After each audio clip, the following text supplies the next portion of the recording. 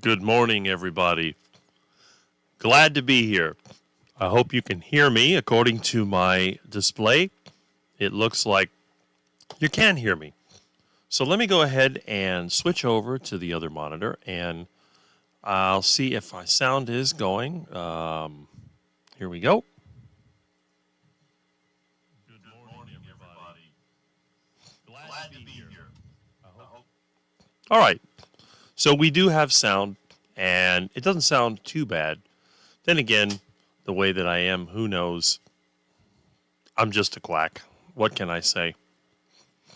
Well, I hope everybody has been able to survive this week. It's been quite an interesting week. Let's put it that way.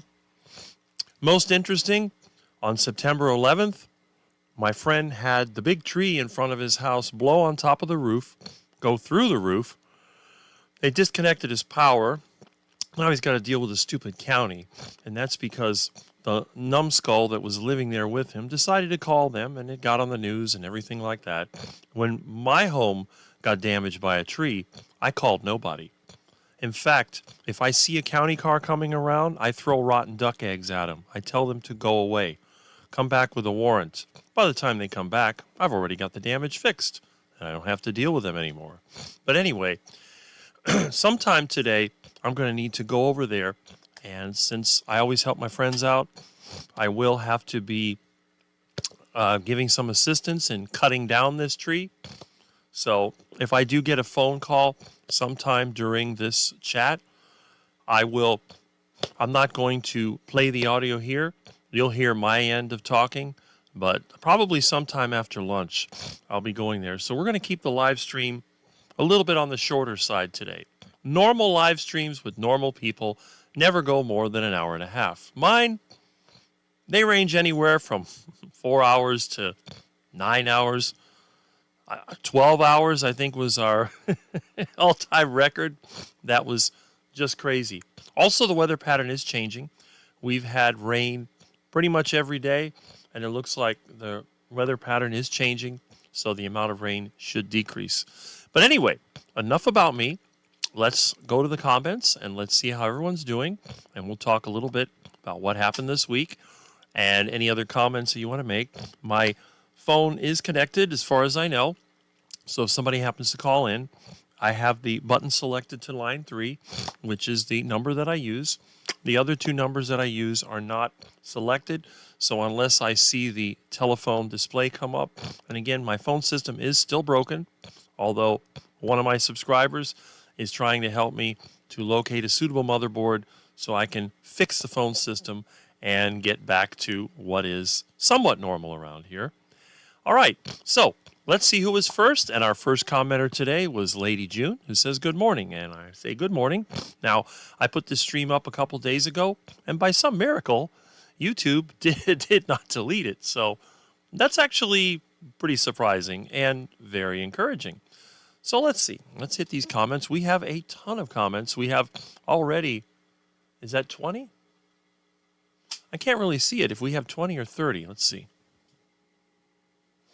It looks like we have 30 people watching right now, which is really impressive that 30 very intelligent people would spend their time with a quack like me. That's quite nice. So our second comment was from the Quack Jr., Papa Carnivore Peter. And again, you're going to be in the discussion today because one of the milestones that happened during the week involves you. So good morning, Quack Pack. Looking forward to today's show, and we're glad that you're here. I'm sure that you'll be out there doing your morning walk while you listen to me. And that's fantastic. I appreciate you being here. So who else do we have? We have Linda Flanagan, who says, good morning, Rick and everyone. And Rick says, good morning in return. I'm glad you're here. And I said good morning when it was a half-hour time. That's actually a pretty good-looking guy over there. I don't know.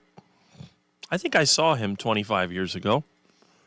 Good morning, all from Melbourne, Florida. Well, that's it. Father of United Carnivore, another one of our regulars. Glad that you are here. And Paulo Rodriguez, another one of our regulars. And almost quack time, quack and meow time. Yes, it is. And I appreciated your email. Happy Saturday. Good morning. And Sandy Blythe, good morning to you. Again, glad you're here. And glad you've taken some time out of your day to say hello to the original Carnivore Quack and United Carnivore. Greetings from Tampa Bay. Greetings from Miami, Florida. And now for one of our premier subscribers, we have Kurt Meathead. Please smash a thumbs up and show Rick some love. Thank you. And if I were you, I would take his advice. You do not want to get on his bad side. Terry Sue. Morning, Ricardo and Quack Addicts. Well, what it says, Ricky, you got some splaining to do or something like that. Well, that's it. Ricky Ricardo is here. That's why my parents named me Ricky, Richard, Ricardo, whatever it came from. Ricky Ricardo of the I Love Lucy show. And it goes to show how long my parents were trying to have kids. They tried to have kids for 10 years before they managed to produce me. Whether that's a good or bad thing, I guess the world will have to figure out one way or the other. And Brian Fly Fisherman Dish, good morning, everyone. Good morning from Rick the Quack. Glad you're here, and hopefully you'll catch something delicious in the near future. Smoothie 420, good morning, Rick and all. Good morning from Rick. And now Brian says hello, and Thomas is here. Target Prime Rib, hello, Rick. Hello, Thomas. And again, I appreciate the emails you sent me, and I will be interviewed by you in the future. Now, as you know, November 19th, I should be at Hack Your Health, thanks to my friend Russ Mitchell and some of the other great carnivores that are in this community. Unlike the vegan community, we actually work together, and I've been very pleased. In fact, one of the reasons that I've continued to be so enthusiastic about my Saturday morning live is because of how many of you have shown interest and have offered to help out. And it's really incredible because it kind of will restore your faith in humanity of how many people are here and how many people actually care about the struggles of others. And I think it also comes down to how many people here have had to struggle and are still struggling. So I'm hoping that in the future, I'm going to be one of those people that actually helps others with their struggle. And some of my insights and some of my ideas, they may actually turn out to be a good thing. Well, that depends. It depends on if someone listens to me or if somebody tries to get rid of me, which I'm sure at this point is not an issue because I'm just a nobody. But when you become a somebody, and I don't think I will, but other people do, then you have to watch out because the world that we live in is a jealous and dangerous place. So we have some more hellos. Oh. Sometimes this thing skips, so we'll go through that. Usually the ones that don't refer to me, I just click on them so you can see them. All of these will be in the replay video, so you'll always be able to see. And somebody else has returned. I haven't seen you for maybe a week or two. Mark Harmon has returned. Hi, Rick, just cooking heart attack chicken. Heart attack chicken is delicious. And thanks to one of my subscribers, and I was going to make a video about that, but my stupid phone died out on me. But you know him as John Beatty Art. I actually have had some thick bacon, and there's still a couple of pieces left that I've had with my breakfast, which was a really nice treat. All right. So we'll hit the good mornings to everybody. There we go. And again, please smash the thumbs up and show Rick some love. Thank you. You got some balls calling me that. Okay. All right. And Peter has returned saying, good morning, fellow quackers. Good morning. And again, hope you listen to me when you go on your walk. Although the way the weather's been, I don't know if you're going to be able to. I think there's actually a cold front. It's in the area. It's moved down. So probably where you're at, it's not raining at all. But we'll see. All right. Just like cars causes accidents. Yeah, I think we're referring to some of the events that have been taking place. A car that doesn't run can't cause an accident. Anyway, all right. So we got some good old hellos here. And he says, good morning to Peter. That's great. How's the recovery going? All right. Excellent. So you can hear me. That's really good. We'll hit all these comments. One of the things I like to do is to catch up on the comments. I don't like them to pile up like on some of the channels because then you end up losing them. And Jeff Strizlik says, good morning, carnivores from Goose Creek, South Carolina. There you go. Good morning. Whoops. I got to find a better way to select through these. I don't know. Maybe I can use the arrow. I don't know. Nah, that doesn't work. Got some computer issues at times. So everyone's saying hello. Right? And Jiffy says, good morning, Rick. And I say, good morning. And Paul Rodriguez says, good morning, everybody. And again, this is Rodriguez with an S instead of a Z like mine. How are you doing, Rick? Well, I seem to be okay. I'm still alive. Haven't had a heart attack yet, but it's coming. Don't worry. I got a little more bacon. Let's see if I can have the heart attack on camera. That would be really funny. If I had a heart attack, you could be sure it'd be on all the vegan channels. They'd be like, 42-year-old carnivore has a heart attack. And that, how's everybody doing? Well, everyone can answer that. Have to give them nothing to disprove otherwise. All right. So anyway, okay. Hold on a second. Let me see if the rest of that bacon is available. Oh, what is that?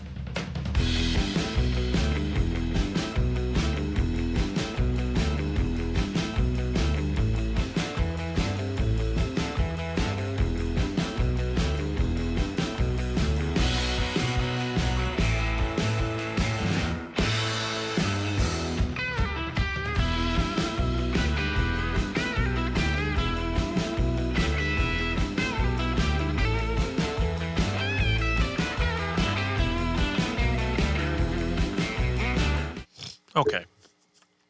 Had a couple more pieces that were in the cast iron pan. You probably know the way that I cook, which is sort of like a hands-off cooking technique. I know a lot of people complain about how difficult it is to cook. I've actually had some of the customers that I've worked with, and some of them, they got into that whole meal kit nonsense where they send you prepackaged food amounts, and then you have to kind of turn that into some type of edible concoction. And it's just a lot of waste and a lot of struggling and whatever. All I got to do is throw some meat or eggs into a pan, make sure that there's plenty of fat for it to cook in, just turn the fire on low, and walk away. And the gas that I produce from methane, from basically poop and plants, cooks the food automatically. We don't need anything fancy. I know that a lot of people use the air fryers because they're convenient, but in my house, I'd rather just use the poop gas. It works a whole lot better. But anyway, so Peter is first day at Waterbed City, or as they call it now, City Furniture in Boca Raton. Waterbed City in the Rat's Mouth. I'm super excited. Shift is 9:30 to 6. Okay, so he won't be here for long, but at least he came in to say hi, and that's great. And we'll be seeing you again in other groups. And by the way, as I mentioned before, something happened with Peter that you just don't see. And that is Mitch, the old guy carnivore, appointed Peter as a moderator to his group to try to limit some of the annoying comments that bother Mitch. So I think he'll do a pretty good job. We'll see. And if Mitch doesn't like it, he can always remove him as a moderator. It's very simple to do. It just takes a click and it's gone. So, but anyway, Peter says, wish me luck, and I hope that you are successful. If everybody was like me, though, you'd be out of business. I hate to say it because I don't think I've ever bought a piece of furniture in my life. But hey, that's fine. And let's see, you'll do great. So we got some encouragement going here, and Main Runner also is encouraging. And he says the store is a hybrid. It's City Furniture on one side and Ashley Furniture on the other side. I can sell either product. Well, there you go. You have more potential customers. It has to be better than the Macy's home store, which the one over here in Dayland is usually dead. So I don't know. I mean, Macy's, I think, is a dying brand because they're that whole federated department stores. They homogenize everything. They took over the Burdines here. They ruined it. They took over the Bloomingdales. They ruined it. They just ruin everything they touch. They go to that generic corporate crap and they load up with debt and they go out of business. That's what they're pretty good at. So I don't know. I think one day they'll shut down the Macy's store in New York City and turn it into apartments. Should do great. How far to work? So we got some comments. That's good. And let me see here. Hi, Rick and Milton and the Saturday Quack team. Good afternoon from Belgium. That's it. Disney World of Furniture, mattresses, and home accessories. Okay. And again, I don't see the need for any of that stuff because my house is basically just a shop. I have whatever tools I use, and now my living room is part podcast studio. So the couch that I'm sitting on came from a clean-out job I did more than a decade ago. It's one of these convertible couches you can pull out, and it came in handy when the air conditioner broke in my bedroom, and I had to sleep in the living room for over a year till I could find an air conditioner to fix the bedroom. Store is 10 to 15 minutes from my house. So great. Excellent. All right. So, and with Peter's ability to talk to people, I'm sure he'll sell a lot of furniture. Travel to work going to be your daily walk. Okay. Yep. Okay. That's the distance by car. Around here, sometimes it's faster to go by bike than by car. I went to the bank yesterday. It was a very stressful experience. Normally, I take the shortcut through the canal path, and I go. I was in traffic. I was starting to get upset, and with the transmission in my van, it wasn't too good. So what I have to do, I have to shift it in neutral when I come to a stop, shift it in drive, back to neutral, coast along. You don't want to have the brakes on with the torque converter on because then what will happen is it'll overheat and the transmission won't go. Pretty soon it won't go in reverse, and eventually it'll barely go into first gear. It'll just slip and go woo, woo. So until I fix that transmission, I'm kind of stuck with that. And Aaron is here. Good morning, Booby Goats. Good morning. Glad that you're here. We are up to 36 that are watching right now, which is excellent. And we have some good mornings here. The good mornings going back and forth. There we go. All right, let's see here. Yeah, we got a lot of good mornings. Everyone likes to say good morning to each other, and I'm glad you do, because the idea of the chat is not just to talk to me, but it's to talk to each other. And BK Belgian Carnivore says, can you get a quack attack, Rick? I have a quack attack all the time. It happens on a regular basis. When you're a quack, that's what happens. Okay, so let's see. Count how many times he says heart attack. Yes.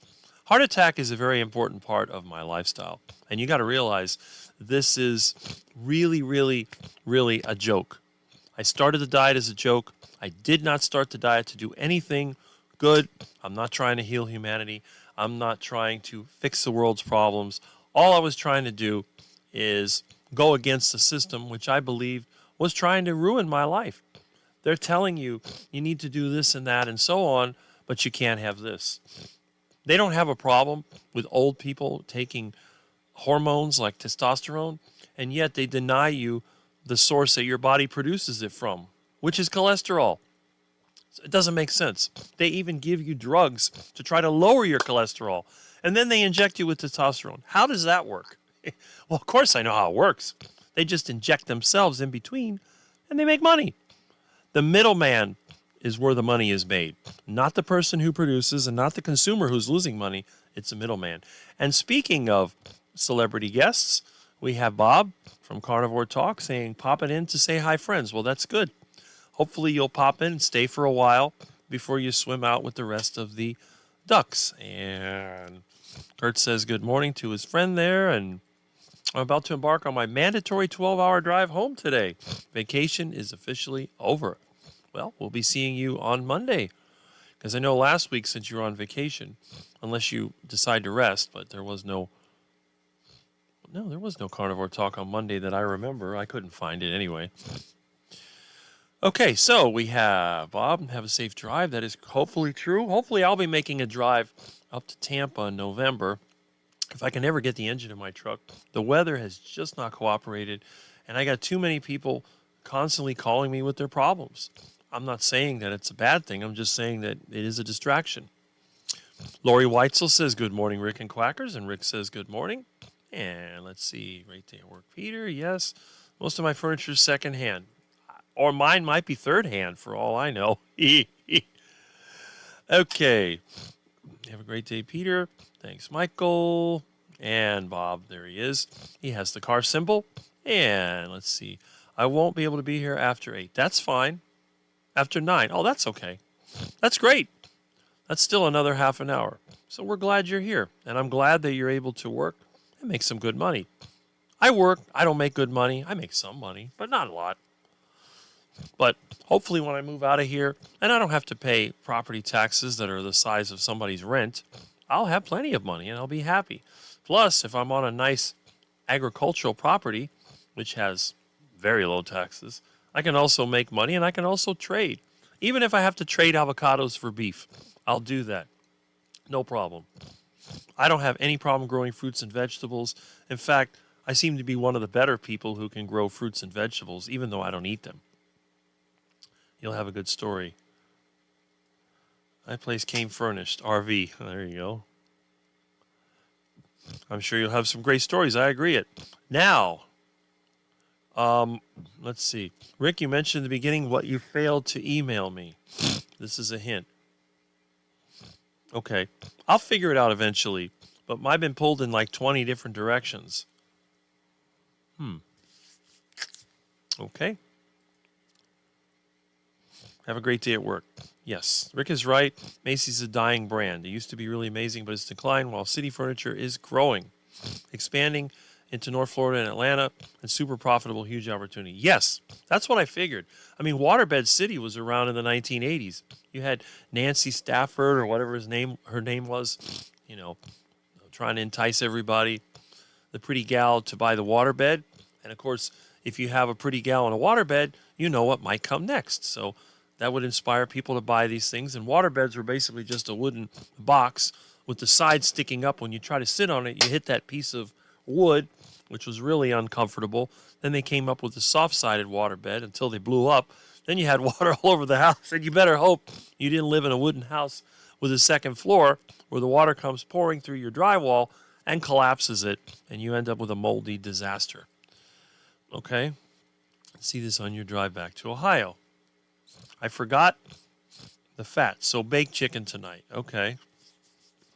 All right. Hello. Good morning. There we go. Polish Mike is here.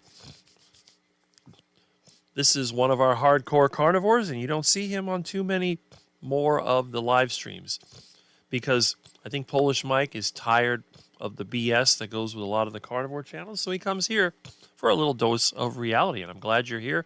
And I hope that you're continuing to be successful on your carnivore journey.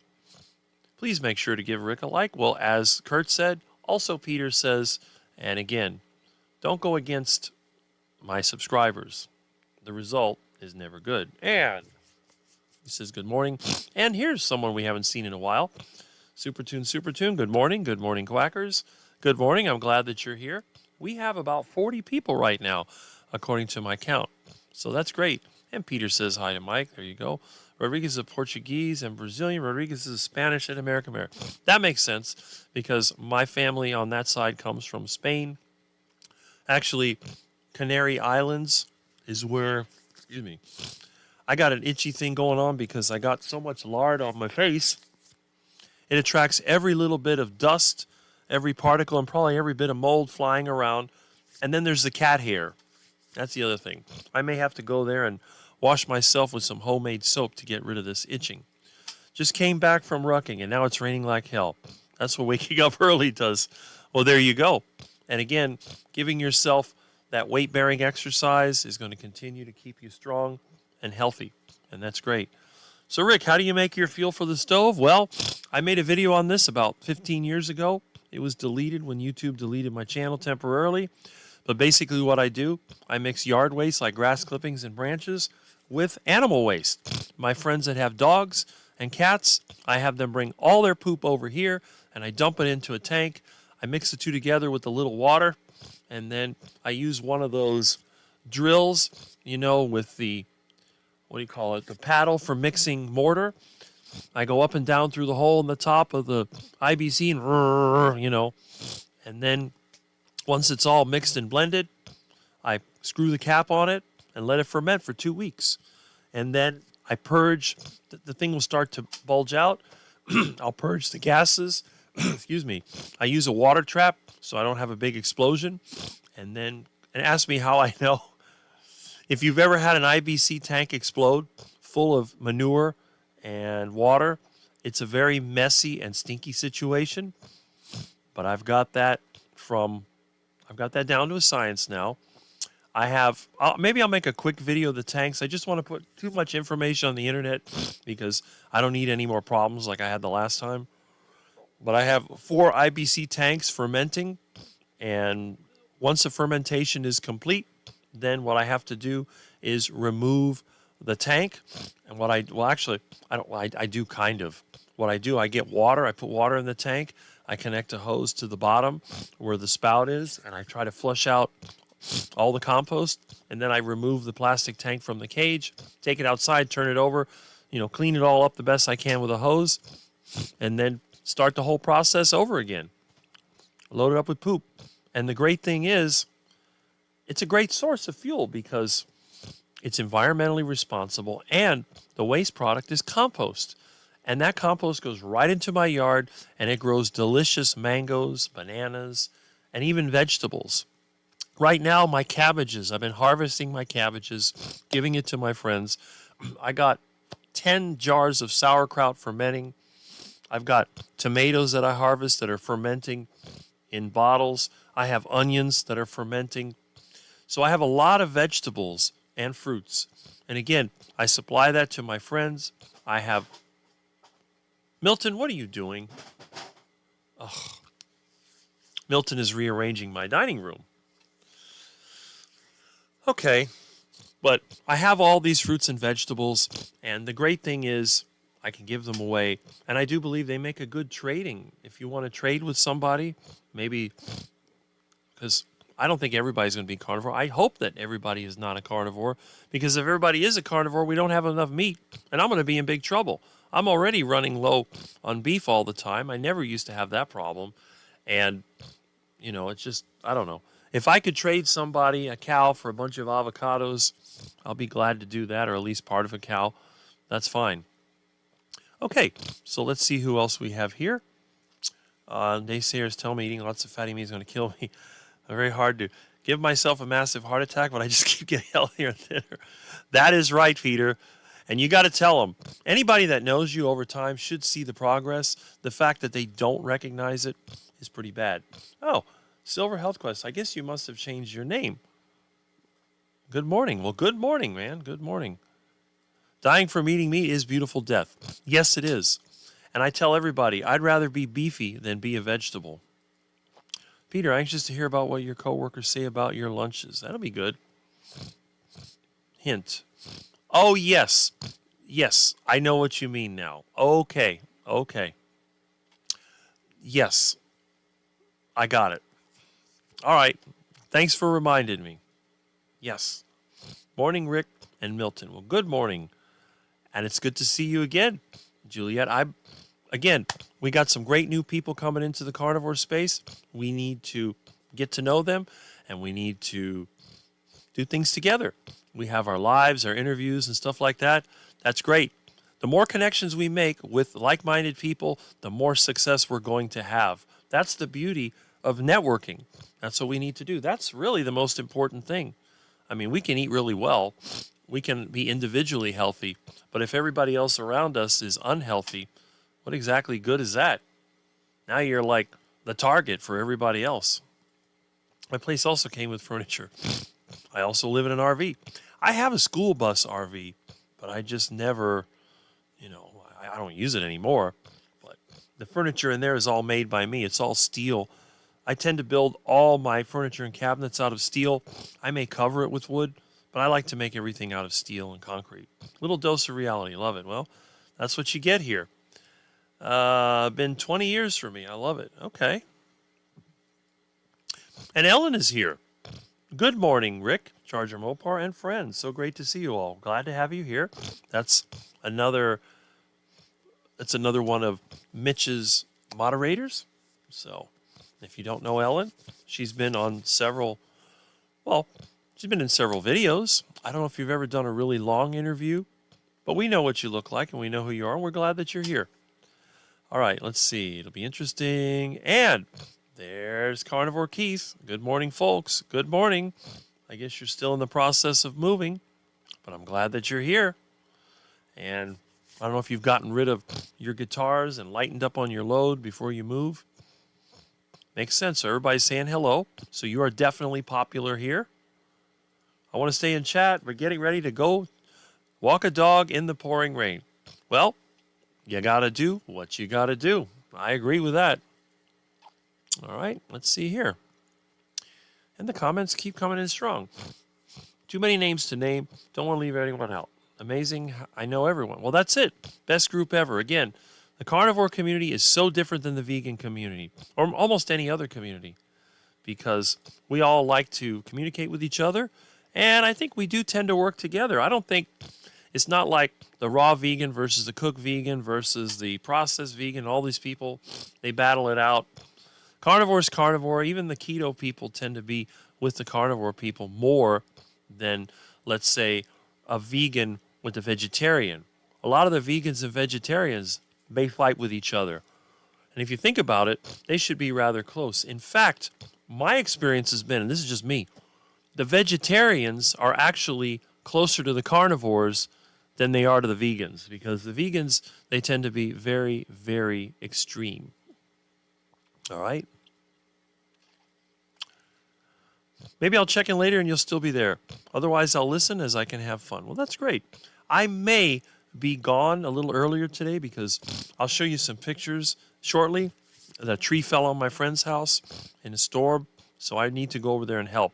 One of the things that we do, and you do it for me too, I've had people send me really delicious meats and goodies. We help each other. So I don't have any money right now, but I can definitely provide some work, and I will do that. I'll be glad to help cut up this strangler fig, which has been growing over the house for a long time. I'm surprised it blew over, but it did. It's raining big now in Chicago suburbs. You're in Wisconsin. You know, Wisconsin's one state I've never been to. I really want to. I'm really impressed because I like dairy farming, even though I don't eat that much dairy. I just think it reminds me of when I was a kid here in South Florida. One of my favorite things to see is a cow pasture. I love seeing the cows in a dairy farm, a real dairy farm. They're outside, they're walking around, they're peaceful, and they go in. When it's time to be milked, the cows just walk right in. They get milked, they walk right out. There was a dairy farm here that used to have like a mini amusement park. When I was a kid, we would go there, and you could feed the cows, and you could go on rides, and it was really awesome. And now what sits there? A disgusting condominium complex. Ugly garbage. Really sad. And then there's a shopping center there too. I think shopping centers are stupid. If I had my way, I'd get rid of every one of them. Every one of those shopping centers. Get in there, dig up the parking lot, take out the fill it in with compost, turn it into a cow pasture. And the building, well, tear some of them down, and some of them turn them into hen houses and farmers markets. With all the big shopping centers we have here with their large parking lots, imagine if they were turned back into cow pastures. That would be pretty impressive. With a nice little butcher shop on there, maybe a little tourist attraction, petting zoo or whatever, I think it'd be great, honestly. Well, that's just me. Anyway, thanks, Ellen. Where's you're from? Okay. Let's see. Seemed like a lot of work. I couldn't follow everything. I think you're making another video on it, recovering the old video. Yeah, I wish I could. I have those goofy tapes, but I don't know. What is the story with those amazing vintage stained glass cabinets? That's not stained glass. It's plastic, believe it or not. This stuff, I'll show you. It's plastic from the 60s. My dad built this. It's just some furring strips covered with contact paper, which is a type of plastic. And then I think he used just nails. This was originally stuck on with hot glue. When I was a kid, I redid it by drilling holes in it and putting nails in it. But that's what that is. And you can see behind here is encyclopedias. There's some records in here. You know, there's stuff from when I was a kid. There's a little of everything. So, who knows? There's an old year one catalog back when I used to look at stuff for my cars. So, that's what it is. It's just plastic. These are Funk and Wagnall's encyclopedias. The only thing that's metal really is these brass duck bookends. And again, I didn't buy these. I found these in a clean out. It's really a shame because every time one of the old timers dies around here, the only thing they want to do is throw everything out. And in most cases, if it's a cool old house, it's got to be torn down immediately. We can't have that sitting there making the neighborhood look good. So they'll instantly tear it down. And it might sit as an empty lot for 20 years, but they don't care. They'd rather have an empty lot they're paying taxes on than have an actual building that somebody might use. But that's the way it is. Let's see. Whoops. There goes my mouse. Milton wound this up. Let me see if I can unwind it. Oh, my goodness. What a mess. How does he always do this? Okay. So that goes that way. It's like a puzzle. It's like a Rubik's Cube. Okay, here we go. So we'll pull this. I hope I don't pull the cable out. I think I still have sound. There we go. One more turn, and I think the mouse is out. Okay. I got it. Okay, Milton. Now, Milton's probably on the bed, so he'll be all right. We love you to fill in. Yes, we do. Now remove due to content. Okay. Raining hard. Supposed to be all morning. I'm just north of Milwaukee. Yeah. Because I know you're in Wisconsin because you were at Kerry's meetup. And Kerry, I think he's in southeast Wisconsin. I looked at it from Google Maps where the Montello Theater was, and they have this rather interesting looking like a falls. I guess there's some kind of river that goes across the street. And they have this falls with a little park. And I'm thinking to myself, this is some out-of-the-way dirt water town, and it looks better than Miami. That goes to show how bad Miami is. Here in Miami, if they would have had that falls, they would have torn that down. They would have built a giant condo on top of it, and it'd be like the fountain in front of the next Bentley Tower or whatever piece of garbage they stick in here to warehouse a bunch of fools that are stupid enough to pay millions for basically nothing floating in the sky that's going to come to the ground the next time that we have a major hurricane. Oh, well. Naysayers do the carnivores. Fatty meat is always going to kill us, and we just keep getting better. That is true. Yep, only keeping one guitar. Yep, he's getting off. Let's see. Shipping off 2 studios, though. Okay. That one guitar just blew him away. Right? The shooter was driving a Mopar. I guess you're talking about that latest news item. I think I answered your questions. Okay. Ooh. 7-day Adventist vegetarian and still eat meat because they have already steady supply of B12. Okay. Yeah, vegetarians still eat meat. That's correct. The vegetarian diet, I can't say bad things about it, although my dad was somewhat vegetarian. It didn't work for him. But for some people, I know of people that have lived into their 90s on the vegetarian diet. They didn't look good, but then again, what is a 90-something supposed to look like? I have a feeling with the meat diet, it's sort of like, it's like comparing a Toyota Corolla to, let's say, a Hemi Charger. You can drive a Toyota Corolla for 500,000 miles, but what kind of driving are you doing in a Toyota Corolla? I mean, at the very best, you get there without breaking down. At the very worst, people laugh at you, and they pass you up, and they get in their diesel truck, and they smoke you out, and they're just thinking it's really funny. But if you're driving that Hemi Charger, that thing is... Everybody looks. It's colorful. It's got that typical muscle car look. You look at the guy in there, you figure out it's either some old rich guy or somebody that's a little off, and they're driving this thing. And when the guy with the diesel truck is laughing at you, he's going to smoke you out, you step on the accelerator and you go whoosh, down the street, and the diesel truck is back there smoking everybody else out, and that's it. So, kind of the same thing. So, you can eat vegetarian, you can survive on that, but wouldn't it be better to be that Hemi Charger and be the carnivore? And then one day, you're in that car, you step on the gas, and boom, the engine blows up. And that's it. It's done. Meanwhile, the Toyota Corolla is just kind of chugging along until it just doesn't run anymore, and then it goes to the crusher. So, whatever. Yeah, that's true. That is very true. Oh, okay.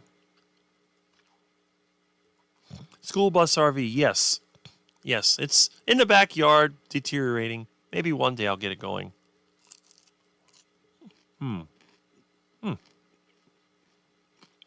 haven't seen other than David Icke. Oh, that scammer. Isn't that the guy with the lizard people? I used to laugh. I said, there's no lizard people. Otherwise, I'd be a cannibal. Okay. Yeah.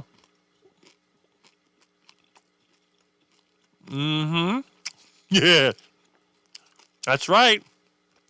Milton's going to be on your channel, and he may even be clawing and pulling the quack in there, too. Pine Tree Farms, yep. I remember when we used to have pine trees here. We don't anymore. We have condos. There are not many level-headed people like them. Okay. RV park. You know, living in a trailer or RV is great if you have the land titled to you. That way they can't just throw you out. I was on Mitch Daly. Yeah, that's right. I was able to do that then. Right. I remember that with the little up in the corner there and the little perch. Netherlands or Holland, if you will. Right.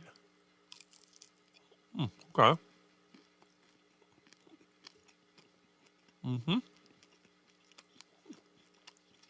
Okay. Yeah. I want to have cows when I get hands on land. Yeah, exactly. Me too.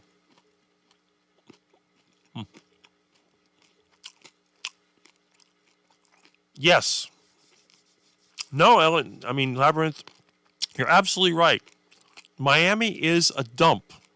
No offense to me. I admit it many, many times. Miami is a dump. Now, if they would have had Google Maps back in the 1950s, this place was awesome. Miami was a great southern tourist town. Now it's a dumping ground. I call Miami the septic tank of Florida. It is the ugliest, most overcrowded piece of crap you could ever imagine. No offense to me. You're agreeing with me. Come to Wisconsin. We'll tour around. I have personally. Yeah. You know what I want to do? There's a lot of these channels, these dairy farms and stuff like that, and I subscribe to on YouTube. I'd like to visit them. I'd like to work with them. In fact, in hay season, I'd like to get out there and I can get in a bobcat or tractor or whatever. Excuse me. Let me get some water here. And just do some of that as a form of appreciation When I first started on YouTube, I noticed there was some farm channels. There was one called How Farms Work, and I've been on that channel for at least 10 years. And I always found it fascinating. So that's one thing I'd like to do. But one of these days, I'll be out and about. Once I move out of here, I don't have to worry about this place anymore. I got my own place that I built. I'll just take time off. I'll take weeks, months, whatever. I may even fire up the school bus. I'm thinking about getting the school bus running. I may take it down to my lot and just stick it over there. And I might start building my house again. We'll see. But it all depends on me getting my truck fixed, which is getting closer. The rainy season started late, but hopefully it will slow down. All right, let's see here. Yeah. Volunteer moderator. Yeah, right. Well, that's it. Mm-hmm. Yep. Ah, Amy's here. Good morning. Good morning. And we're up to 44 right now. That's really good. I'm really happy. I don't get the most viewers, but it seems like I get the best. It just, for some reason, my channel, it just has so much participation compared to some of the others. I'm just amazed. But you know what? It goes with the carnivore lifestyle. It goes with thinking differently. It goes for thinking for yourself. Let's see. Yep. Falling right into the intended traps. Yeah, create division. Exactly. But we're not doing that here. We ain't creating no division. What we're doing, we can accept our differences, and that's good because the more diversified the interests, the more resilient the group. Wearing my booby gird shirt yesterday. Someone at the store told me carnivorism is a cult. Yeah, it's really a cult. I think in a cult, though, you have to have certain leaders, don't you? Who's the leader of the carnivore cult? Good question. Opposite problem, nothing triggers me. People think I don't care. That's going to make you live longer. You'll see. Getting ready to walk the campus at Notre Dame. Okay, we got some sports rivalry going on here. Yep. Was on Carnivore Talk, expressed in live streams, but like Carnivore falls in deaf ears. Well, Kurt, it's a good thing it does. We don't need any more competition. The only reason I'm here, I'm not trying to convert anyone to the carnivore diet. You will never see me in any of my videos say that I think that everyone should be carnivore, because I never said that. The thing I want to make a record of my life when I have my heart attack, how I was before that, so that people in the future, they can look back and they can say, you know, I heard a guy lived his whole life on carnivore, well, he's close to it. And maybe by then somebody will have lived their whole life on carnivore, but they can look at me and say, you know what? For a guy in his 50s, 60s, 70s, or however long I live, he wasn't in bad shape, he was healthy, and he was able to do things and building a house and doing all these other things. That's pretty good. Definitely a cult. The best cult on the planet. There you go. And the thing about the carnivore cult, you'll never be asked to drink the Kool-Aid.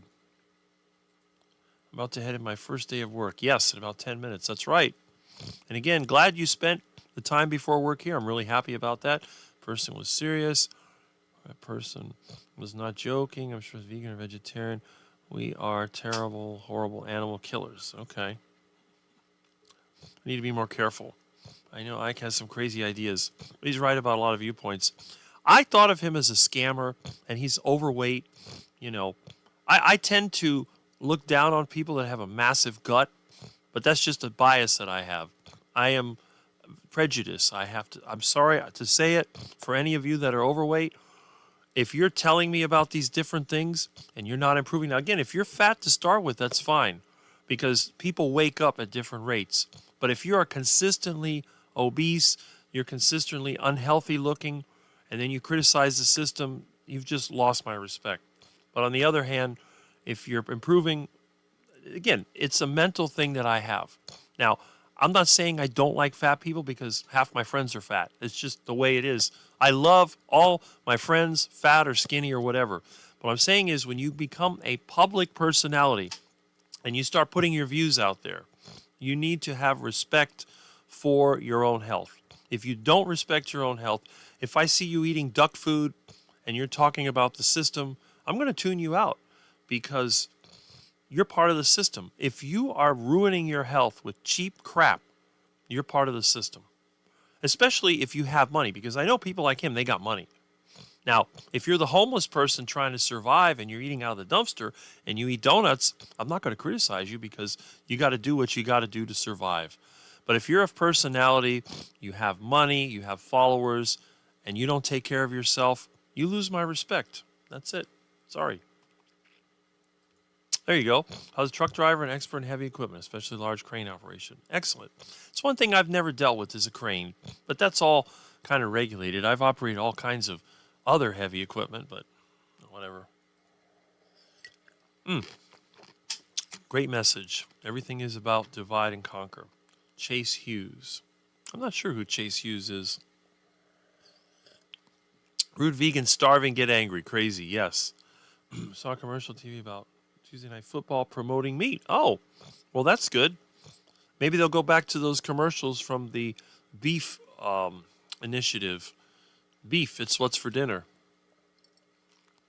I have a MU Food Pyramid t-shirt that has all animals on it. And although no one has ever commented on it, I've definitely got many stares. We're probably vegans all food. Oh, Peter, that's funny. I like that. I think even that Arby's, they have like a meat pyramid or whatever. You know. I guess you meant my food pyramid instead of Mew. Thank you for responding to me trying to get a message to Rick on the live the other night. I am the guy who said I can't type well. Oh, okay. Was a commercial sponsored by Kilson Berry. Yeah. Excellent. The cow is the leader. Oh, okay. I didn't see that. Of course, I never watch sports. It's so boring to me. I find spectator sports almost as boring as falling asleep at a seminar. They always used to joke when I was a kid, if you want to fall asleep, go to church. I said, well, I can do you better than that. Go to some of these college courses where the monotone professor doesn't stop. I had a class one time, I was taking analytic geometry, and this guy was like, oh, terrible. I could not stay awake. I even tried using those, what do they call that? Vicks Vapo Rub. I put that in front of my face, tried to keep myself awake, and all I did was get hallucinations. That guy was so boring. It's terrible. I always told myself if I ever became a teacher, I would not be that way. And when I taught at the college, I kept everyone interested. If I saw people falling asleep, I would do something crazy, like blow up a capacitor.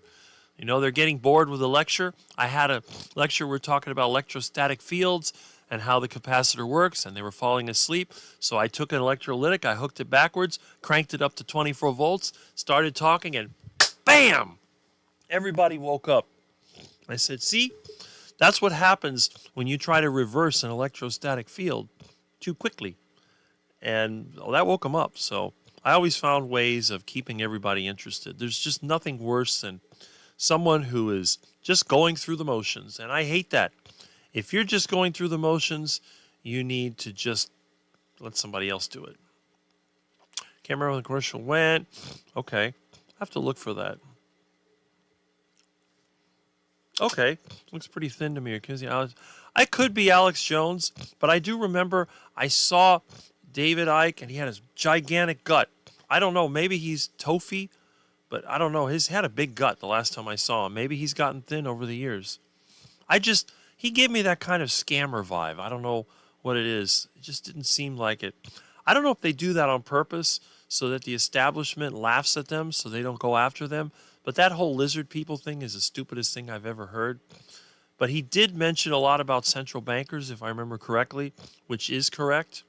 The one person that really got me interested in the whole central banking thing was Ron Paul.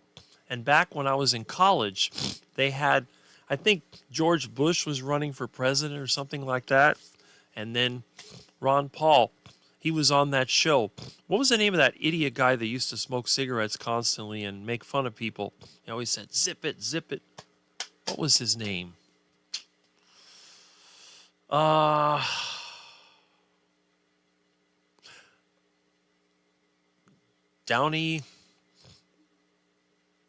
Jr.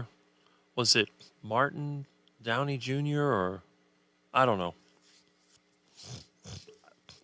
something Downey Jr. And he would always smoke cigarettes and blow smoke in people's faces. And then Ron Paul was trying to get drugs legalized, and he was over there saying that the world would come to an end. And then he said, well, you smoke cigarettes. It's the stupidest show. I think it was Morton Downey Jr. show. They had like a mouth was the beginning of the show, and they had that. And that's where I kind of first saw Ron Paul. And then I had a class I was taking in Miami-Dade College, and Manuel Mendoza was teaching the class, and they were talking about the economy. If you don't know who Manuel Mendoza is, he's the one that was a producer for the show Que Pasa USA. You could look that up online. And he was explaining how money was created, and I kind of put the things together. So I've had a lot of people tell me that they don't want to go to college because it's a waste of time.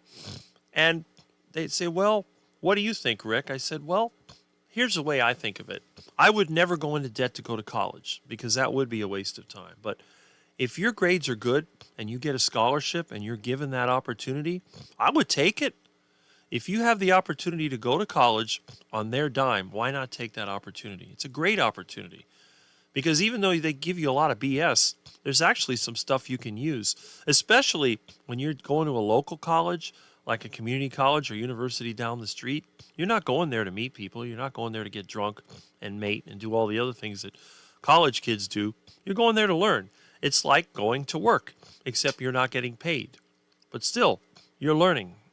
But anyway, that's one of the things I learned. I think out of all the things I learned when I was in community college, that whole concept of how the money works, and that took me down another path. And by the time that I was out of college at age 25, yes, it took me a long time, but I already understood how the system worked, and I started making predictions about what would happen. And every single one of my predictions has been 100% right because I know what the central bankers, how they think, and what they're doing. The problem is I didn't want to participate. I didn't want to take advantage of people. If I would have, I wouldn't have any money issues. But you do what you can. I think there's a higher power to answer to, and taking advantage of people is just not, it's not good long term. Let's put it that way. At the very least, if those people wake up and they see who you really are, they're going to take care of you in a way that you won't like. I eat bacon to survive. Serious question, not being rude, but why do some people just not like up on videos they like or on any lives and stay the whole time? Well, maybe they forget, or maybe they're just busy. I think a lot of times people, they log onto a live like I do, and then they listen to it while they do something else. That's one of the reasons why the lives are so good, because you're not going to see any flashy graphics or anything like that. You will see pictures and things come up, but it's only occasionally. But again, I'm so happy that people do listen. And I know I'm preaching to the choir because I only have 41 people. I don't have 400 or 4,000. But it's just basically, you log onto my live stream just like you do with Mitch. It gives you a little encouragement. It gives you something to think about. And then during the day, you can kind of keep it in mind. It's a good thing. Sometimes you need a little reinforcement. Some people talk about positive reinforcement. I just say daily dose of reality. Get a little bit of reality going. Maybe a problem is just driving you crazy, and a little bit of other information can help distract you in a good way. And Amy says, I think they forget, Juliet. Sometimes I forget. See? It happens. Ike has put on quite a few pounds lately. Yes, he's not the healthiest of people. No, he is not. You can see it. And again, anyone that makes himself a public figure and allows their physical state to degrade, to me, is disrespectful. That's just me. And again, I'm not a picture of health myself either. I don't have the beautiful muscles you can look at. I'm skinny, There's nothing here. There's a little tiny bit, but there's not a lot. But to have that gut sticking out, to me, is just, it's horrible. I don't have a gut. I mean, I don't have a six-pack, but I have some outlines of it. And I don't exercise. I do absolutely no working out at this point. Now, I'd like to in the future. That's one of the things I want to do. And it'll be interesting to see how a 50-something or 60-something is able to make progress. I think I can make a lot better progress than the average person. I mean, think about it. I ride a bike 10 miles and I don't get tired. I move around. I climb trees. I go in and out. I unload and load my truck, climb in and out of dumpsters. No problem. Have zero pains. I sleep very well. The only thing, my toe did hurt this morning, and I'm thinking to myself, why does my toenail hurt? Well, I'll tell you why. Because yesterday, when I was out working, I stepped on a water meter that was broken, and it basically twisted my foot. I didn't fall. I kind of did this, but then I realized that when I went back, it bent my toe like that, and I think that's what did it. But it doesn't seem to hurt anymore. It has a very little bit of pain, but it's recovered. And that's a great thing. A lot of times us carnivores, we may bump and bruise ourselves, and then we forget about it. And we look, it's like, where did that come from? You go, oh, yes, I remember. The brakes went out on my bicycle, so I used my feet to stop the bicycle, and the pedal hit my leg, and that's what that bruise came from. So it happens. All right, Dr. Kiltz. And see, again, look at the carnivore doctors. Dr. Kiltz, Dr. Chafee, Dr. Baker, all the carnivore doctors. What's the one of the popular? What is the guy that's really popular? Dr. Barry, okay? Look at all these carnivore doctors and what they look like. Do they have a gut sticking out? No. Are they having trouble breathing when they walk? No. What about the other carnivore personalities? What about Barquet? Does Barquet have trouble breathing when he walks? No, he's out there working on his farm. You look at all these people in the carnivore community, and they look pretty good. I don't really know of any of the carnivore doctors that look terrible. You have the keto doctors. I mean, yeah, you got Eric Westman, but he's in good shape. He doesn't seem to be in bad shape. I'm trying to think of any of the carnivore personalities that are out of shape. But then you look at the vegan community. Look at Neil Barnard. I mean, come on. Pencil Neck Extreme. What about Michael Greger? I mean, and he's got the nerve to write a book, How Not to Age. How Not to Die. Seriously? I get the biggest laugh out of these people.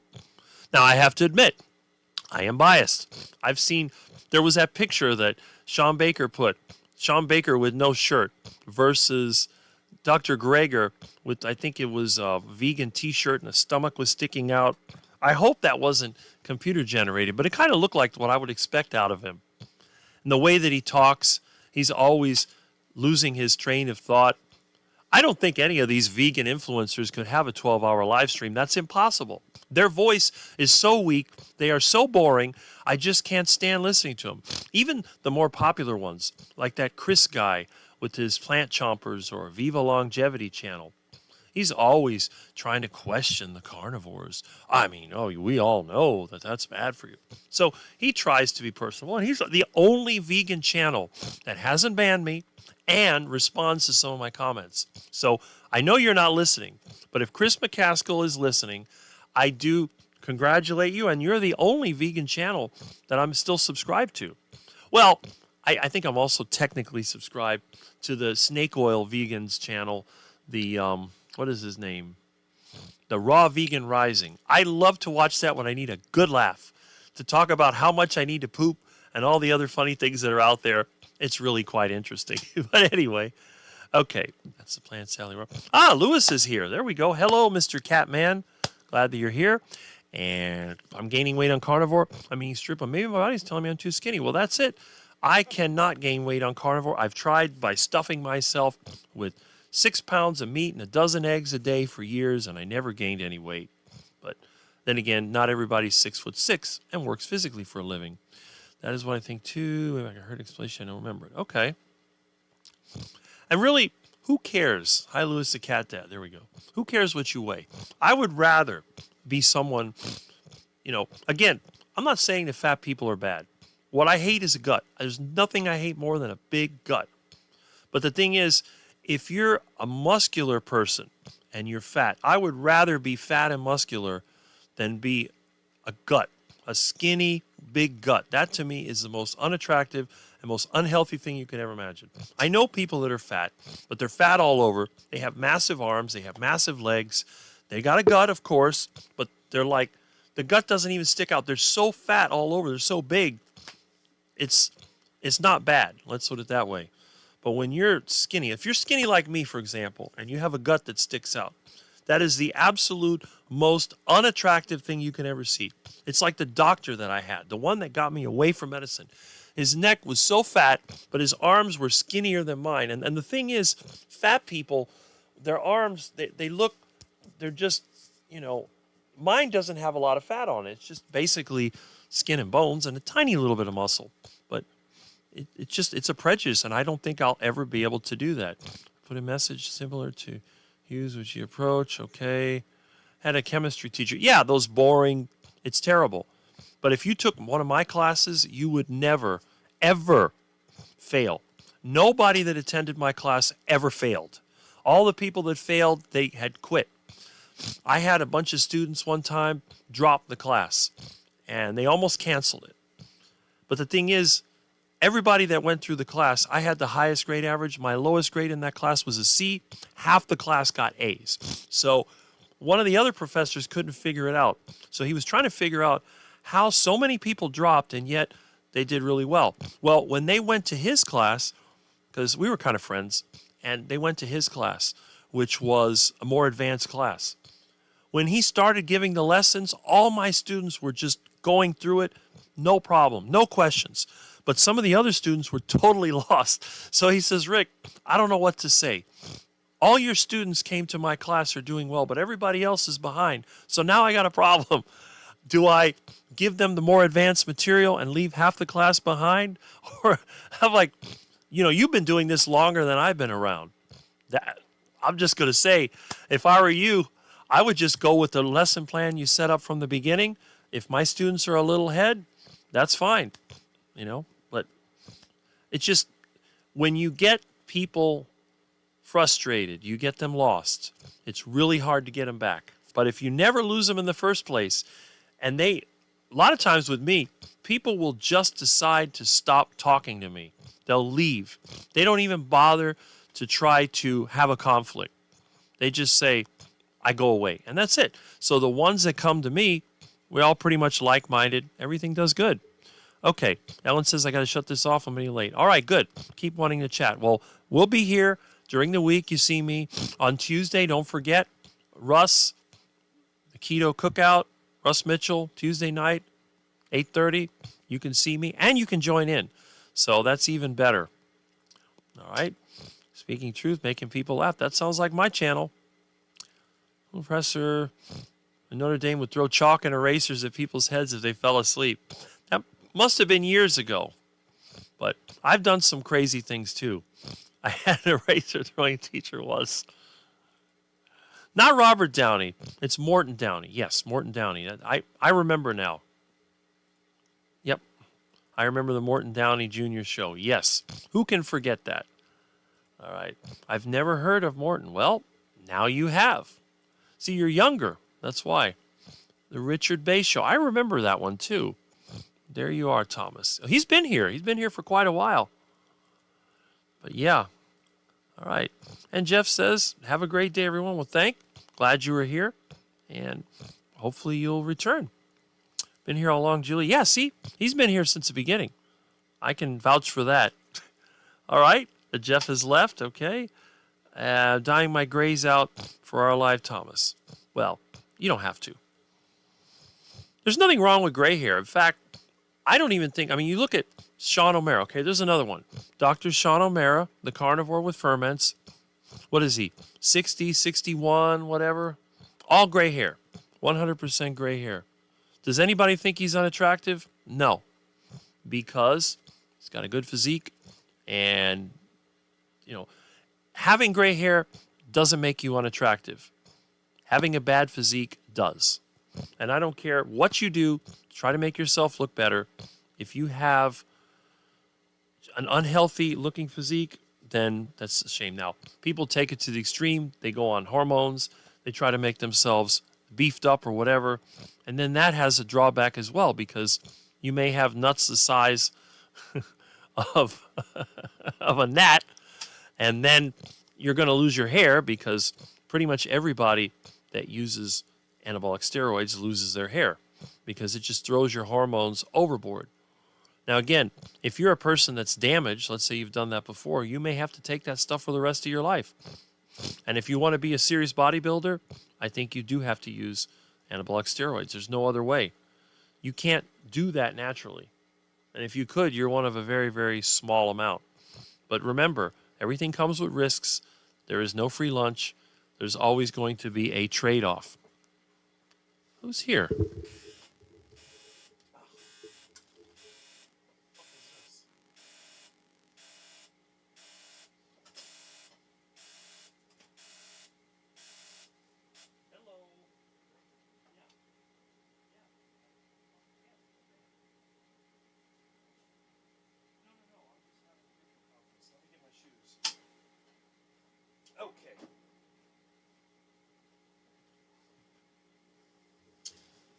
All right, my friend is here. He's going to pick up the pole saw. I'm going to go ahead and let me see if I can just play something here, and I'll be right back.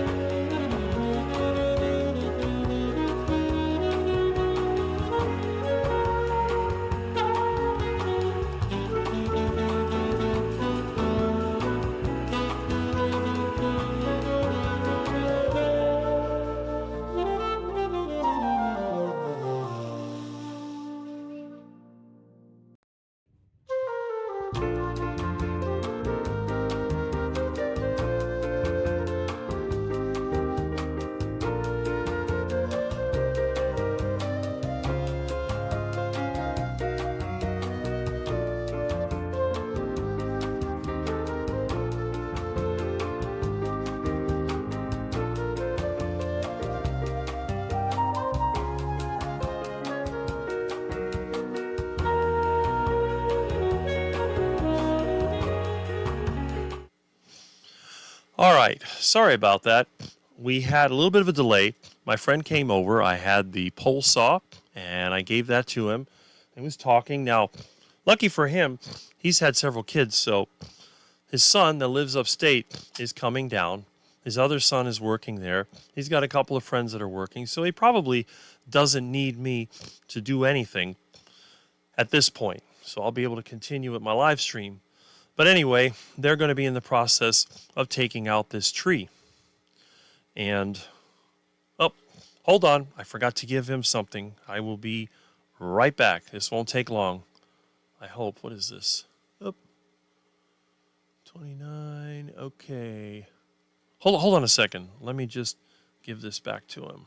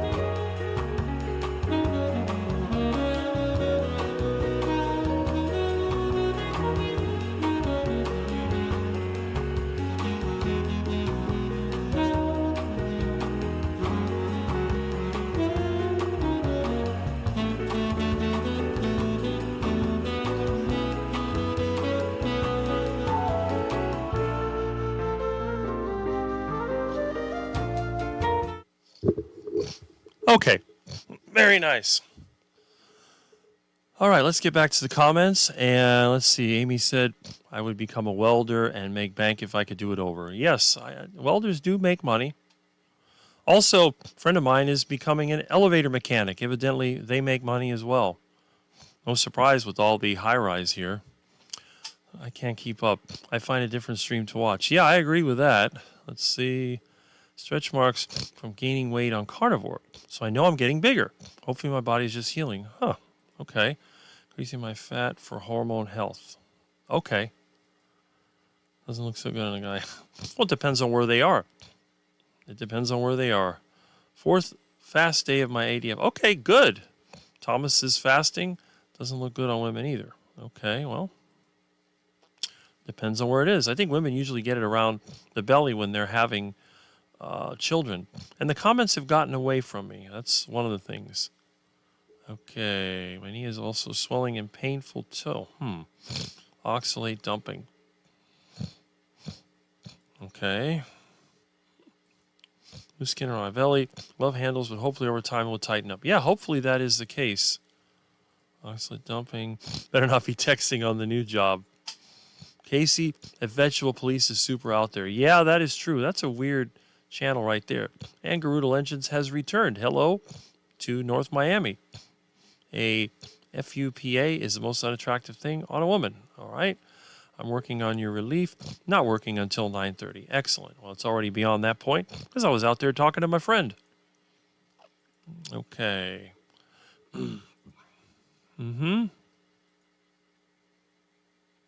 Trust the process. Okay. Don't second guess.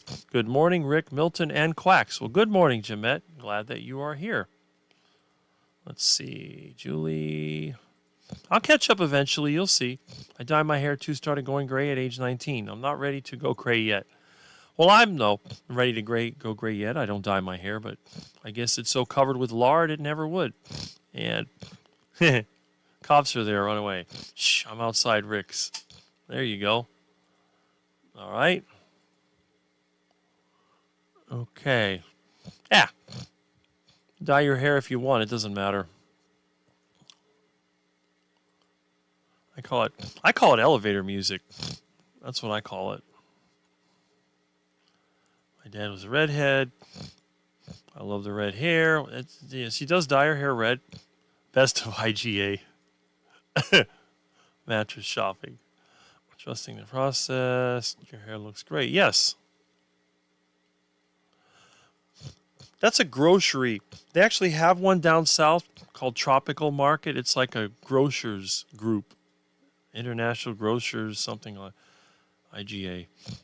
I'm actually a brunette with a lot of gray. Well, there you go. Yeah, Independent Grocers Association. That's it. Eventually settle its optimal weight. Well, evidently my optimal weight must be 195 pounds. Yes, that is correct. Rick likes elevator music. I am not a rock star. I never will be. I am an elevator music star. Fill in time slots for my channel. Well, just keep calling us. We'll be there. I had little gray hairs, but since carnivore, they're all gone. And back to my brown hair. Well, there you go. Some people it works for, some people it doesn't. You can be a different woman every few weeks. Well, there you go. I used to do brown with blonde highlights. My husband prefers red. I've been doing it so long. It's easier. I do it myself with Madison Reed. Okay. Brunette is my favorite. I wish stores and restaurants played stuff like this, not the ordinary modern stuff. Questionable. Well, they used to. When I was a kid, that's what they played in all the stores. And it's still played in my yard around here. When people come up here to the creepy house with the doorbell that sounds like an emergency buzzer in one area and a foghorn in the other, well, that's it. Morning, Julie. Is Kurt outside Rick's? No, he is not. That was my friend. I'm going to show you in a little bit what the tree looks like that fell on his house. I can finally catch a live. 3 and 4 a.m. too early. Yes, that is true. I'm here till 11ish. Well, there you go. Let's see. We have a young child who's lost at the entrance desk. Sleep through kilts and Mitch these days. Well, I guess that's good. Keeps you asleep, right? I guess Rick started his own business. I'm always giving somebody the business. I'm not in the mood to go tailgating. I'm into Rick and Dustin lately. Well, somebody has really good taste, and that's because Rick and Dustin are a couple of quackers, you know. And if you don't know who Dustin is, at 7:30 tomorrow morning, go to Keto Simple. Keto Simple. The man with the beard. Yes. And the cats. He's got some cats too. I caught Mitch's live maybe 2 times this week. Okay. Yeah, some questions. All right. Love both Rick and Dustin are amazing. Well, thank you, Amy. You're amazing yourself. I'm glad that you come in. I can't really chat in Mitch's live anymore because it's 7 when I'm getting ready for work and showering. Well, that's why you have Saturday live at 8 with Rick. That seems to go on for a really long time. So, Dustin and Shanda work? Yes, they do. My first weekend up, and I'm getting paid to sing karaoke. Oh, wow. Well, hopefully it's not the typical tone-deaf karaoke where the dogs are covering their ears and the cats are howling and all that. So, tailgating is more fun than sorting a house full of dust. Okay. The music is originally Elevator. Apartment store music from the 60s. Well, it's stuff from YouTube that sounds very similar to it. Your husband is good on camera too? Yes, I've seen that. Karaoke is hilarious to watch. You're a hard man to please. Good morning. Oh, there we go. I love watching karaoke. Like Woolworths when I was a kid. Yes, that's right. You're right. Okay. Oh, he doesn't like being on camera. Okay, well, some of us don't mind at all. Let's see. Next, we are hosting a tailgate. Really good. Kurt, I thought you were at Rick's, you said. It's currently driverless. Yes, it is. Rick's music is soothing, great, okay. Pleasing and stating facts. All right. I mean, we did lose a few people, but they may pop in later. You never know. Oh, we are on autopilot. Okay. Let's see. I'm still in bed. You're overwhelmed. No down payment. Yeah. No, vegetarian. There you go. Keep this too calm to be overwhelmed. All right. We'll keep going. I'll get here eventually. Type to poke the bear, then laugh my ass off when it gets angry. Yeah, that's right. Which is pretty hard to do on my channel. It doesn't happen. I don't think it's ever happened once. Okay, let's see.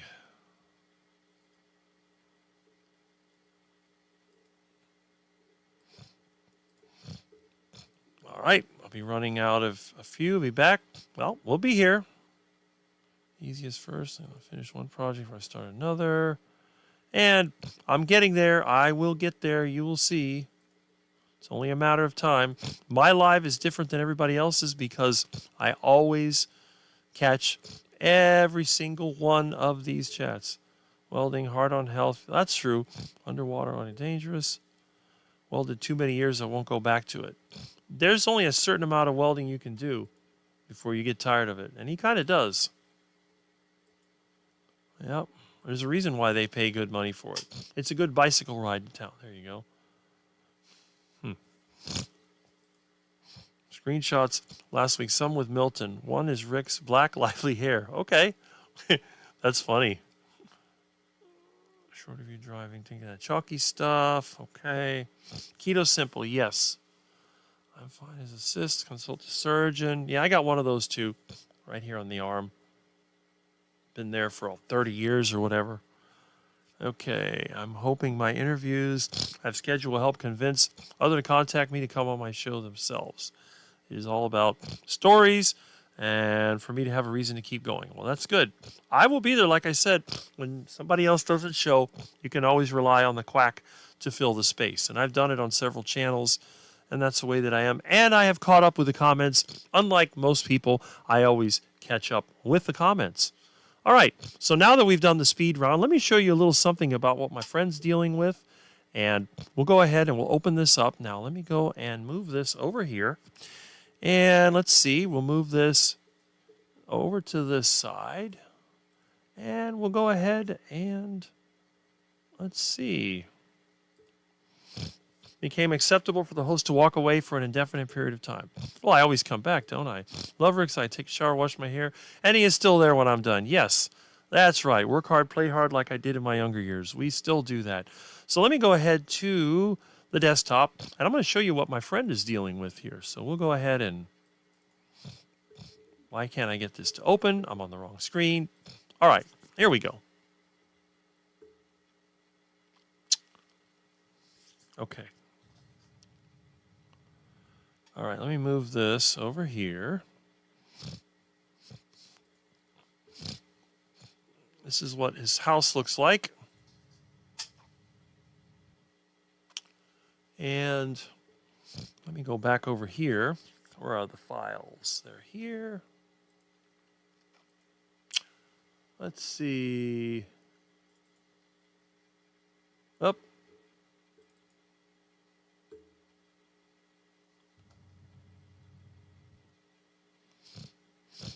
My camera did some weird things. Let me go back over here. All right.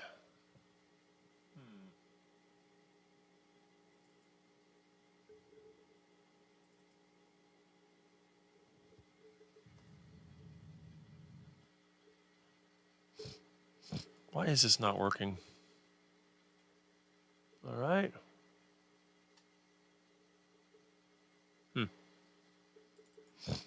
Instead of taking pictures, it went into a video mode. Okay, let me move this over here. So this is his front yard, and you can see the tree came out of the ground and it fell on the house.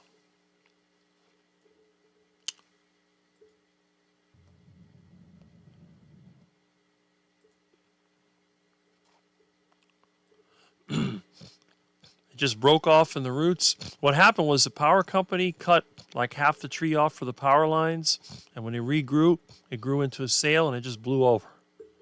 So that's what happened.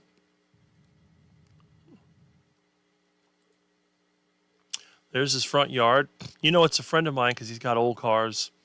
Got the old Willys, the Mustang, and there's the Strangler fig that blew over. There's the old Volkswagen camper. So they even had a staghorn fern growing in it. So that fell over.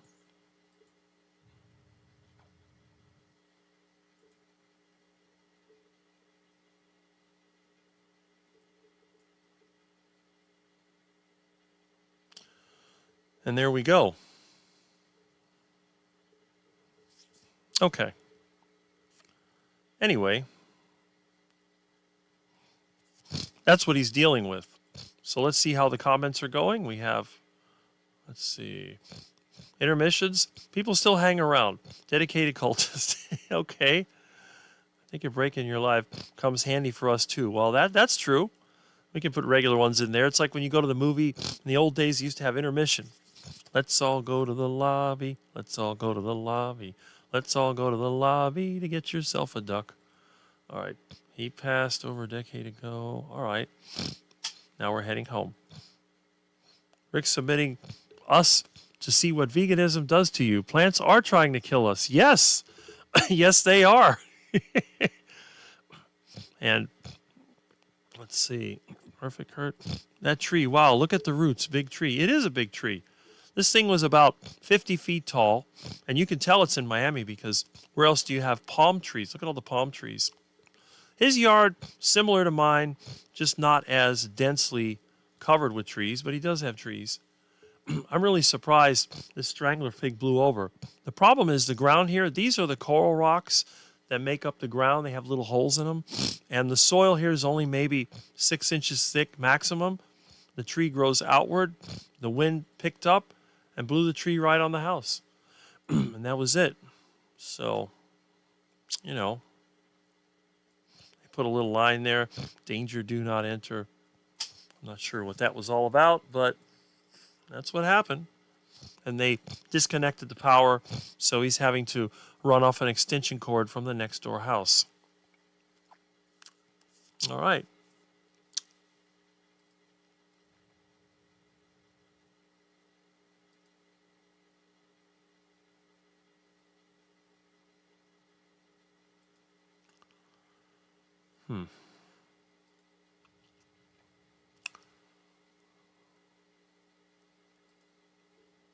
Okay. Anyway, so much for that. Yep.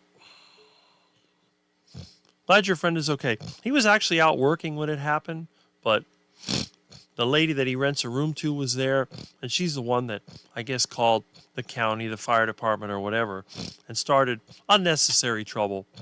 When a bigger tree than that fell on this house in 2005.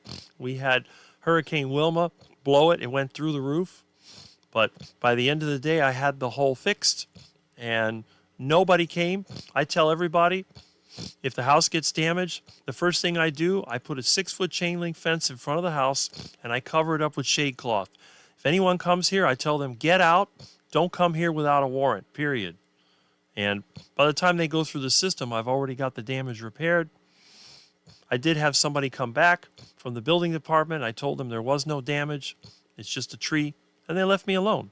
So I deal with them in an antagonistic way because I know that when they say they're from the government, they're not here to help. They're just basically here to steal from you. That's all they know how to do. Yep. Start again with shooting around basketball. I thought the mile. Okay. Nice, CJ. Yeah, tree got rain saturated. That's what it was. It's been raining a lot, and then we had a gust of wind, and that's all it took. That tree's been there about 40 years, but it finally just fell down. So it's gone. So I'll cut that up, and what'll happen, that little bit of grass that he always had in the front, it didn't grow very well because of all the shade. So it's like I told him, everything will grow back bigger and stronger. Your yard's going to be a lot hotter, but at least you won't have those stupid ficus berries anymore. And that's good. Okay, allowing decent recovery time. Let me hit the rest of the comments. We've caught up with the comments. And let me go back over here. Let's see how many comments we actually have. Let me close this out. I like to give you a... Oops, I think I closed everything. I closed the wrong one. Oh, well.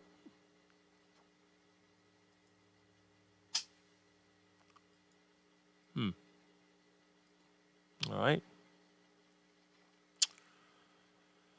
Okay. Let's see here.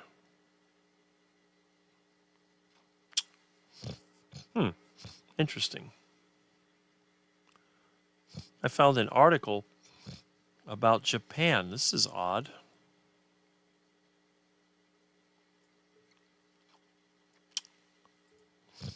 Japan sets record. Nearly 100,000 people aged over 100. Okay. So what are they going to promote this time? Fastest aging societies. Residents often having a healthier diet but a low birth rate. 114-year-old, the oldest person. Okay, oldest man is 111. I wonder what they look like. Let's see. As increased quantities of sugar and salt crept into diets in the rest of the world, Japan went in the other direction. Sugar and salt. I didn't know salt was a problem. Sugar is a problem. Japanese people tend to stay active into later life, walking and using public transport more than elderly people. That's true. They don't say anything else about diet, do they? Huh.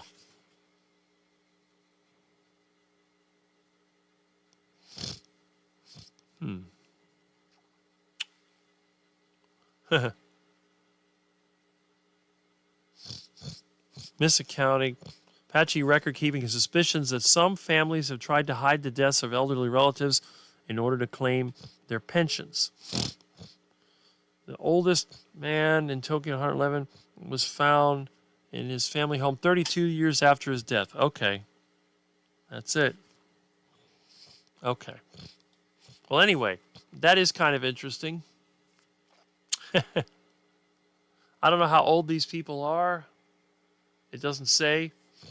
But elderly, whatever. Technically, anybody over 65 would be considered retired, and anyone over 55 is called a senior citizen. So basically, I am a senior citizen because I'm 57. However, I really don't think of 57 as being elderly. If you want to think of me as an elder, that's fine. But I do not think of 57 as elderly. I think that 57 is middle age, in my opinion. My opinion, as I've mentioned before, is that, children, you're basically between the time you're born and the time you're 18, when you get so-called rights, maybe 21, depending on where you live. Then you're a young adult, all the way until maybe 50, and then from 50 to 60, you be middle age, and then after 70, you begin to decline, and the rate of decline is determined by your lifestyle. You could decline slowly until you kick the bucket, or you could stay relatively middle age and then have a steep drop-off, just like when the engine in your Hemi-Charger blows up. So that's pretty much how I see it. All right. Hot dogs have to have preservatives, so you look for the ones with the least. That's true. Don't forget to like. Yes, that is correct. They look about 30 years younger than me. All right. I'll give you that. I don't know. I don't think so. Let's see if we can make this a little bit bigger, shall we? Let's see. Nope.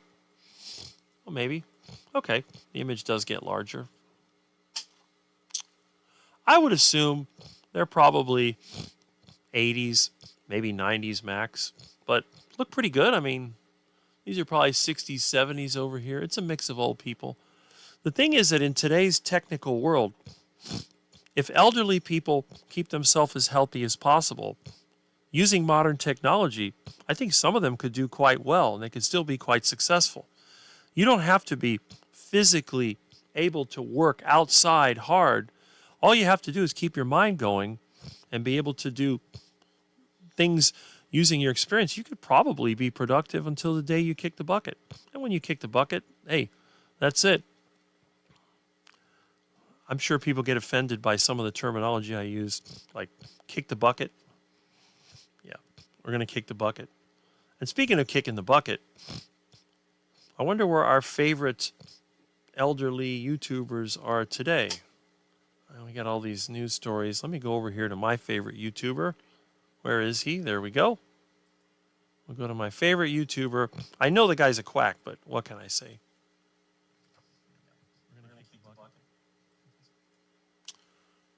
All right. Oh, what did I do? Okay. Let's see how many people we have. Ah! Looks like we're back up to 40. That's pretty good. Excellent. So let me go over here before I end up mirroring myself.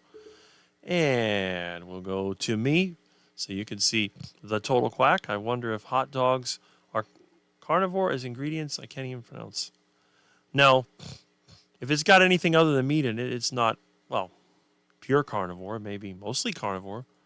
Monaco have the highest longevity. They use coconut oil. Interesting. I knew a guy that was 114, still mowed his own lawn. Well, hopefully he had a riding mower. Hopefully he wasn't pushing a push mower. Yeah, sweet potatoes, while others say the pork and fish. I don't think it's sweet potatoes. It's probably the pork and fish. 114, yes. I had a neighbor that was mowing his lawn at 98, and then he kicked the bucket a couple of months later. So your response was Rich. 50 begins the Over the Hill gang. Yes.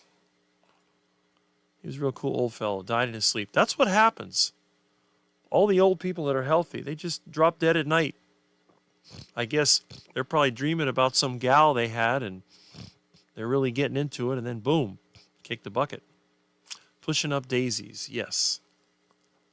Hi, Rick and Milton. Hello, Annabella. Glad that you're here. Milton is on the bed sleeping, but that's Milton. Rick speaks truth. If you get butt hurt because of his terminology, it's on you. That's right, Kurt. That is right. We don't sugarcoat anything in the carnivore space. We may put pork rinds on it, but we won't sugarcoat it. Kick the bucket is a good one. I got that from Bugs Bunny cartoon, where they thought Bugs Bunny died, and they said, the rabbit kicked the bucket kicked the bucket kicked the rabbit. That's where that came from. I thought that was really funny. And somebody told me that was like from the dairy industry, when, the cow would die or kick the bucket. I don't know if that's true or not, but that was a common term. My dad used to say that too. Rick, we love you and Mitch and Milton, quacks and cats. Yes, that is correct. We do love all of us, including Rick. Everybody loves, well, not everybody, but a lot of people love Mitch, and a few people appreciate Rick. Morning, Bella. There we go. Mitch hates cats. I don't know if he really hates cats. I think he just doesn't want to have a cat. High sweetness, all right. Speaking of cats, where are our regulars? Where's No Slow? Where's Gary? That's the cat man over here. I saw Lewis earlier, but I don't see Gary today. Well, that's okay. Maybe he's busy. Yes, Rick does. Yes, he does. Hi, Annabella. Sam's Club has kosher hot dogs by A&H with no sugars of any kind. I'm in Clearwater, Florida. That's good. I've been up late writing. Finally, I haven't written since I had my wisdom tooth out a while ago. Does Rick consume milk? No. Rick has not consumed milk since he was age 20. That was in 1988. I have not had milk since then. I do, however, consume yogurt on a regular basis. And I also eat cheese. So, all right. And Keith says, my grandpa was Elmer Duff, Fudd. Okay. Duff, wasn't that a Simpsons thing? And Jemet says, Rick, I appreciate you. Well, I'm glad you do.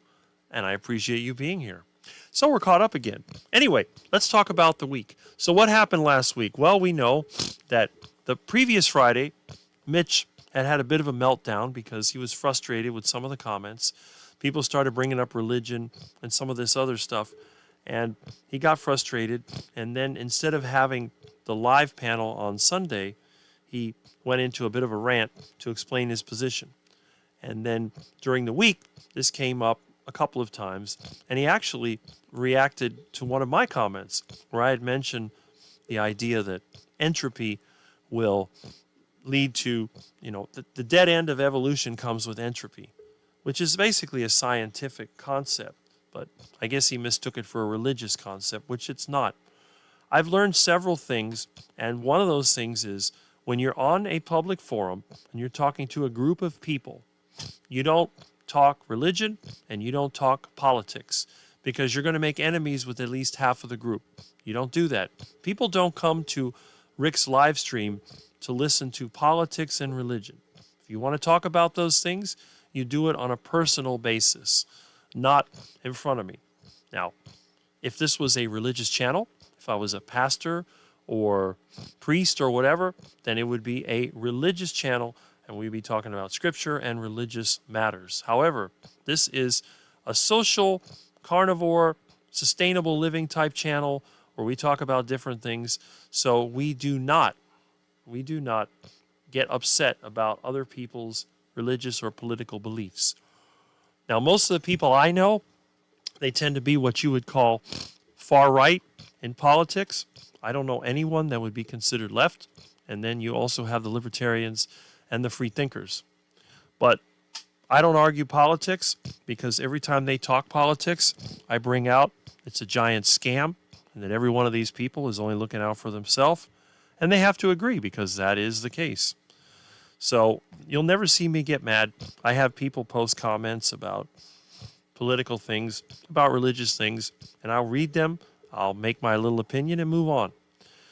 Now, on the good side, on Thursday, when Mitch had his private live stream, we had a really good discussion going on there, and everybody seemed to be very happy and came away from that feeling good about everything. So that's a good thing. And again, we can't expect everyone to have the same views that we do. So it's very important that we do not become personally offended. The other thing, too, is that controversy on YouTube brings in the views. Otherwise, people like Nikocado Avocado would not have had a channel. And if you don't know who that is, that's the vegan who decided to go omnivore and start eating as much as he could, became really fat. In fact, the reason I saw him was because of the Heart Attack Grill. He went to the Heart Attack Grill to try and put on weight and successfully got over 350 pounds, so he was able to eat free at the Heart Attack Grill. I will never be able to eat free at the Heart Attack Grill, even if I ever did go to the Heart Attack Grill, because I can't even break the 200-pound barrier, and I've tried really hard. I've tried to stuff myself when meat was cheap with as much meat. I was eating a dozen eggs a day, 6 pounds of meat, the highest fat stuff that I could, 6,000 calories or more a day. Did I ever get fat? No. Did I ever gain weight? No. The most I ever get was a little over 200 pounds. That's it. It's not good. And now I'm between 190 and 200 pounds all the time. There's nothing that I can do unless I really worked hard at trying to build some muscle. I cannot gain weight because my body says no. And I guess because I've been eating the carnivore diet for so long, it just doesn't want to get fat. It has no reason to get fat. No matter how old I get, even though they said, wait till you get 40, wait till you get 50. Now wait till you get 60. I'm not getting fat. I can't get fat because it's a system. The system works a certain way, and it's not going to change unless I change it. Now, if I ate duck food, I'd probably be really sick. My dad tried to eat healthy, and he used to always struggle with gaining fat. He never became obese, but, for him at his height, being 190 pounds was fat. My dad was about 5'9". So, what are you going to do? 5'8", 5'9", 195 pounds is too heavy. When you're 6'6", 195 pounds is too skinny. Then again, I don't think it's really that skinny. I kind of like it. All right, let me go back over here and let's keep these comments going because one of the things about Rick's channel is the comments are always being caught up on. Bugs Bunny would say, "What's up, Doc?" Because Elmer Fudd was a doctor. All right, good point. Gary's fasting, so probably sleeping in. Okay, that's what it is. I wonder where Gary was. If you do wake up, Gary, you're missed. You're one of our top subscribers here, so we like to keep an eye on you. I love cats, especially black cats. For me, that's the whole meaning of Black Lives Matter, Black Cat Life.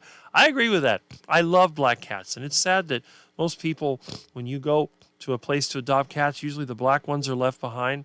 Nobody wants a black cat, but I love my black cat, even though he has tried to attack me a couple times when he was aggravated. 99% of the time, he's super friendly and sweet. I love my black Milton. He's a good kitty, and I'm going to take care of him as long as I have the food to feed him. He's an awesome little kitten. Bugs Bunny, yes. Duff was a name taken from Duffet, a surname from long ago. I thought it would be like Duff's Smorgasbord or Duff's Buffet that I remember when I was a kid. Okay. Agreed, Rick. I got a room with lambs. Okay. Not sure what that means, but hey. Hello, everyone. Cindy's here. Hello. Right on time. Usually get here around between 10 and 11. That's great. I hope that you're doing well. I haven't seen any videos from you, but maybe YouTube is not recommending them. Mitch gets attention. Yes, he does. Mitch gets attention for rants, or when he had his stroke, he got a lot of attention. But I think a lot of times he just needs to get it out of his system. And I could see that when I get busy, I get kind of frustrated. Mitch has been busy working. He's being productive, as he usually is. And he probably feels, I spend all this time on YouTube, and I don't get a whole lot for it. So that might be what it is. But now he realizes, as he always does, that it's not so much the monetary end of it, because that'll never happen. It's more of who you get to meet and what you get to do. And again, I've had people send me emails saying that they're mad that Mitch went against the cross or something like that. I'm like, that doesn't mean anything. It's not important.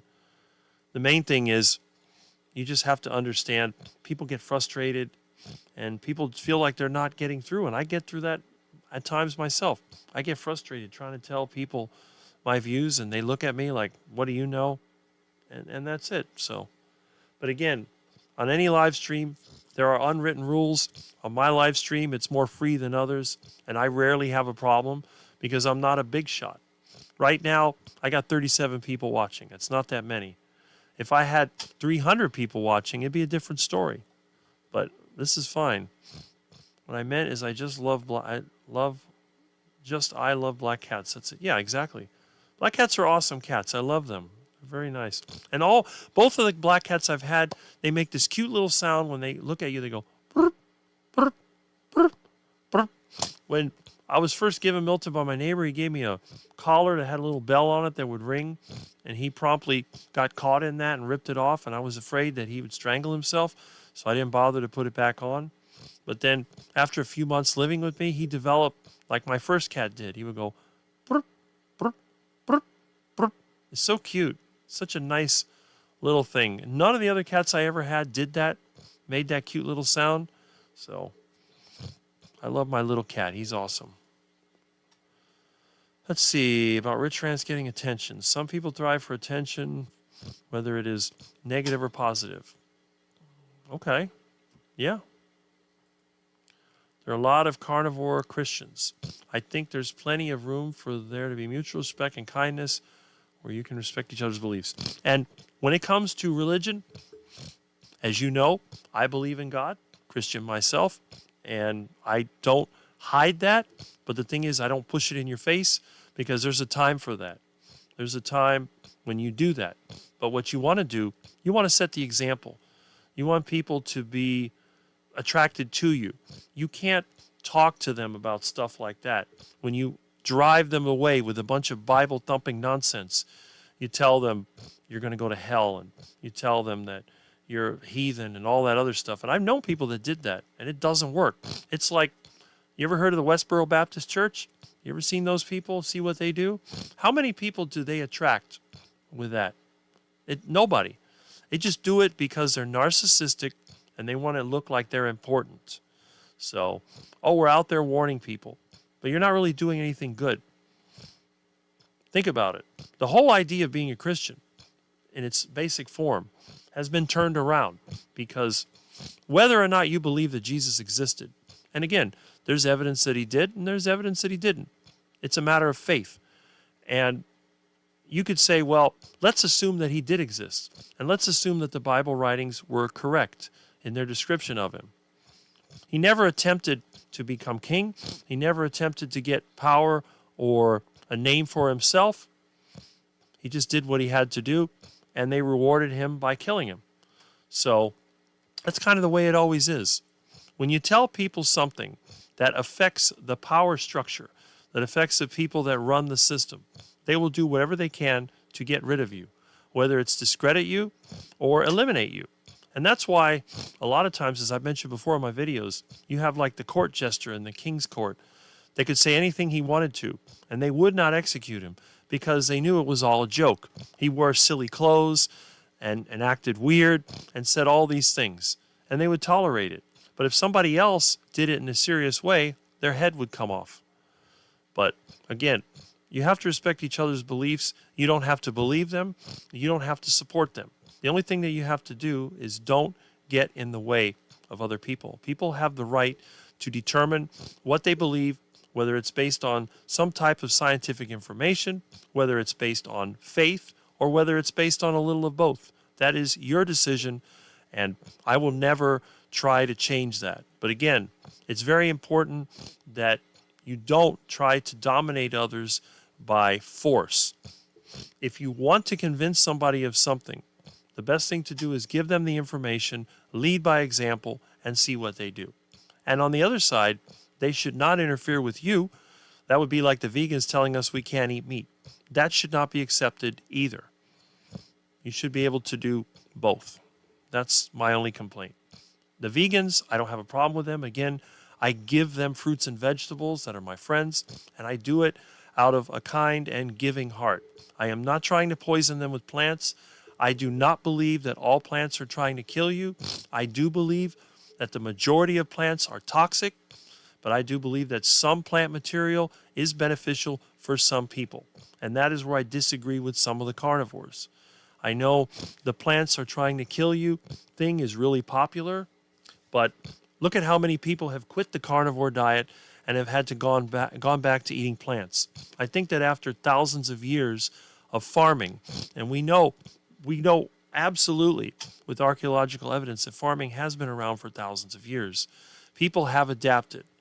And although I do not believe in evolution as a generator of life, because you can't get life from non-life without an external force, I do believe that evolution and epigenetics are scientifically fact, because they give the ability for living things to adapt and change to a world that's always changing. And if it wasn't for that, we wouldn't be here. That's the reason why some people have light skin, some people have dark skin, some people have straight hair, some people have curly hair, some people have blonde hair, some people have brown hair, black hair, because these adaptations happen as a result of the environment that you're in. And the epigenetics that affects your genetics affect the expression of those genes. And that's one of the reasons why, although you can't cure cancer, you can manage it sometimes by a change in diet and lifestyle. A stressful lifestyle and a poor diet increase the risk of cancer and the risk of getting it, even though I'm sure Barquet might disagree, but the relative risk proven by epidemiology, whether or not you believe that that is a valid science or not, does show. And again, it shows people that smoke are more likely to get lung cancer. However, it has never been proven that smoking gives you lung cancer, because not everybody that smokes gets lung cancer. And that's really what it comes down to. So anyway, if you want to respect the person that you're watching in the live stream, you know that person is offended by certain comments, why would you make them? That is just showing that you don't care, and all you want to do is cause trouble. And that's one of the things I learned in the Kerry versus Rick debate. There was a misunderstanding, and some people were taking it that I was in a battle, which I wasn't. I just expressed valid concerns, and we laid that to rest, and that's no longer an issue. But it really is kind of a shame that so many other channels, they make a big deal out of it for nothing. Okay, and Keith had to leave. I got to go. I got to take some footage for Tuesday. Only got a tiny window for it. Be back soon. Well, I'm glad. Go ahead, get something done productive. That's great. No religion or politics. But Mitch has Peter now as his moderator. There are carnivore channels that say God and doesn't bother me. And again, I don't have a problem with it. You can feel free to quote scriptures. You can feel free to express your faith on my channel. If I see something that I feel is incorrect, I might respond to it or I might not. It depends. Okay. And Thomas says he sent me another email. All right. So when I complete this, I will take a look.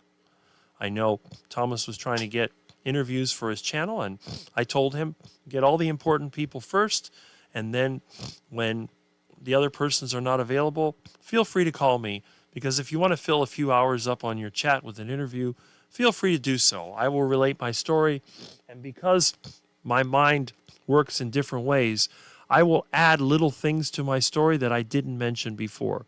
All of us have a very interesting life, I think, but we don't tell everything to everybody at first. And if you look through my interviews, there is a general outline. The timeline stays the same, But some of the things that I've done in that timeline, I may not have mentioned before. So there's always a little something to learn. I like to keep it that way. Once you've figured out me 100%, that's not so great. And there's a lot of secrets that I haven't told anybody, and I probably never will. That's just the way it is. Keeps you guessing. I poked the bear. I ate 2 samosas, and I got this. No more poking the bear. Okay. So you ate something and your digestive system didn't appreciate it. I love tortoiseshell cats. Cutest. My mom had a tortoiseshell cat named Smokey. That was the meanest, most horrible cat I've ever had. I hated that cat. I didn't even like cats until I got my black cat, which we named Harry the cat from a commercial. And I don't know if you've ever seen the picture of me.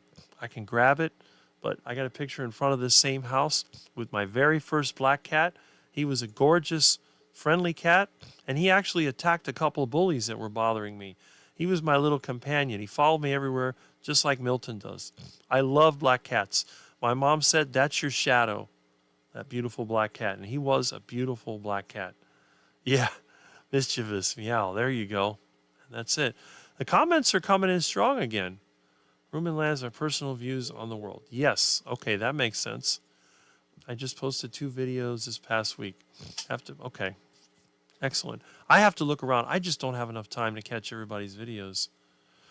I'm skinny, 38 kilograms, 5.5 feet.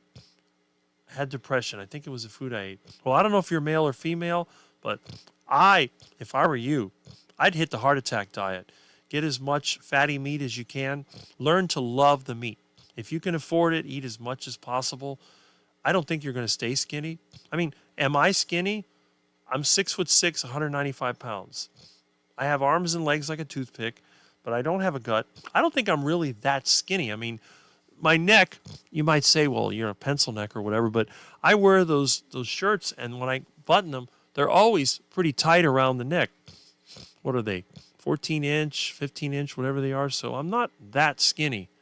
I really don't think you can be very skinny if you stay on the carnivore diet. I said I experimented with carnivore-only eggs and ground pork, and it worked, I guess, for a week.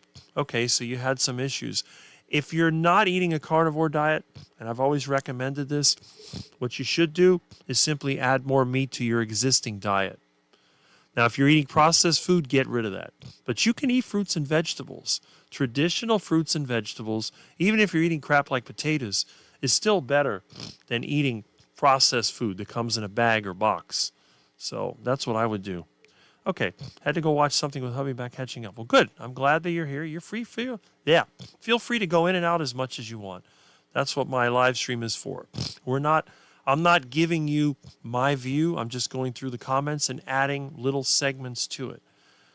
My little cat would talk all the time. Yeah, I miss her so much. Never been able to get a new kitty. I will one day when I'm living in a rental where I can have a cat. Yes. I believe in God also. I just don't talk about it on carnivore. But I may say amen and hope it's okay. You are perfectly welcome to say that here, and it's fine. Again, you are free to quote scriptures, because the thing is, the Bible is not just a religious book. It's used as a religious book. It's an ancient collection of writings. Whether or not you believe that it's inspired of God, it's a fact. They're old. Very, very old. Thousands of years old. Nobody can prove otherwise, because there's ancient manuscripts. The Bible's been around a long time. It is probably the most widely circulated writings in the world. Now, some people would say, well, God protected it. And that may be true. There's been so many efforts to get rid of the Bible, and yet it persists. But it may also be that there is value in there. And most people I know that have been successful in business, they always talk about Proverbs.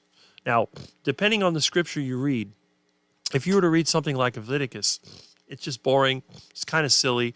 All these rules about a bunch of silly things.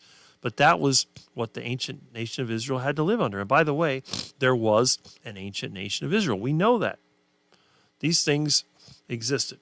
Now, again, they spend a lot of time in school talking about history and talking about different things, but they don't talk about the Bible because it's a religious book. But on the other hand, there's nothing preventing you from opening it up and reading around. You either like it or you don't like it. If you don't like it, get rid of it. Now, I'm looking around. I don't know where my Bible. It's floating around here somewhere. The one Bible I had, the roaches ate. But, I guess the roaches needed some spiritual food. All right, so, and it says, you are right, Rick is very calm. Yes, I generally am, unless I'm ready, like I'm walking and a car's ready to hit me. I get out of the road. I'm on my bike and somebody is ready to run into me. I almost got hit by another bike a few weeks ago. I was coming down the bike path, and some guy playing with his cell phone on an e-bike was probably going 20 miles an hour. I veered off towards the canal. I figured it was better to end up in the canal than to get hit by another bike. And thankfully, when I went towards the canal, I went back and went around the guy, and he was still playing with his phone. They have like a little mount where you twist the phone on there. It's pretty bad when even cyclists are going with the phone. Jesus is full of knowledge, his teachings. He even talks back to those Pharisees. That is correct. And the thing is, Jesus, if you read the scripture, what was the one class of people that he really hated? Now, the Pharisees he didn't really hate. He was upset with them. Who did he hate the most? And I'm sure somebody can tell me. And that's actually the same group of people that I hate. So that's kind of a interesting thing. Signal again. Okay. First cat Mom had was a black cat. She got him still baby. So we call baby, which means baby. And we got other cats. The thing about cats, they tend to multiply. We tend to get a lot of cats. Balance of my faith in live streams. I would never tell anyone they're going to hell. And remember, if you do believe in the Bible, you know that you're not supposed to judge other people. I refuse to talk religion, politics at all. Too much drama there. I have my beliefs, and I know I am a good person. And really, what is a good person? Even the Bible mentions a few things. Now, the Old Testament, they have some pretty strange views. They have very harsh punishments for relatively minor things. But if you look at New Testament and what Jesus talks about, Jesus really doesn't talk about punishing people. It's more about going against the authorities, that basically the ones that are condoning this. The individual person, think about it. He was talking to prostitutes and tax collectors. Those were not righteous people, and yet he wasn't condemning them. So they condemned him for being around those people. So it says a lot. But again, is it an inspired book? We don't know. That's a matter of faith. That can't be proven by science. The only thing that can be proven is it exists, it's out there, and it has information that people use. That is 100% true. On the other hand, where it came from, what the motives were of the people who wrote it, we don't know. It's all a matter of faith. Okay, she got the cats. The black was the oldest of all. It's still being called baby. That's the way it works. I think plants have been changed so much that people get sick from them. I think it's actually the opposite, honestly. I think people have changed plants to make them more edible. I think that the plants that we grow in our gardens are much safer to eat than their wild counterparts. That's what I believe. But again, that's it. Okay, here we go. Darwin's theory of evolution is a hoax. He was FR 33 Mason. I don't know about that, but what I do know is that the theory of evolution came before we realized that life cannot come from non-life. There used to be what they call, was it abiotic, or that was the thing, spontaneous generation of life. They thought if you put some rotten meat out there, it would produce maggots, and that life just came from nothing. And Louis Pasteur proved that that was not the case. So the theory of evolution came long before people realized that you can't get life from non-life. So that was one thing that I think was part of it. Now, there's nothing that we can use really, in my opinion, that would settle this matter. However, the idea of natural selection is a scientific fact and is something that we can prove. And you can even use DNA to study, to see how different life forms are related. That is a fact. And that's why I encourage people to have a true scientific debate.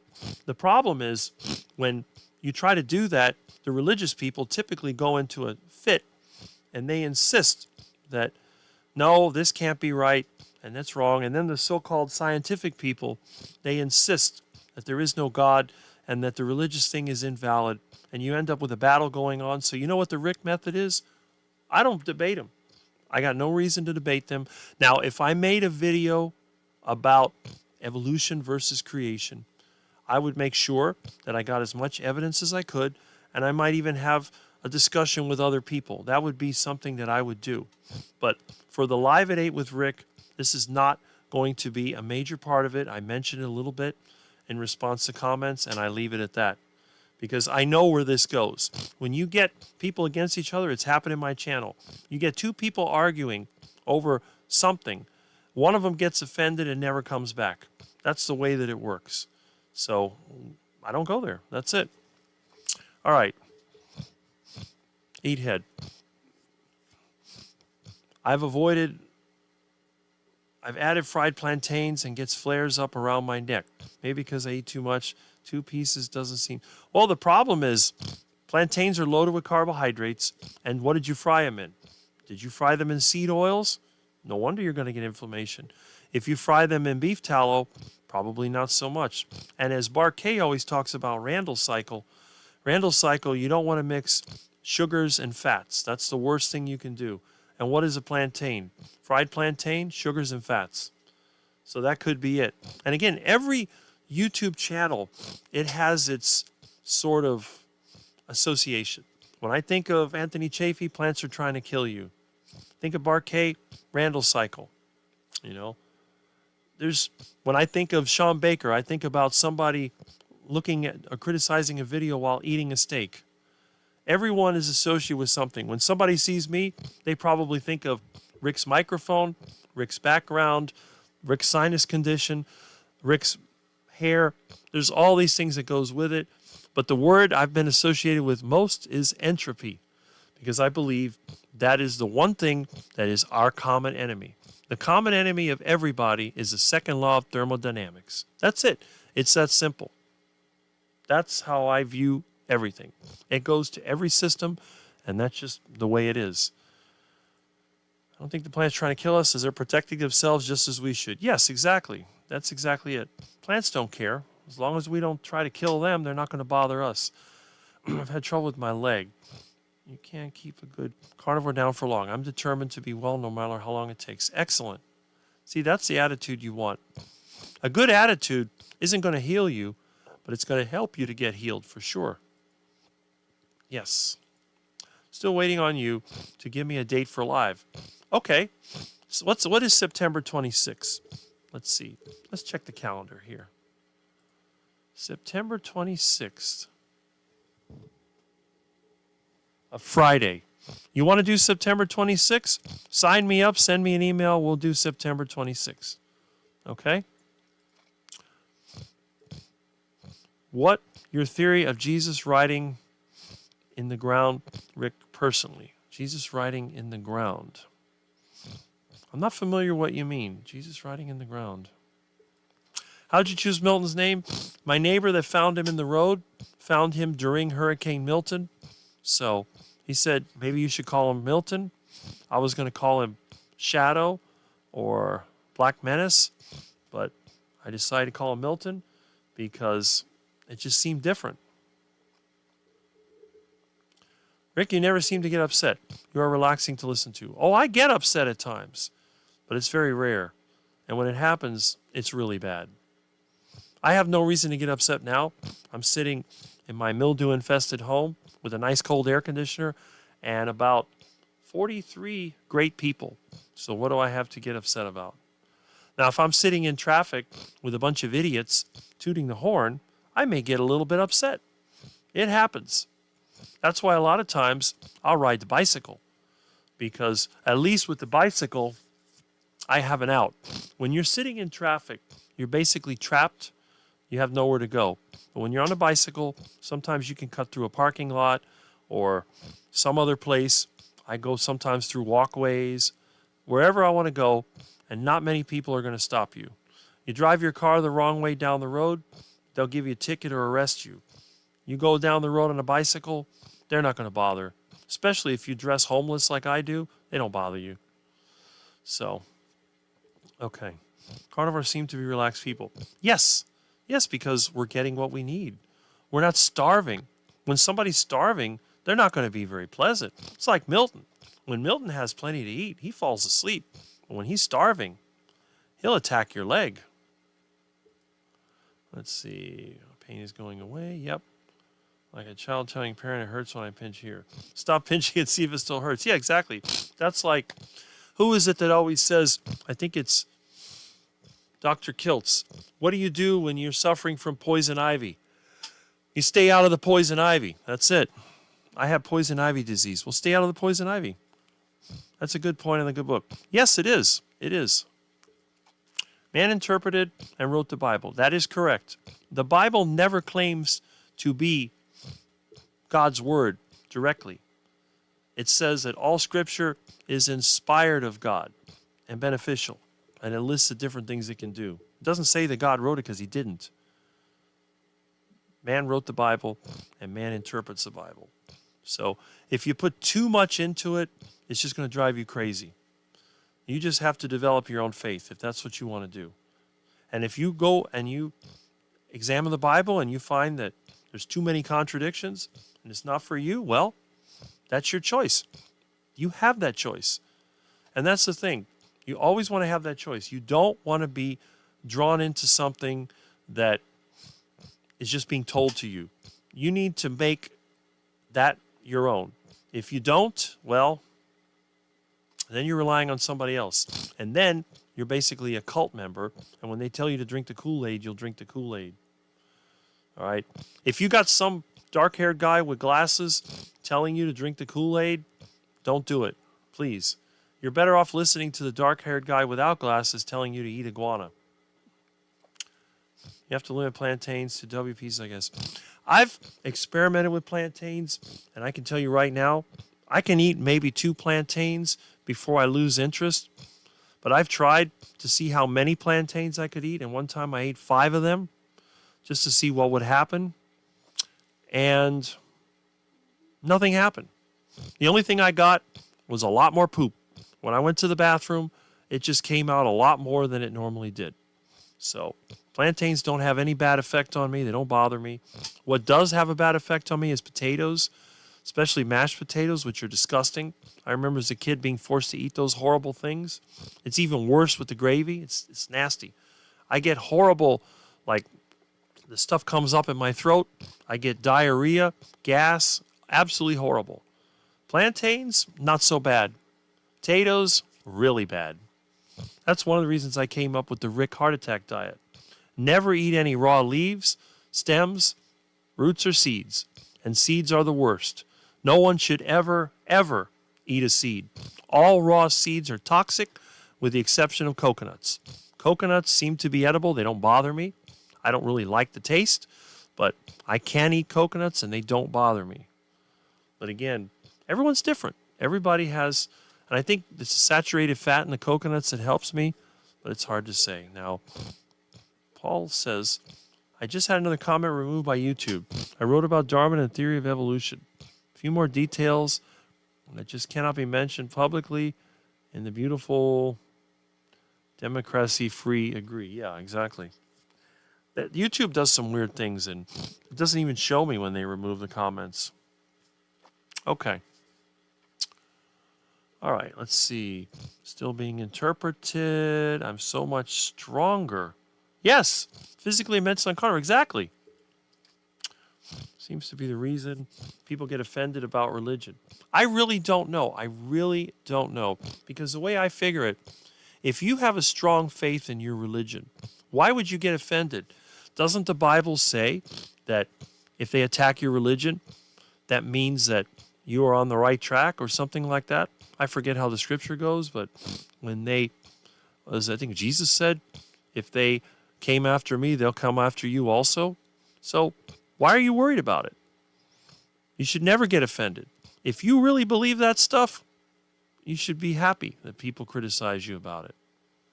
That means it should strengthen your faith, right? It's like on the carnivore diet. Oh, Rick, you're going to get a heart attack. Good. That's what I'm looking for. I want to get a heart attack. You know what I don't want to be? I don't want to be in a nursing home. I would rather be dead, and I mean dead, than be in a nursing home. Do you think I want somebody changing my diaper like I had to do with my own parents? You think I want that to happen? Absolutely not. I want to have a gigantic heart attack. I'm going to be outside. I'll either be on my bicycle. I'll be working on my house. I'll be chasing an iguana. Maybe I'm out there trying to cut up a cow for dinner. And I go, and fall down. And I have a heart attack. And then by the time that the rescue comes, I'm either just cold as the ground, or maybe the ducks and they're trying to get even with me by eating me before everybody else comes. But I'm gone, and that's it. I don't have to deal with that anymore. And then it goes into, well, what happens after that? Do I just turn to fertilizer, or do I go somewhere else? And again, we don't know. You ever heard of Pascal's wager? Let's talk a little bit about that. I'm just curious. Now, again, I don't know who's watching my channel, but if anyone is and you're not familiar with this, you should know who Pascal is if you went to college. The guy's name is Blaise.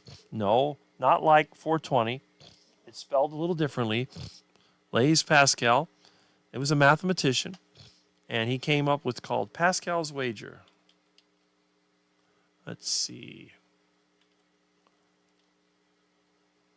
Pascal's wager. Starting to get cool. Looks like it's going to rain. Okay, so let's go over here to Google. And Pascal's wager is a pragmatic argument for believing in God, developed by philosopher Blaise Pascal, suggesting it is more rational to believe in God because of providential war and so on. So you can see this over here mentioned. And even if you go to Wikipedia, let me see. Okay. Hold on. Let me make sure this is working. I got a little computer freeze up. Okay, yeah, it's working. All right. So let me go over here. And there's a drawing of him.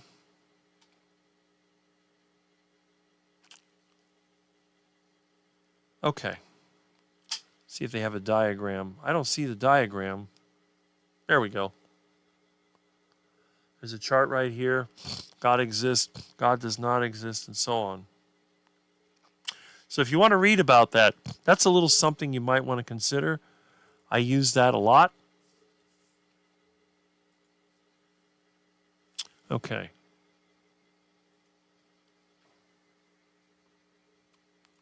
And there it is. Pascal's wager. This is not working, huh? Hold on. All right. Believe in God, atheism. There is a God, no God. Believe in God, there is a God, eternal joy. Believe in God, no God, nothing happens. Atheism, there is a God, eternal suffering. Atheism, no God, nothing. Well, that may be Pascal's wager, but I have Rick's wager, and you simply replace this spot over here that says eternal suffering, replace it with nothing. So atheism, there is a God. Basically, you could put here compost. You turn to compost. And that would be Rick's wager. But this has been around for a long time. So the question is, believe in God, and there is a God, you got this. Other than that, you got nothing. So what have you got to lose? This is what you got to lose. Nothing. If you don't believe in God, you're not going to get anything. So why not? And the fact that even the concept of God exists, there has to be something to that. Where did it come from? That's a good question. How many animals believe in God? Does your cat believe in God? No. What does an animal believe in? It's very simple. What are the things that an animal does? Number one, eat, sustain itself. Drink water and eat. That's one. What's another thing that an animal does? Yes, mate, reproduce. What's the third thing that an animal does? Defends itself. Defends itself from enemies. That's it. And a lot of people live their lives like that. And that's kind of the way it is. So a little something to think about. All right, had to do a lot of errands on Friday. Hardly had any sleep. Okay. It worked for me. Eating only eggs. Experimented for weeks. Oh, for depression. Okay. And it's incredible to me how many people suffer depression. I used to think that was a made-up thing, but evidently it is true. Okay, here's a good point. I believe Jesus was a free and sovereign man, and that's what got him killed. He didn't get killed for our sins. He got killed because he stood for truth. Yes. Well, I guess according to the grand purpose, he may have been killed for our sins, but physically, yes. They got rid of him because he was a threat to the system. If people believed in him and they didn't believe in the religious leaders, and remember, what is the main reason for religion? What is a word that's synonymous with religion? It's called control. Control. And one of those things, that control is powerful. So if you can control people, you have to do it by force. The only way to control a person is by fear, period. And there are two types of fear that I talk about. One is a fear of harm. That's the number one. But two is a fear of missing out. And you know what the Bible calls that? Greed. On the stock market, they have what's called the fear and greed index. Fear and greed index. But I call it the fear and more fear index. The fear of crash or failure and the fear of missing out, otherwise known as FOMO. Very important concept.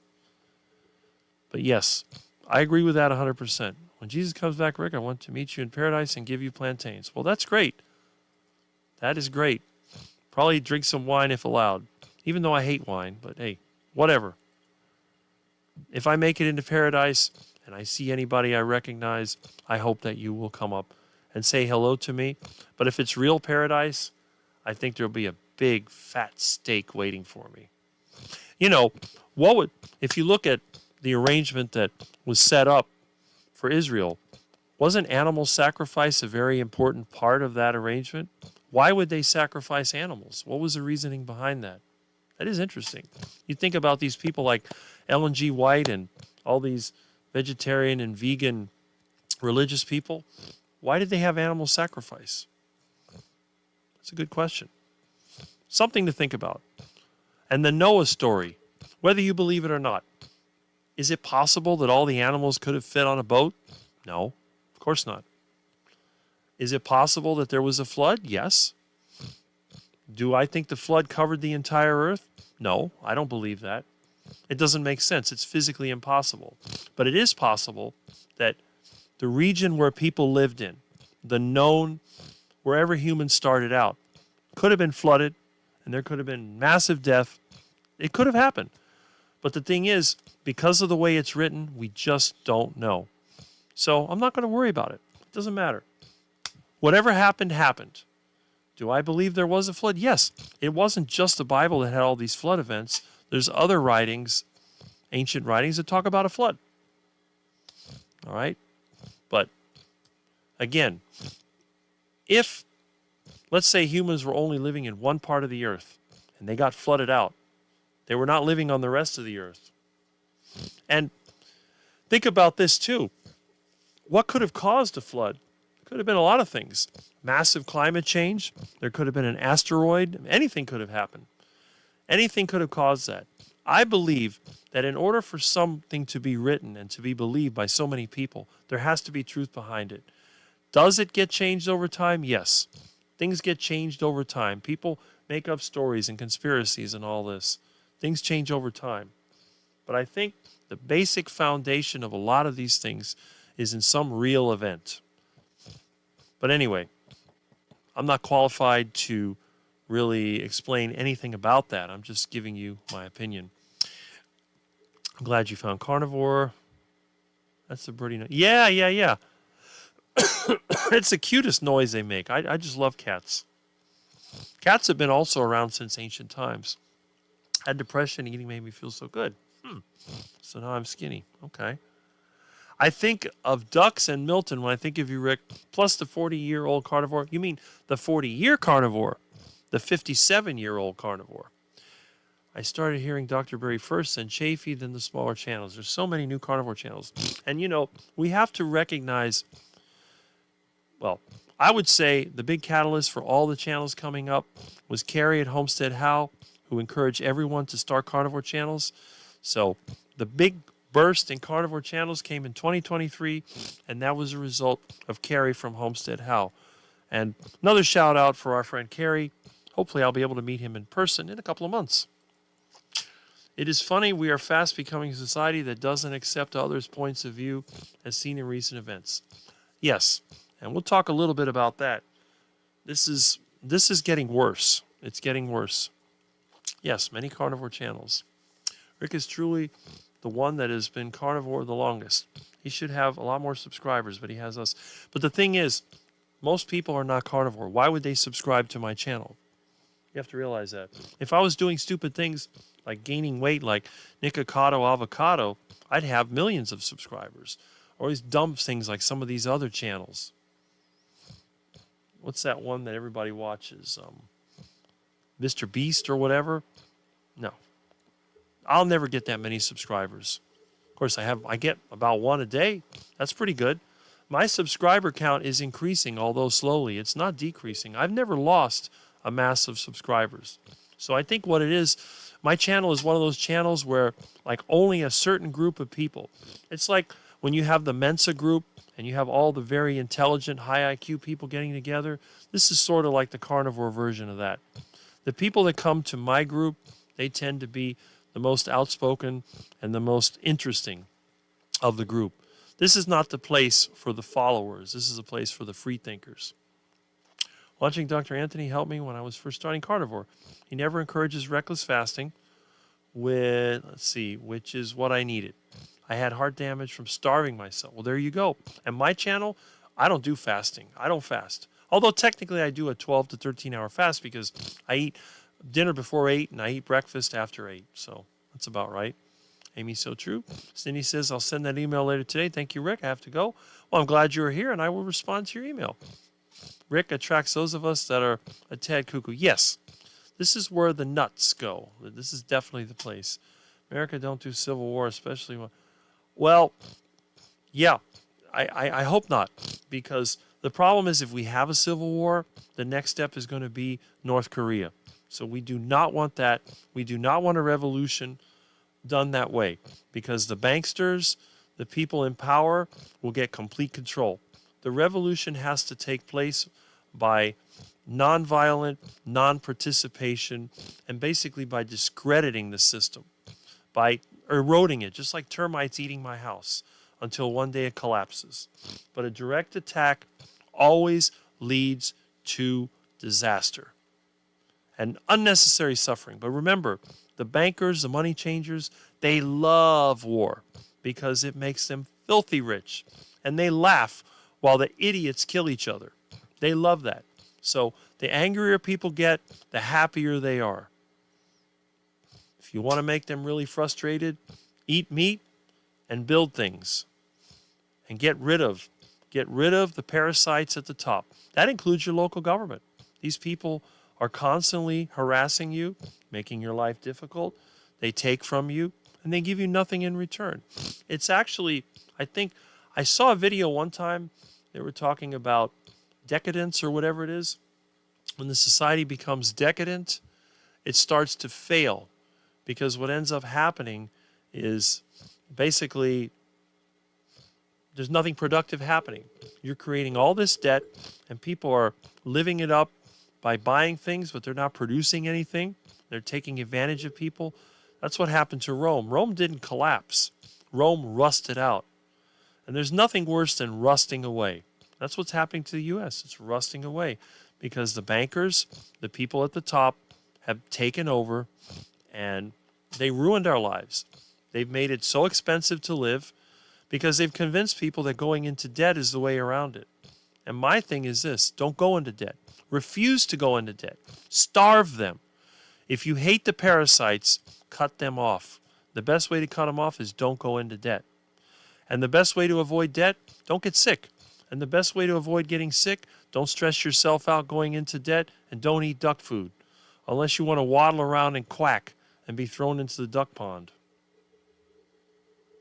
All right. Yeah. Well, that's because that's what the bankers want. The Federal Reserve is going to lower interest rates. They're going to print $20 trillion of QE by next year. We're going to have massive inflation, and they're going to be so happy because people are going to get angrier and angrier. They're going to start attacking each other, and then the rest of the world is going to go into total chaos.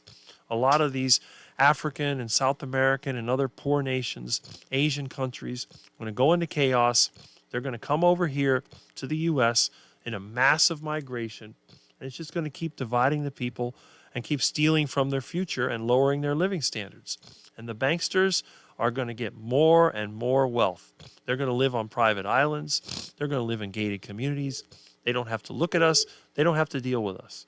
Until one day, the majority of people are broke, and a handful of these rich people are living it up, and they're going to look over there and say, you know what? That's our problem. And then the whole thing will collapse. And of course, what are the rich people going to do? They're going to go to their friends in government and start a nuclear war and blow everything up. So that's what's happening. Now, if you believe that God has a purpose, what's he going to do?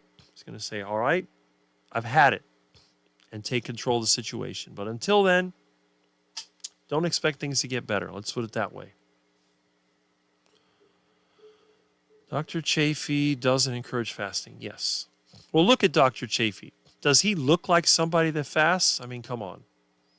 I'm sure that most gals would look at Dr. Chafee and go, I like that. Plus the fact that he talks nicely. He's understanding, sympathetic, empathetic. That's the person that they would love to be with. And I agree with that 100%. And Amy says, Rick was my first interview and it was awesome. I have been the first interview to several awesome channels. You know some of those channels. I'm sort of a founding member of the carnivore community, even though very few people know that I exist. America is changing slowly but surely, but not in a good way. But maybe, we'll see. Archaeology proves a lot of biblical accounts. Yes, when the Bible describes certain events, that is true. There are cities that they didn't know existed until they discovered them and they realized it was mentioned in the Bible. So that's what I'm trying to say. Anyone that dismisses the Bible as a book of superstition and religion is not using science. Now, is there stuff in the Bible that is not accurate? Yes, like any other writing. There are assumptions that are made. There are prophecies that are made that may or may not be the way they're written. Plus, it's been translated and manipulated, and who knows? But again, it still exists. It is the most common set of ancient writings. There's a reason why that set of books is still in constant circulation. Every house I've ever been in has a Bible. Even people I know that are atheists, I found a Bible when I cleaned out their house. Now, maybe the Bible turned them atheist. I don't know. But there was a Bible there. And I remember years ago, when we go on a road trip, you go to a motel, you would always find the little red, orange Gideon Bible in the drawer. There's Bibles everywhere. You can download Bibles to your phone or computer. Very easy to have. Okay. Now, the comments are getting away from me again. Oh my goodness, have they gotten away from me? All right. That's good. Love when Rick says something's disgusting. Yeah, there's a lot of things. Reach it. Like Russ. There you go. I read the Bible every day. Excellent. This guy speaks logically. Well, thank you. I'm glad that you have the discernment to see that. Yes, that is wise, Rick. Stay out of the nursing home. Most are hellholes. I'm with you. Exactly. I'd rather be dead than be in a nursing home. Unless, the exception would be if you're in a nursing home to rehabilitate, but they'd probably throw me out because I'd be like, I don't eat duck food. They bring me the food. I go, quack, quack, quack, quack, quack. I think this guy's nuts. Next thing you know, they throw me out the window into the duck pond. I believe it is said, patience is a virtue, which I lack myself. But you know what, Thomas? You can do it. You will do it. You'll see. And I think you are pretty patient because you're on the road to health and you're going every day. And I'm glad.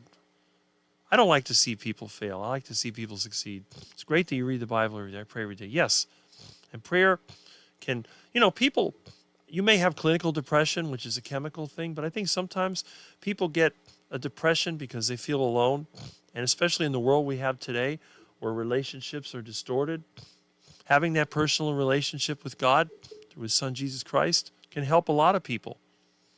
So for someone to tell them that that's nonsense, it's a bunch of crap, is just, I think, disrespectful, because some people really get a lot of that. Now, the person that believes in God who tells the other person, well, you need to do this or that, that's also disrespectful. Because what you're doing is you're telling them that God is powerless. And think about this. I've said this many times.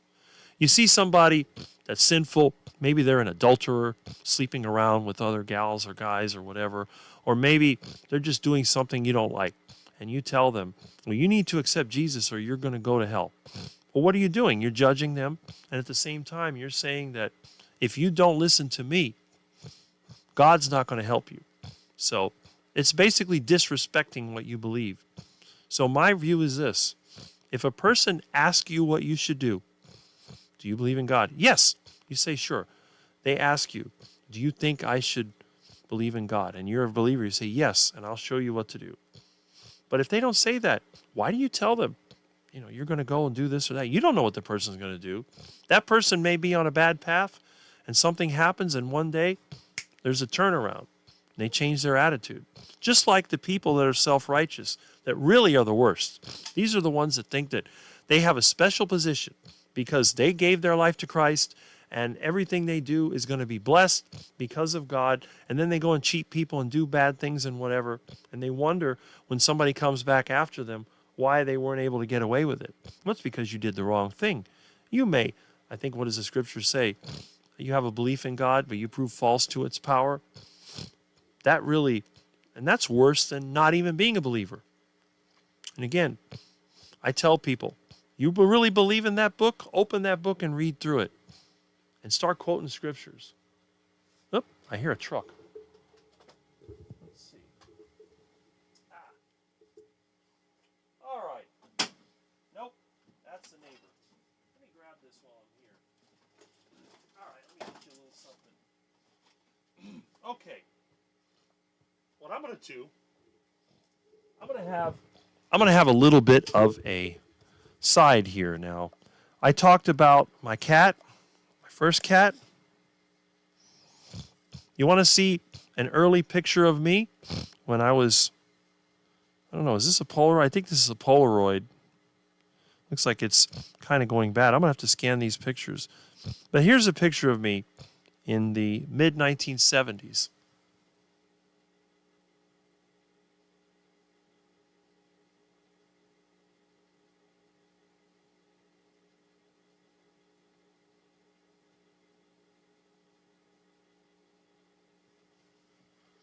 That was me helping my dad put a planter in the front yard.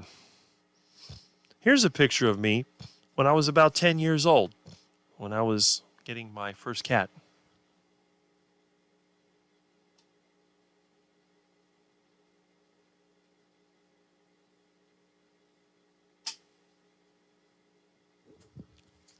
You can see what kind of cat that is.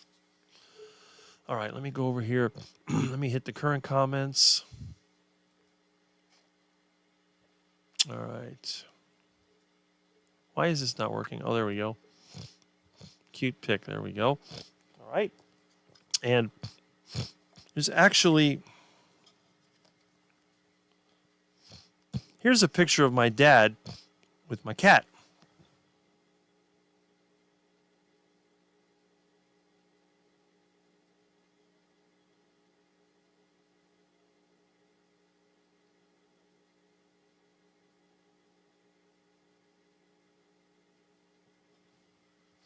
Now, you can see my dad looks a lot better, a lot different than I do. Let me see where this is. That stupid camera's out of focus now. Let me see if I got another one of these.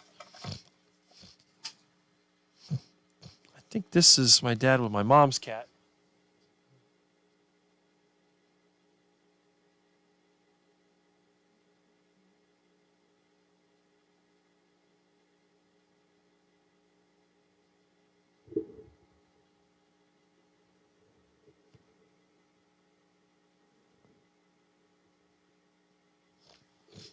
There is a similarity, but my dad was built differently than me.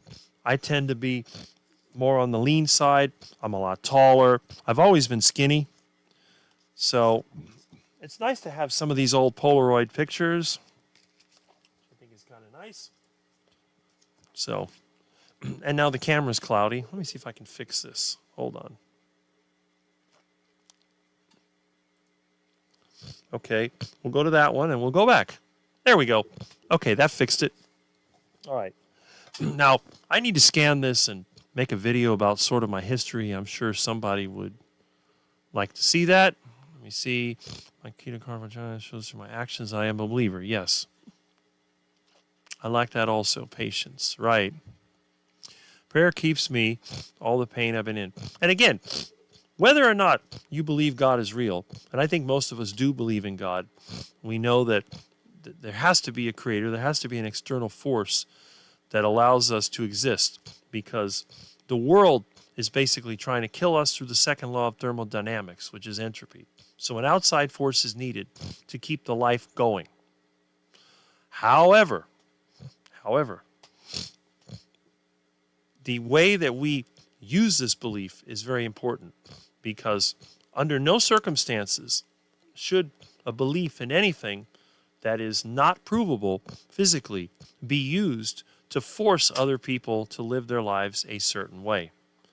And that's very, very important. It's that whole libertarian concept of live and let live, and that's what I'm trying to say. As long as someone doesn't try to change your way of life, you should not try to change theirs. And that's it. We'll leave it at that. I believe that faith and the government should be separate. They should not be together. The government should exist only as a way of preserving individual rights. Nothing more. And that is what I believe. So we can have people coexist. You can have people like me. You can have people like Mitch. You can have all the different carnivore YouTubers and the vegan YouTubers, as long as they don't try to cancel each other out. All right? Editing, cancel culture, that's all wrong. I'm against that. I tell people I would rather debate it out or prove. Just prove it. If you believe something is true, prove it. That's what I say. Show me. Show me. That's it. If you can't prove it, then it's a matter of faith. Then don't worry about it. That's your problem. That's it. Charlie Kirk seems to be imitating Jesus, which I believe to be taught by Jesus. Okay, well, that's an opinion. He died for it just like Jesus. Well, he died because somebody didn't like him, or maybe powers that be used somebody to get rid of him. I never even heard of the guy, honestly. And now that they shot him, I'm going to have to look in to see what he was saying. But I never heard of him. I don't know. Probably joined my church's choir when my leg is healed. Well, there you go. I think the most important thing that most people find in church is a community. Humans are a tribal species. They always have been. And having a group of people that you can relate to is very, very important. I think one of the reasons why we're suffering a mental health crisis, well, there's two main reasons. One, people are eating garbage. And two, they don't have relationships. So they have to do everything alone. And that is a problem. So those two things, if you could just find a church where they don't serve you duck food, I think you'd be doing pretty well. Ah, there we go. There's Gary. We were talking about you earlier. Slept in today, but have been listening some in between the Z's. Getting ready to walk to the pool, and we'll continue listening. Well, thank you, man. Appreciate you're here. I enjoy your comments and the delicious gifts that you've given me, along with 3 others of our members, which pretty amazing. How is your diabetes going? Okay. Morning, Gary. Yes. I'm not an atheist, just a non-believer. Well, there you go. Agnostic or whatever. That's like what Mitch was saying. Gary is here. Hello. Yes. Gary, enjoy your walk and pool time. Yes. And cats are adorable little cheeky creatures. Yes, they are. Ask Gary. He's got several of them. He's always showing off his beautiful cats. And hi, Terry Sue. There we go. It's going well. Okay. See? Yes. You sent me links to it. Why do I keep hearing a truck?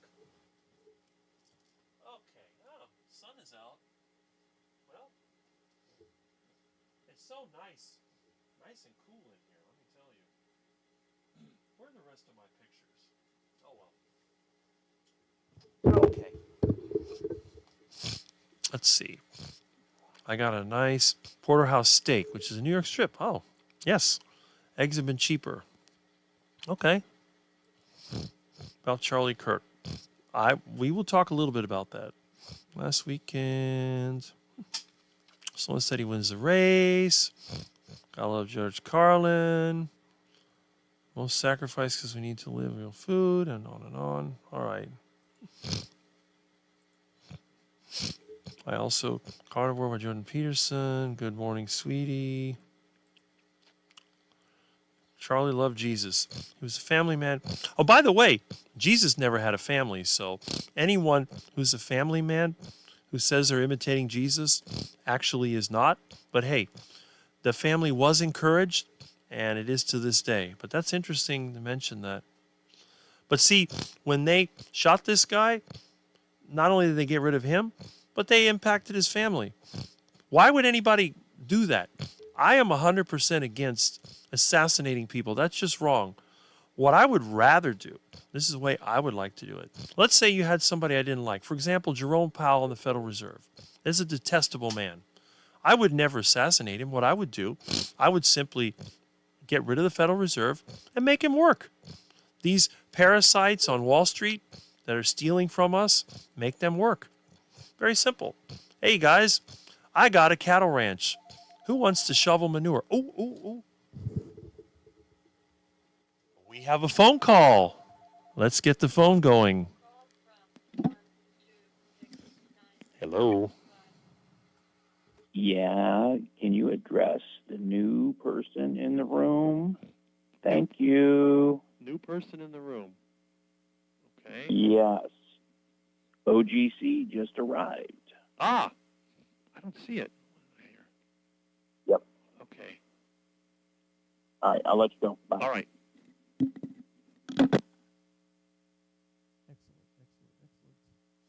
Okay, there we go. All right, so we have a celebrity. Yes. Let me see if I can catch up here. How far behind am I? Let me go ahead and I'm going to get through. I can make this happen. Don't worry. But we have here, we have Mitch. Awesome. Mitch is here. That's great. He said he's just stopping by for a few minutes to say hello and go back to enjoying my day off. Well, Mitch, you earn your day off. Enjoy. The weather here is nice so far, so you better get out there before the rain comes. You know how it is here in Florida. That's going to be it. All right, so Mitch is here. So everybody say hi to Mitch. I'm glad that Kurt called in to let me know because I fell behind in the comments, and as Mitch knows, that's easy to do. Porterhouse steak. All right, let me go through here. Fruits and plants are cursed after that Eve event. It's possible. It is possible. Okay, cook for dinner. Enjoy the pool while you can. All right, I feel physically well. Ellen is just a little worried, not betting new people to keep my channel going. Well, that's okay. You know what? I went for years with not a single subscriber. And then it wasn't until I got interviewed, people started coming in. If they want to come to your channel, they'll come to your channel. Whether you have 500 subscribers, 5,000, or 50,000, I think the results are basically the same. It's really only a handful of people. And Mitch himself has said, there's only like 100 and something people that come in regularly. What about the other thousands and thousands? It doesn't really matter. Okay, God foreshadowed fruits and vegetables are bad. All right, let's see here. Okay. Can't go to the pool now because I have a cat in my lap. Well, Gary, I'm sure the cats are all over you. I only have one cat, and that's a handful to me sometimes. Probably edible when Jesus comes back and give us paradise. Let's see. All right. That sounds like an awesome meal. Yes, I had some of my carnivore-style shepherd's pie. Very nice. Let's see. It's my most popular recipe on my YouTube channel. I have to see that. I just don't watch enough channels. That sure is what they want. Remember, the social media will show you extremes to make you think that. This is by design. Yes, Ellen, I agree. I am so glad your channel is growing.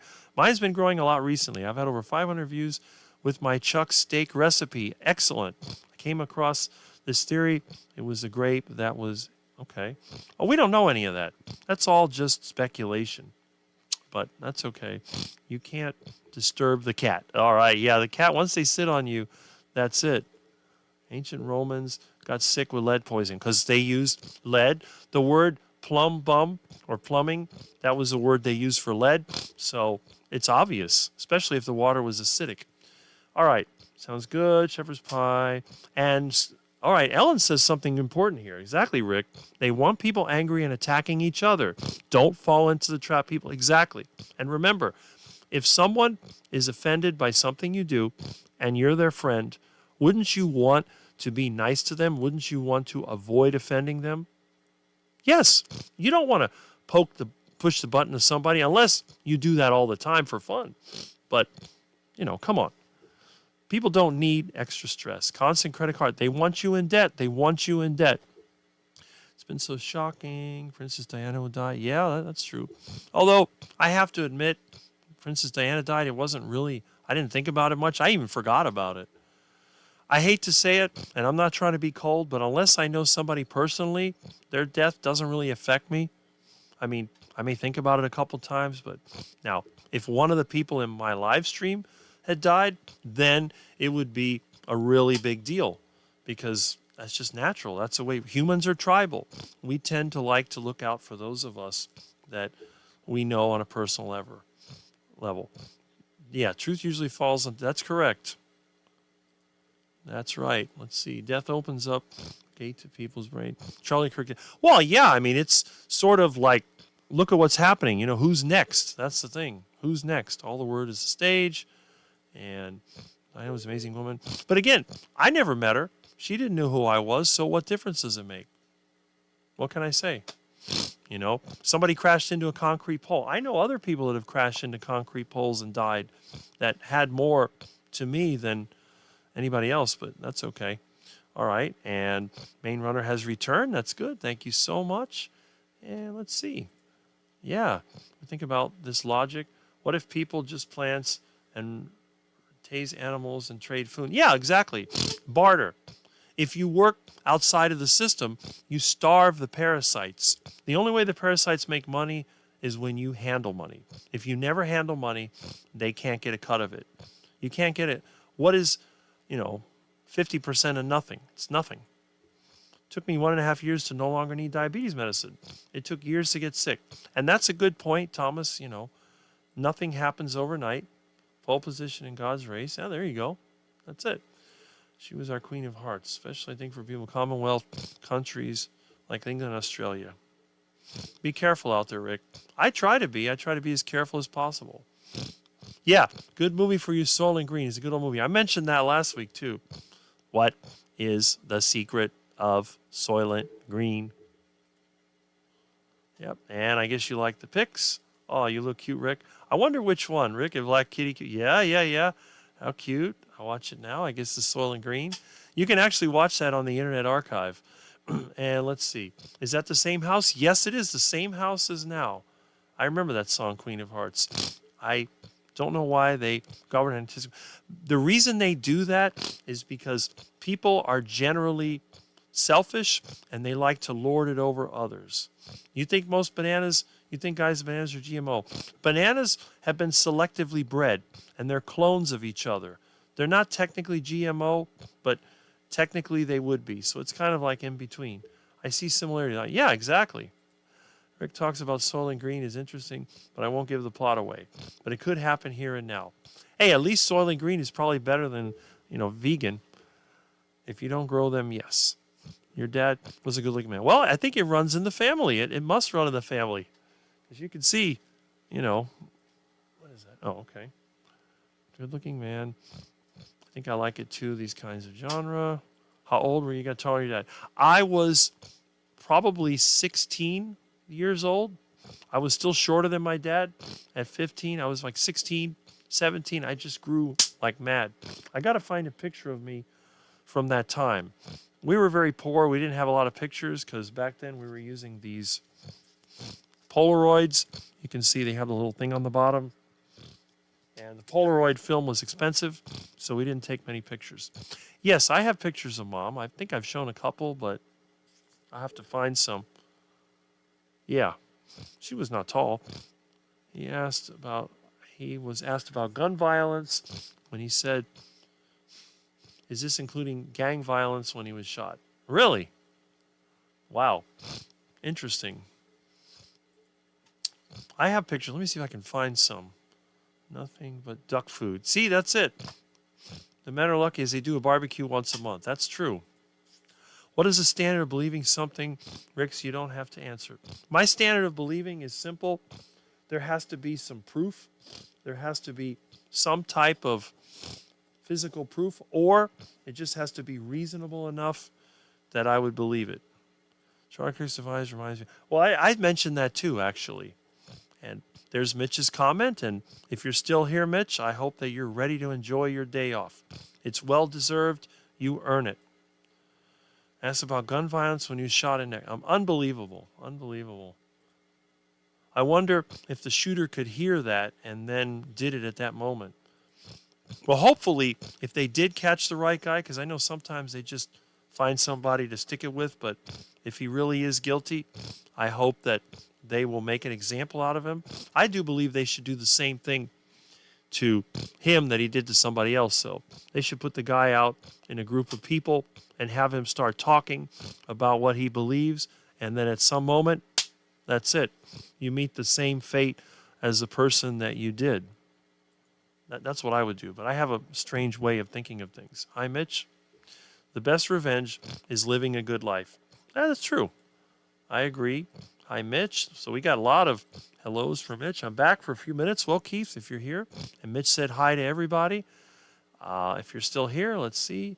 Hi, Mitch. There we go. And Mitch did say that he would drop in for a little bit, and he's a man of his word. Thank you, Kurt. There you go. Enjoy your day off. Eat meat. Yes. Enjoy your time off. Take the rest of the day off and eat meat. That's right. Look at that. Oh, we got a lot of hellos for Mitch. Can you get me out of work?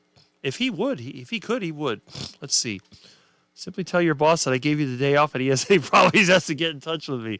There you go. That's it. My mom always said, hold your shoulders back. I do to this day. Excellent.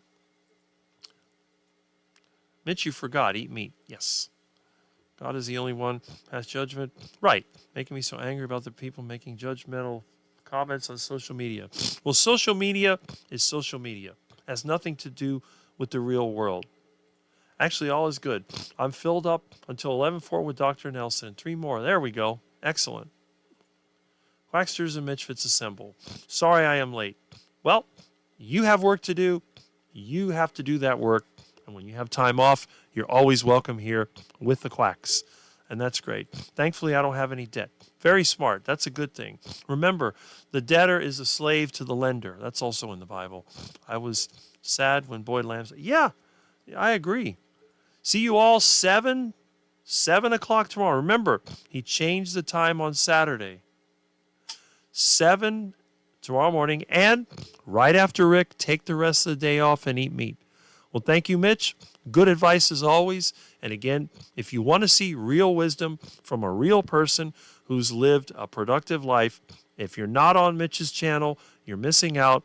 It may get a little dramatic at times, but it's all part of the real world, real life experience. So you should check out Old Guy Carnivore. And again, if you don't know, it's right here, Old Guy Carnivore. I can actually click it and I can go to site and that's it. So anyway, I hope you enjoy your day off, Mitch. I'll see you tomorrow morning.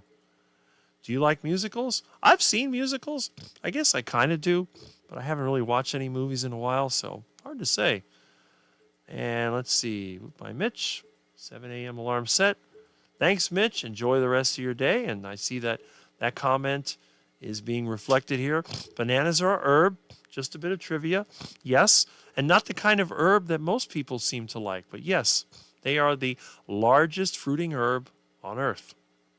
And by the way, bananas are a man-made engineered fruit. I've had real bananas in my yard. I don't have them now, but real bananas are mostly seeds. So it's just a way of selective breeding to get bananas that don't produce seeds. Take the rest of the day off, Mitch. Mitch, see you tomorrow. There we go.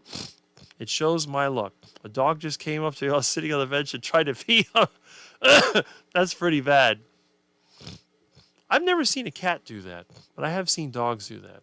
They remade Soylent Green in 2024. Really? I didn't know that. Haven't watched it.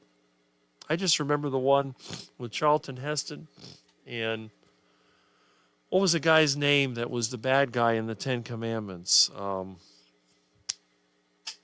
Usually played the gangster. I forget. Getting old doesn't... Charlton Heston and... I don't know. Whatever. You know the guy I'm talking about. You have mentioned Jesus. Don't have wife before Rick. Spoiler alert. It's us in Revelations. Okay.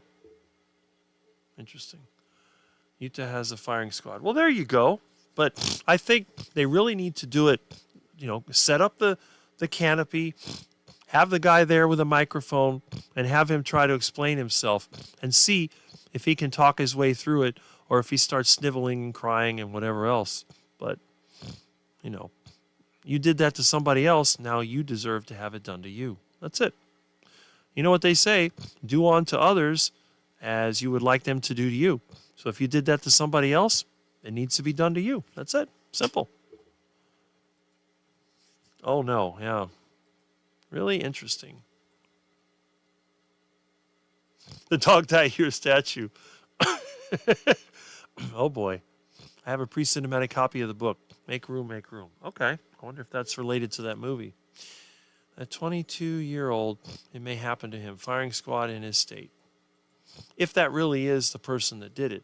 And they need to do a psychological analysis, see if maybe he was programmed or if he just did it himself. Kind of interesting. I don't know. I think people are going to demand it. All right. Have a pre-cinematic Logan's Run. I kind of remember that too. Isn't that where when you got too old, they'd get rid of you? Or was that Brave New World? It was one of those. I don't remember.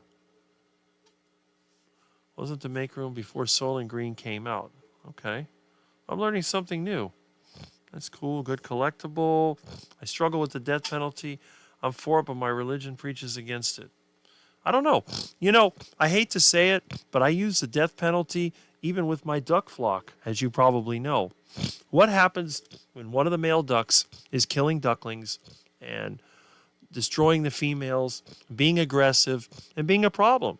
Well, he gets sentenced in Rick's duck court. So what I do, I grab the duck and I put him into his special cell, otherwise known as the executive suite. And I feed him and I get him nice and fat until I make a judgment. And after I make the judgment, the guillotine is brought in and Mr. Ducky sticks his head through the guillotine.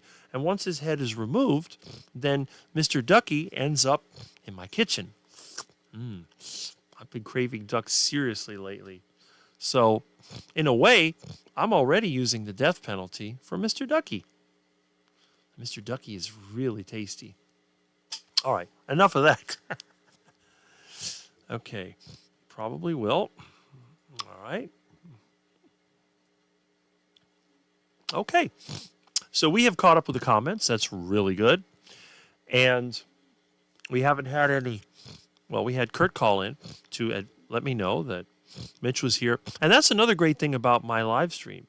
The phone is always here. So if something goes wrong, you guys are kind of in control. You can pick up the phone. You can call in. I think that's great. I really do. I'm surprised that nobody else uses a call-in phone. When I get more money and I have a more polished live stream, I'll try to do the video chats like everybody else does. But for now, the phone is fine. I'm just trying to do it on the cheap. More people need to read it. There's so much more to it. I think everyone should thoughtfully think about Charlie Kirk's death. The reason is our free speech and freedom was hit when he was assassinated. We need to be concerned that we could be killed. It's possible, but the thing is, I think only the people that are out there, that are in the public, that are very much causing controversy, they could get all of us, of course. But I think in some ways, those of us that are kind of oddballs, they don't want to get rid of us because they're just a way that they could discourage it. For example, let's say that carnivore diet became a thing. Who would they go after? Well, Sean Baker, Anthony Chafee, Ken Berry.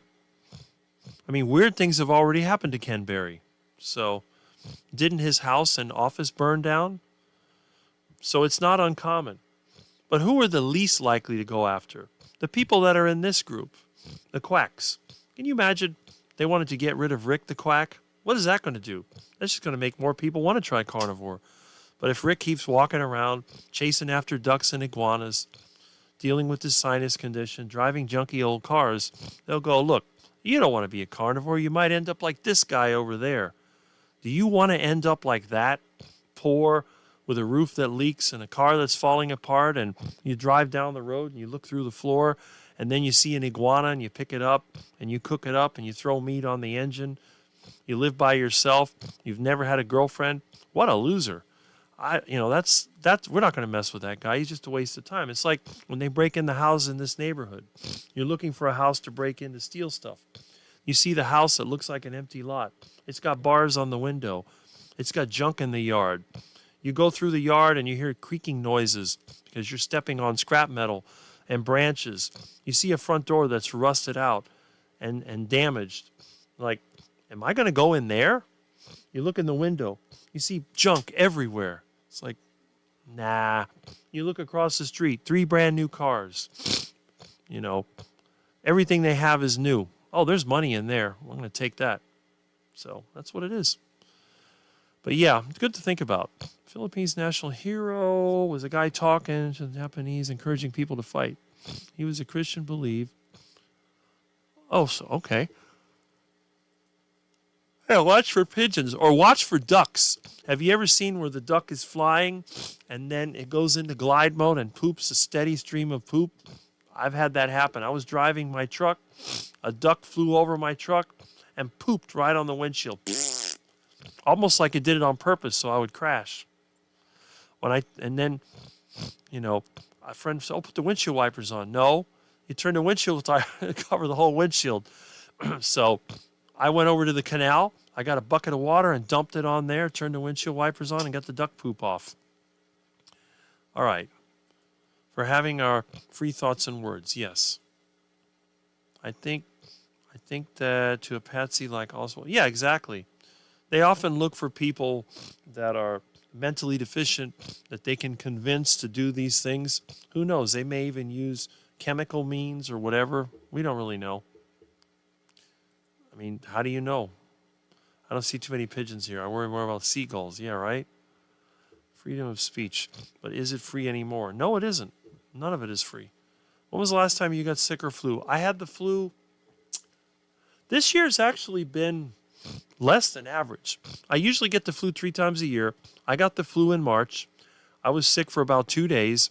And then it was like Friday, Saturday, and Sunday. And I did a live stream that day. So if you look back in March, there was a day when I had a live stream that I had the flu. Oh boy, thinking about the flu, now I'm coughing. I used to like seagulls. Excuse me. Till they came in droves. All right.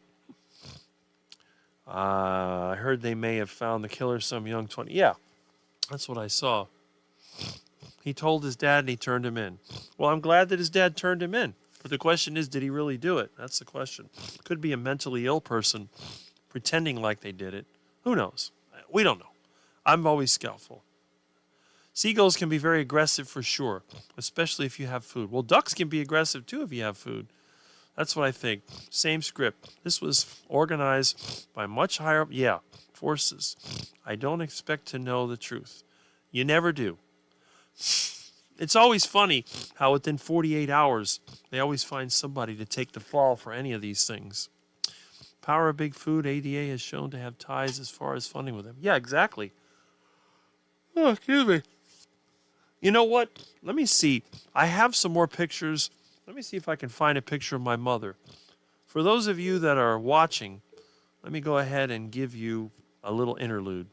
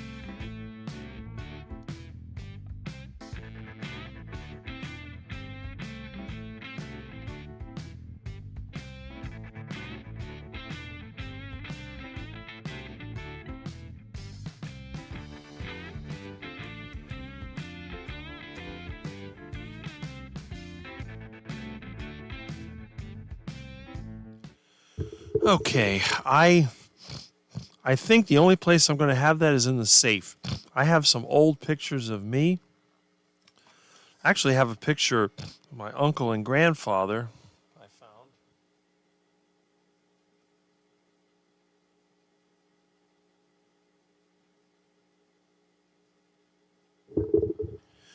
And let's see what else I have. There's more pictures of me. Oh, here's a picture of me when I was a kid.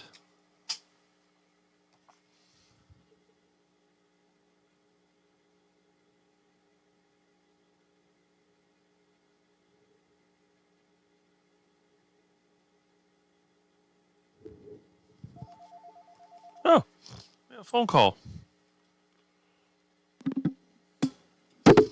Hello. Hey, brother from another mother. Hey, what's going on? Nobody else has called in, and so I figured I'd liven the show up. I'm Excellent. watching you show the pictures. Excellent. See, that's good. So how's your day going? So far so good. Just relaxing here in the air conditioning. My friend came over to pick up his pole saw that I fixed. I guess they'll be over there cutting up the tree, but got to wait for his son to get there with the trailer so they can move their bobcat over there, pull the tree off the house. And I'm just here checking out the chats. I see there's all kinds of statements about this shooting and all that stuff. Oh, that there is just, and like you said, I've posted plenty of places. We will never know the truth. Mm-hmm. We will only know what they want us to know. Right. And when I say they, I mean the people in power. Because where are these supposed Discord chats? Mm-hmm. Let's see those. Right. You know, I mean, even though they could be doctored, it's still the fact that all this, I mean, I'm just going to put this out there. Do we really know he's dead? Mm-hmm. We haven't seen a body. We have not seen a body. Right. You know, so Trump was real quick to make him a martyr. Mm-hmm. It's just trying to, I guess, pump the machine and then swing everybody to their train of thought, their narrative. Mm-hmm.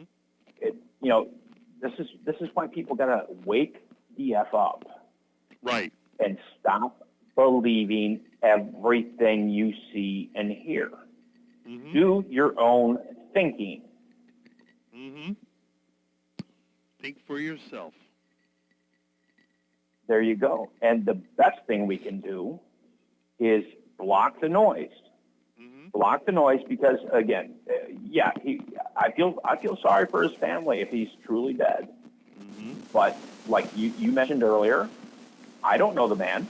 Mm-hmm. He doesn't pay my rent. He doesn't pay my food bill. He doesn't pay any of my bills, so it doesn't affect me. Right. Plain and simple. A distraction. And here now they're gonna probably pass a new law where they can get more information out of us without our consent. Right. By the way, do you hear the static on the line? Yeah. That's Big Brother listening in. Up. Oh, really? See, now it stopped. I get this all the time. And you want to know if it was Big Brother, I could care less. Right? I'm not worried. Come and arrest me. Take me away. I've been to jail before. I don't really care. Right.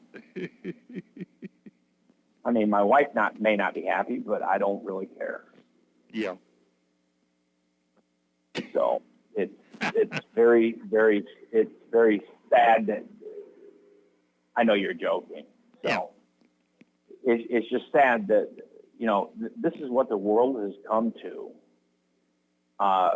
And they're pushing the narrative. That was the first thing that come out is, well, it was a leftist. Well, no, it was a person. It was a person, a stupid person, pulling that trigger. Mm-hmm.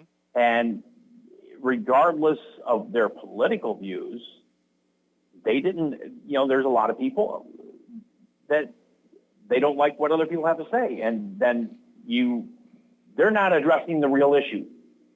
Change your effing diet. Mm-hmm. Solve some mental issues. Clean up the food. Right. That's what irritates the hell out of me. Oh, he's mentally challenged, or he's got schizophrenia. Bullshit. All you got to do is stop pushing the pills. Stop pushing the psychiatrist, the psychologist, and analyzing. You're overthinking all this shit. That's it. I'm sorry. I had to say that, but they are overthinking all this. It's real simple. Mm-hmm. Clean up the mess you created, because it's only going to get worse if you don't. Mm-hmm. But they want it worse. That's the thing. They want it worse. The last thing they want is a population of free-thinking, independent people who can solve their own problems, because you cut them out of the loop. The more suffering, the more things they can go wrong, the more the people want them. We don't need them. This is the thing. The parasites need the host. We don't need the parasites any more than a cat needs fleas. It's just, or somebody needs a tapeworm. But they have to do it. Their way of getting us is through debt. The goal is increase the debt constantly. The debt has to grow exponentially. Otherwise, they can't survive. And if you can distract the people, every time you create a crisis, it's just another reason to create more debt. It's that simple. It's nothing but a sleight of hand. Right. That's it. And the best way to motivate somebody is with fear. That is the only method they can use. Fear. You got to keep them afraid. Either afraid of harm or afraid of missing out on some pleasure. And that's it. It's all fear. Mm-hmm. Yeah. I'll speak my piece, and if people don't like it, they want to kill me. I don't really give a rat's butt. That's their prerogative. Mm-hmm. I know I'm happy. I've lived my life, and so on and so forth. I'm not going to go out of my way to incite anything. Mm-hmm. And that's, I do feel bad if Charlie truly is gone. Mm-hmm. In my opinion, I feel that he was a scapegoat. Mm-hmm. To create this was a created instance. Of course it is. And of course, we're not going to. Let me put this out there: the supposed attempts on the leader of the U.S. Mm-hmm. The supposed attempts on his life. Okay, now what we don't know is, let's see the people that were involved with this shooters, with these shooters. Let's see the people that are involved close to these people. Let's see their bank accounts. Mm-hmm. Right. I'm sure that I can practically guarantee you these people are getting money. That's what it's all about, because that's what other reason? I mean, you look at the crap with JFK. Mm-hmm. We still don't know the truth. Right. It never will. Epstein, same thing. Mm-hmm. We were promised a lot of. They were blowing smoke up our ass. Well, now they got a We're distraction. promised. They don't have to worry about that because they got a good distraction. There you go. See? Mm-hmm. They were all talking about the Epstein files, and now, bam! Oh my gosh, Charlie Kirk's dead. Right. MAGA supporter. He was such a great guy. He feared Jesus. And mm-hmm. Well, what's next? Mm-hmm. Again, it doesn't. If it's not affecting my paycheck, it's not affecting my marriage. I really don't give a rat's ass. And that's the smart thing to do. People get distracted with other people's problems. They don't solve their own. This is what some of my friends are guilty of.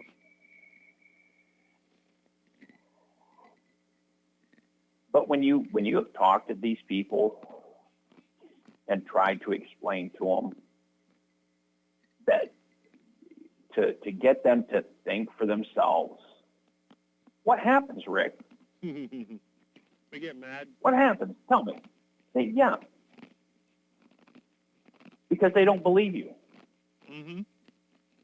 And they like being led around on a leash. Mm-hmm. That's Right. all it is. Well, they've been trained to be dependent. This is the thing. If you're trained to be dependent, like cattle or sheep, it's very hard to become a lion or tiger. Or even a vulture like me. I'm the vulture. I'm not a lion. I'm a vulture.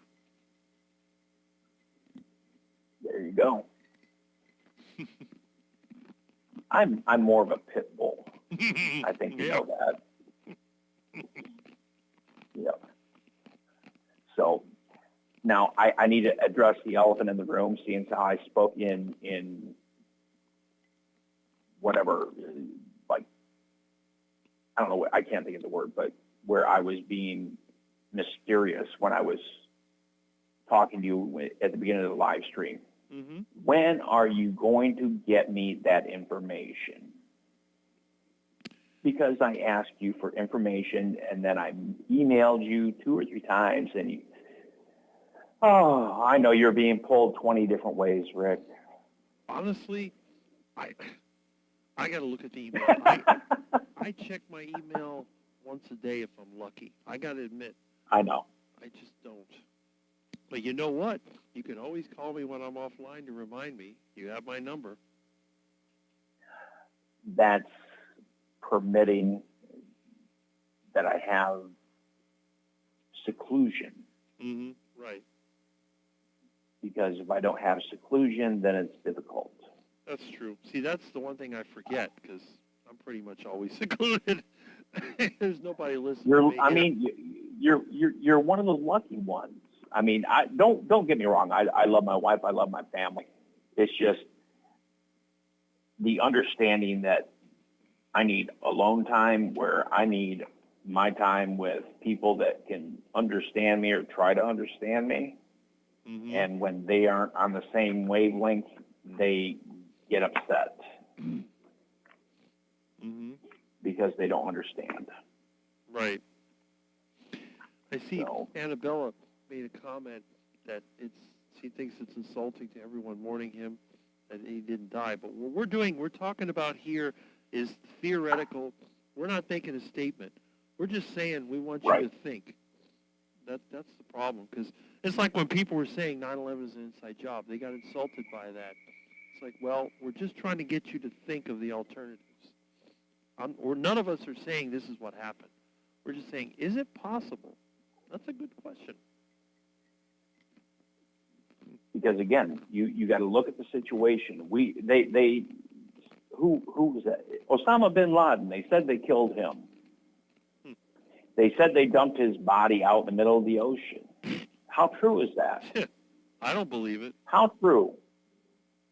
That's what I'm saying. You know, they're trying to feed you a bunch of bullshit, expecting you to trust them. Look at what the medical system has done to us. We don't trust them any further than we can throw them. Why would you trust people saying that Osama bin Laden's dead? We put his body out in the middle of the ocean, made him fish food. I don't believe it. You show me a body like Gaddafi, okay? Gaddafi, a little more believable, but again, it was blurry when they were stoning him and beating him. Right. So we really don't know. Right. Well, that's it. We only know what we see in our actual space. And even that, Yep. you know, there's people that do magic acts, and they know how to manipulate things. And they move the card around. They move the P around, you know. And you're standing right there, and you don't know where it went because of the sleight of hand. So if that can happen in front of your face, how can you believe anything that comes from any media, period? Good analogy. Yeah. Now, if I'm watching the weather radar, See, I can verify that with the actual weather.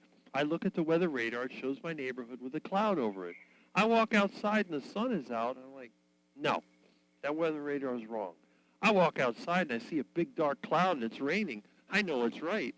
So unless we can physically experience it, we can't believe it. Then you have the whole Hollywood movie industry for decades trying to create fantasy. You don't think those people know how to fake these things? I mean, come on. We know that. I think the government's got better equipment than Hollywood. Of course they do. Of course they do. So everybody in the chat, just food for thought. Mm-hmm. If you cannot control the situation, and what I'm talking about is this situation with Charlie Kirk or with, I mean, yeah, it's going to affect your mood. Okay, but you can control your mood. Mm-hmm. If it's outside of your realm, okay, you don't like what the president does, well, that's beyond your scope. Mm-hmm. It's going to affect you, but you don't have any power to control what they say or do. But every time you get in your car and you get out on the road, you have choices to make. Mm-hmm. And you got to keep your head on a swivel and decide which way to turn and stuff like that. That's the stuff you can control. What you put into your body, that's what you can control. Mm-hmm. Right. So that's the only thing you should be worried about. That's it. Right. All this other noise, block it out. Mm-hmm. It's just not worth the stress it's going to cause you. Right. That's it. Yeah, look, somebody says, Terry Sue says, don't discount what video games may have done to certain young minds. That's true, but there's many ways of controlling people. They blamed music. Remember, they blamed music, the lyrics, back in the 80s and 90s for disturbing kids. Please, no. It all boils down to what you're putting in your kids' body, which is, I mean, you see it. You see what happens. Rick, you and I growing up, we had gay people in our, we knew in school, but I didn't know it, believe it or not. But did we have the issues of, growing up in 7th grade, I don't know what gender I want to be? No. No. you either like smoking the baloney pony or you were a lickalotopus. That's it. Simple. It wasn't a gender thing. It was, that's what you like. Okay. Or if you're like Rick, you don't like either one. There you go. You're an anomaly. Okay. Yeah. You are. I told you, you're the unicorn of the carnivore realm. Yeah, it's true. And it pains me that you do not get the respect that you deserve. That nobody will ever change my views on that. Never. I hope they don't, because your views are correct on that matter. And they should be using you as they should be I don't want to say put you up on a pedestal, but they should be using you as a prime example. This is what happens when you eat only meat. That's it. Yeah. You have 42 years experience. That's true. But no, I mean, okay, even me, myself, yeah, I've had a list of health problems. Okay, we've proven, it can heal you. Okay. Well, let's see what happens when you do shit for 42 years. Is it going to kill you? Are you going to get colon cancer? Is your asshole going to fall out? No. It's going to stay intact. Are you going to get diabetes? No. Are you going to have sugar crashes? No. Are you going to have any aches, pains, or major injuries? No. Yeah. We look at you. You hop up, you jump up, and you don't hear any, get the old man groans. No. That's exactly what I'm saying. You are not given the respect that's due you. Right. Well, you know why, because I don't fit anybody's narrative. The problem is nobody can use me to make money, and that's the reason why I don't get any respect. It's that simple. Because the things I tell people just takes money away from the people who want to make money. It's the way it is. I'm not good for marketing. Let's put it that way. What they want... I can also... Yeah. They want to get rich quick, have all the women, all that. That's what they want. Whenever they try to scam you, they show you the mansion. They show you the Rolls Royce. You remember that Vietnamese guy, Tom Vu? Remember that guy in the 80s with his real estate scam? It's always the same thing. I think I remember. Yeah, and now you have the young guys now. You got the 20-somethings. They always have the Lamborghini and the Miami condo. Those are what they show people to draw them in. But Rick is the opposite. I'm like the antidote to all those people. I'm digging through the dumpster. I'm building things. I'm taking things apart. I'm hunting whatever I can find. I'm eating roadkill. You know, this is more like the Beverly Hillbillies. This is not lifestyles of the rich and famous. This is more for comedy, I think. So it's not good for marketing. The young people, they want to have their choice of women. They want to have the fame, the fortune, and the wealth. They don't want to go this way. They don't want to be the next Rick. I mean, there's probably a few young people that want to be the next Rick, but I don't think most people want to be. And see, they take advantage of young people. This is why the media and organizations are always elevating youth. They tell people, well, if you have wrinkles, you need to get those Botox. You know, you want to change your hair color. You want to get hair transplants. The idea is to make people think young and look young because those are the ones they take advantage of. These people in power always take advantage of the youth. And that's the thing. They don't want older people that are knowledgeable, experienced, that think for themselves, that are strong and capable of doing things. They fear that. They don't like that. And I think that's what it is. And that's why even the popular ones like Dr. Baker and Chafee, you don't see them out there in the mainstream except when they want to make fun of them. Because they're an example of somebody who's strong and independent, and they really don't want that out there. They want followers. They want people to do what they want. They want people in debt. They want slaves. They don't want other people that are independent. And that's what I think. Here's something to think about. Well, I've got a list of things, but a couple of things that come to mind. Because you're mentioning young people, impressionable young people. Mm-hmm. And yes, this might be a little touchy situation, political, but imagine this, okay? They have talked about getting these kids in school. They are under the age of 18. They are talking to these kids about gender. They're giving them drugs. Doctors are giving them drugs, hormones, whatever, to, I guess, identify with whatever sex they decide they're going to be. Mm-hmm. Right. That seems to be fine and dandy. But I thought there were laws in the books that are against any kind of sexual whatever with minors. Mm-hmm. And I think, honestly, that falls into this realm. It doesn't fall under the child molestation or sexual activities, but it falls under, these kids are not, they're putting this on these 12, 13-year-olds, even 10-year-olds. Well, what sex do you want to be?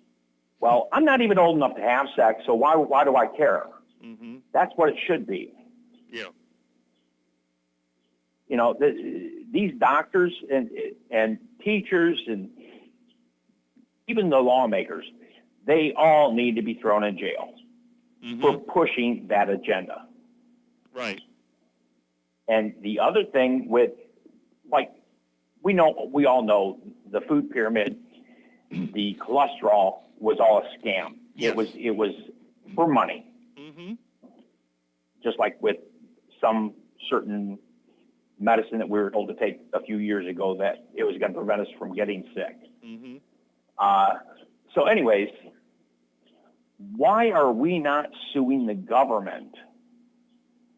We know it's true. The proof is out there. Why isn't anybody suing the government as a whole? Taking the government on and saying, hey, you screwed us. You made us sick. They have class action lawsuits against these pharmacies, these pharmaceuticals, class action suit against the government. I'm putting it out there.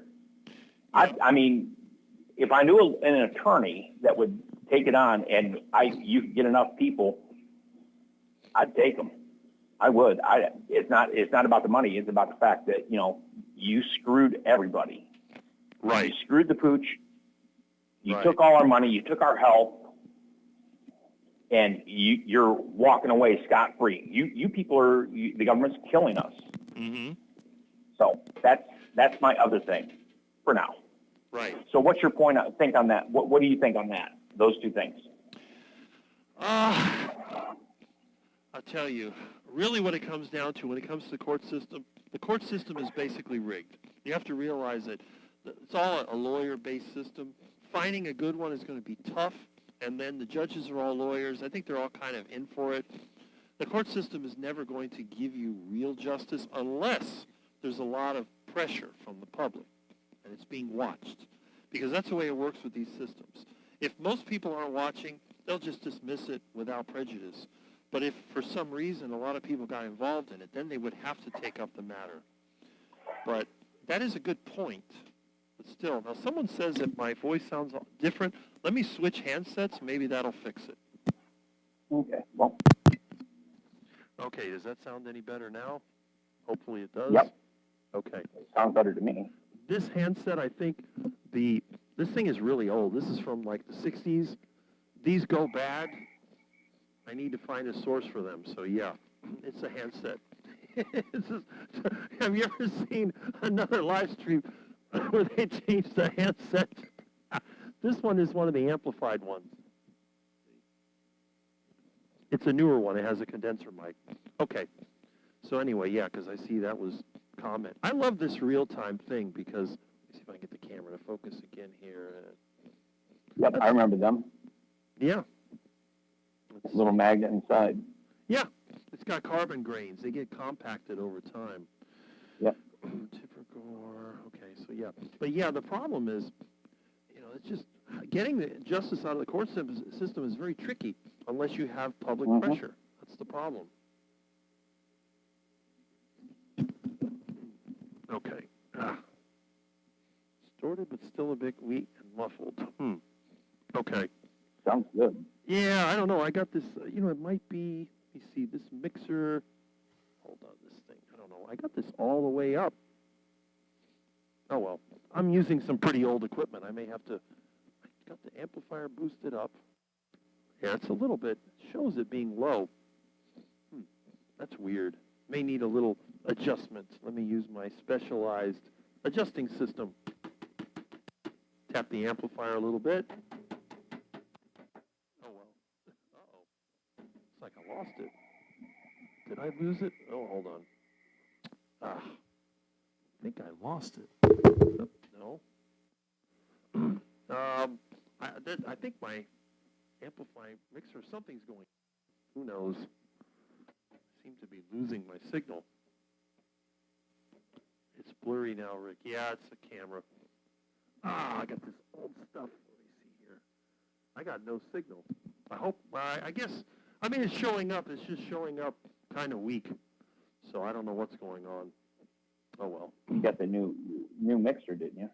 I haven't fixed it yet. I took it apart, but it Oh. was pretty rough looking.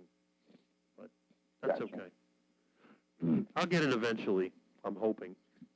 I really hope so. And- Anyway, Any of the caps pregnant? cats? Yeah, the capacitors. Oh, I got 2 of them that were a little bulgy. In fact, I got the circuit board over here somewhere. I got the whole thing taken apart. I got the power supply apart.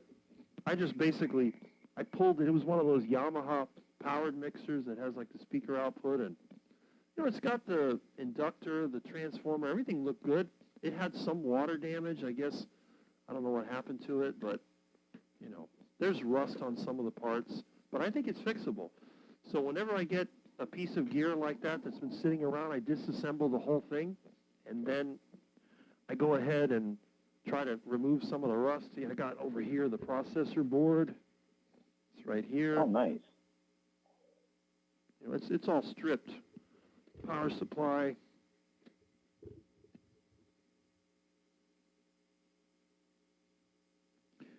There's another one. And here, let's see the other part. I put it here so Milton wouldn't mess with it. Good luck with that. Here we go. So, yeah, you can see this is, I'm going to hold up. That is what the sliders are. This is where all the potentiometers. But the board seemed to be in pretty good shape. There's no corrosion or any other damage that I can see. But I did pick it out of the trash pile, and it was raining. But everything looks pretty good. So I'm going to go ahead and try to reassemble it. But you can see there is rust on some of the inputs. They do have rust. There's 8 XLRs. This even has 24-volt phantom power, so I could use my condenser mic. But, Nice. I don't know why they threw it out, but it definitely, you can see there is rust. Like, you can see there's rust on the sliders.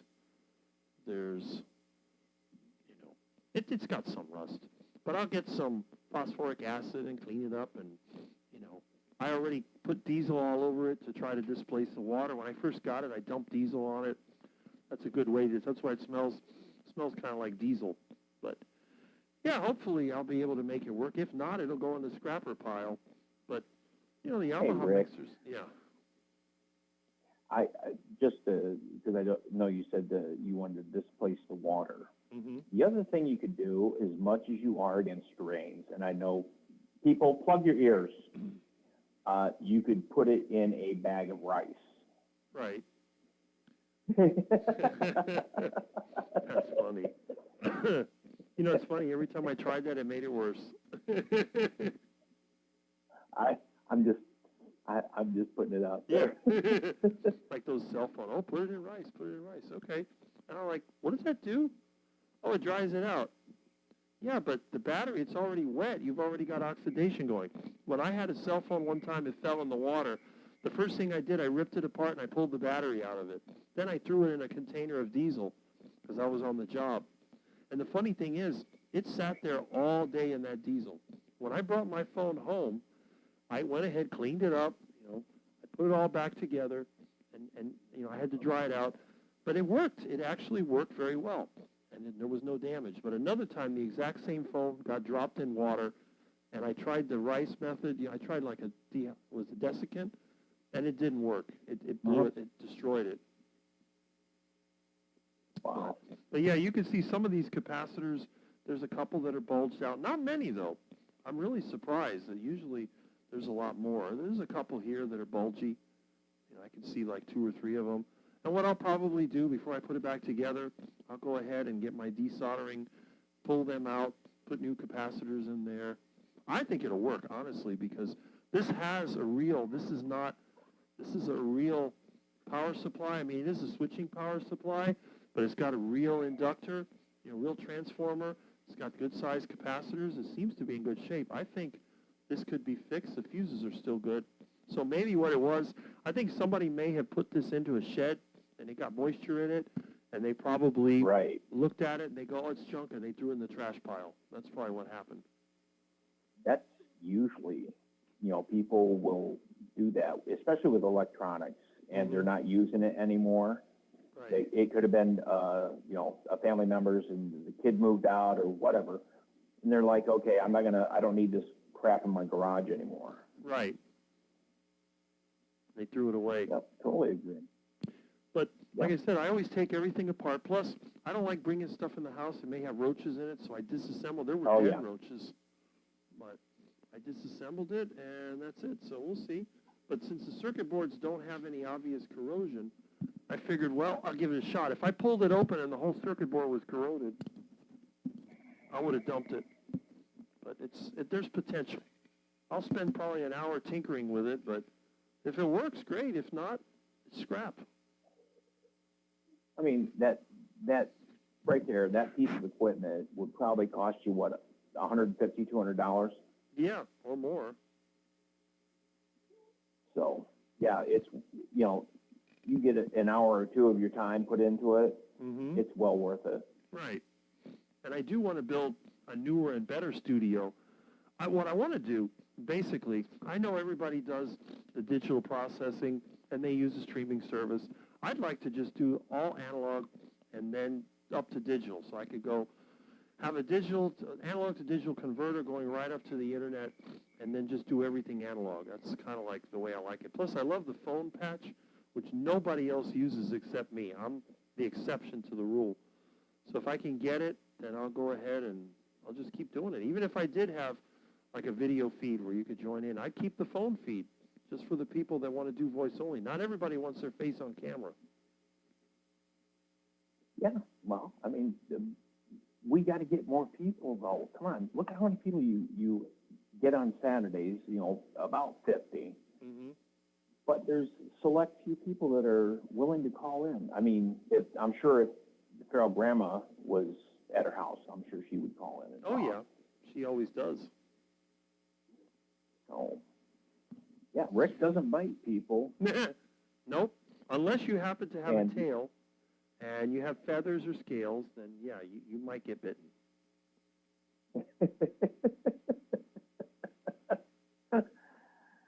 Oh, God, I'm glad I got that off my chest earlier. It just, this stuff, the way things are going, people making a big hoo-ha. Move on, people. That's all I can say. Move on. Stressing about it ain't gonna, it's not gonna put food on your table. That's true. You can't worry about somebody else's problems. Concentrate on your own. That's what I tell my friends. They're always trying to so-called help people out, and they end up in the hole. Like, look, concentrate on your own first. Most people cause their own problems anyway. Their bad choices, going into debt, using substances they shouldn't, eating duck food. They put themselves in the hole, and then they want everybody, it's like the fat person that rides around in the scooter. They get disability. They made themselves that way because they listened to the wrong advice, and they never thought. I mean, I would think, just my opinion, if I was gaining weight, getting fat, I go, what is causing this? Oh, you're eating fat or whatever. And I keep trying to eat the way they recommend. I keep getting fatter. I'm like, maybe I should do the opposite of what they're telling me. But most people don't think that way. Well, I'm one of them sad cases where other than listening to the mainstream, because I ate out of convenience and I did my own thing. I didn't listen to, low fat and high fruits and vegetables, all that. I didn't listen to that stuff.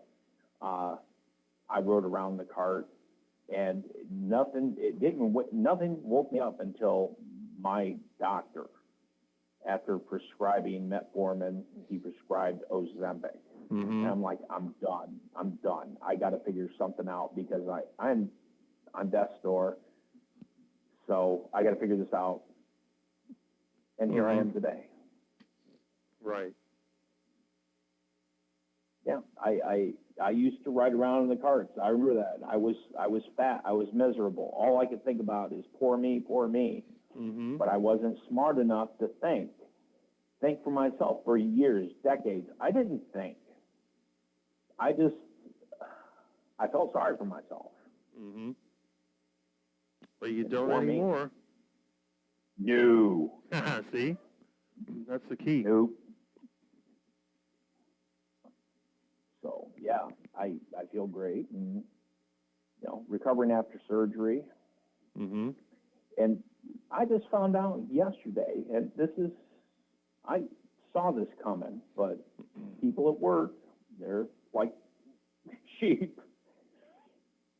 I saw it coming, but we're getting laid off. Mm-hmm. So it's going to be 3 weeks to a month, no work. Mm. And if I wasn't on medical workman's comp, I wouldn't be getting paid. Right. That's it. It's put in race, yeah, with the dust. Yep. Yep. Exactly. Yeah. Exactly. That's why I don't do it. But diesel is the way to go. I found diesel is the best way to de-water. One of my my workers that I work with dropped a ground-penetrating radar in a canal. And that thing is super expensive. And I used diesel. I ripped the battery out of it, and I threw it into diesel.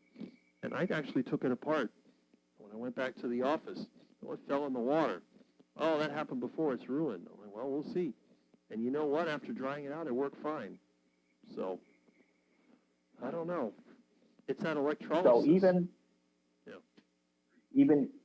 So even after soaking in the diesel, there's no residual. Putting the battery in, there's no residual of it being able to catch on fire? No, because the ignition temperature is not high enough. Diesel it's not like gasoline. In fact, my friend upstate, he got burned because he was trying to burn a trash pile. He threw gasoline in it. I told him, don't do that. The fumes, air was very humid. The fumes went along the ground, and when he lit it, it came up and caught on fire. Gotta love them people. I'm sorry. Well, I see it. That reminds me of people sticking bottle rockets in the crack of their butt. I mean, that's the kind of people. It's exactly. I knew somebody did that. It's good entertainment. He burned his ass with a bottle rocket. Exactly. What do you expect to happen? And the funny thing is, as a kid, I was always a kid that made homemade fireworks because I couldn't afford the real ones. And I used to buy the fertilizer from Kmart, make it myself.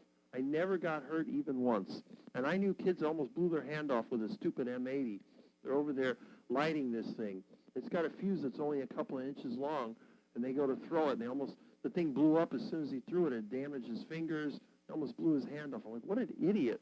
Whenever I'd make a homemade firework, it was like a nuclear bomb test. I'd have the thing way out in the yard with the long wire going to it, and I'd have a shield, and I'd be on the ground behind the shield trying to light this thing up. I'm like, what are you doing, Rick? I'm trying a new firecracker. Uh-oh, everybody ran away. Rick's got a firecracker. I had a 2-pound firecracker one time. Boy, that thing was a beast. Not only did it blow a hole in the ground, but my hearing actually went out. Then after that, I started wearing hearing protection. I got the earmuffs that you put on. I really got into that. But I was a stickler for safety because I didn't want to blow myself up. It's not fun when you're in the hospital in pieces. No. I remember growing up, kids, they didn't like, it had a short fuse, a quick fuse. Mm-hmm. And next thing you know, they're getting taken to the hospital because the M80 blew up in their hand. Right. And it split their fingers all the way to the bone. See what I mean? That happened to kids that I know. They're stupid. And what I used to do, when I got some M80s given to me, I looked at them like, why did they do this? And what I actually did, I remember I unwound the fuse on one. I made an 8-inch long fuse that I wrapped up from some of that paper and powder. And then I didn't even throw it. What I did, I put it on the ground, lit it, and ran like crazy. Because I told my friends I don't throw fireworks. Now, when I used to throw fireworks, I used to make cherry bombs. I had something that looked like, what is that game they play? What is it the girls play? It has like a little net. What is that game called? Oh, shoot. It's like a racket, but it's like a basket. It's not highlight. It's the other one. throw it. I forget what that's called. No. The only thing I can think of is highlight. Now, this is different. This, I think, is Lacrosse? Lacrosse, that's it. Lacrosse. They have that little net. So I made one of those for my cherry bombs. I would light the cherry bomb and go like that. Well, one time, the cherry bomb blew up too quickly, but the stick I had was like 24 inches long. So I went like that, and it went bam! And again, you know, that thing, you could feel the wave. I'm surprised I have any hearing left, but I did have the hearing protection. I had the earplugs in. The thing, it like pushed me on the side of the head, and it blew the little basket I made, it blew it clean off the handle.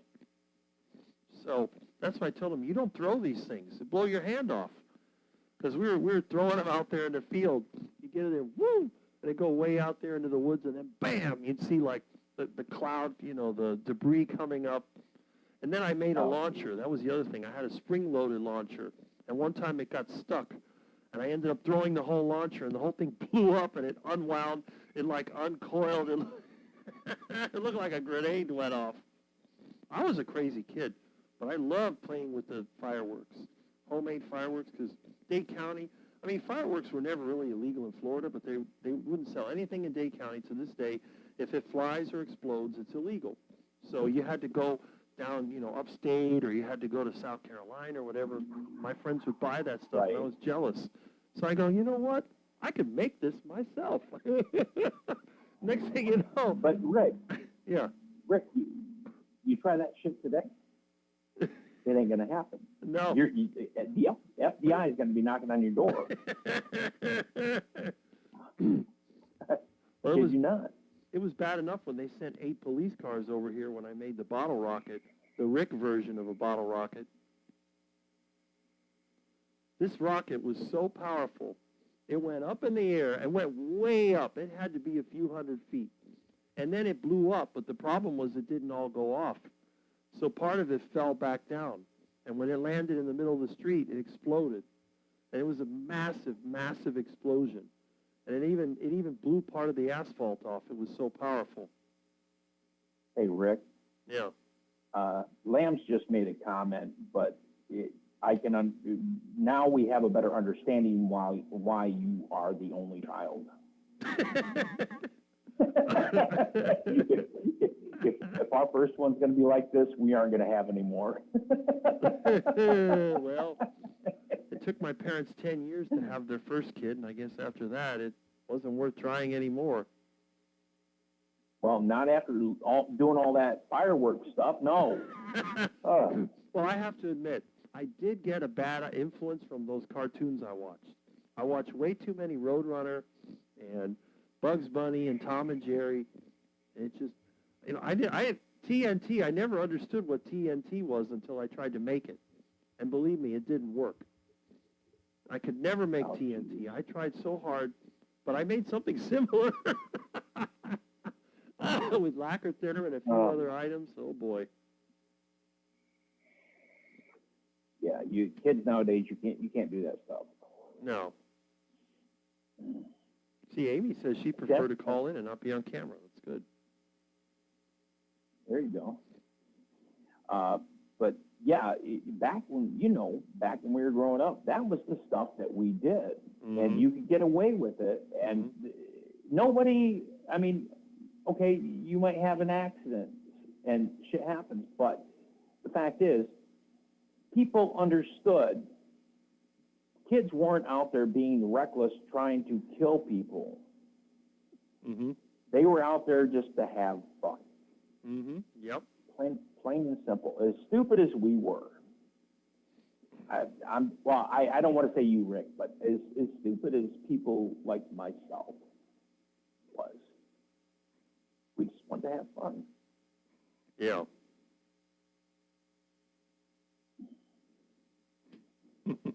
That's true.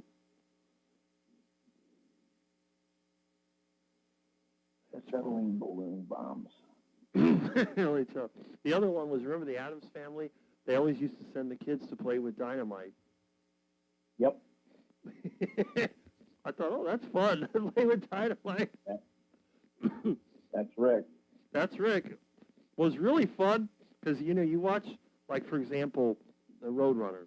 They've always got, like, a plunger, and then they have the wires running with a detonator. Well, we had a friend of ours that their dad, they had the rock pit, which is now a condo.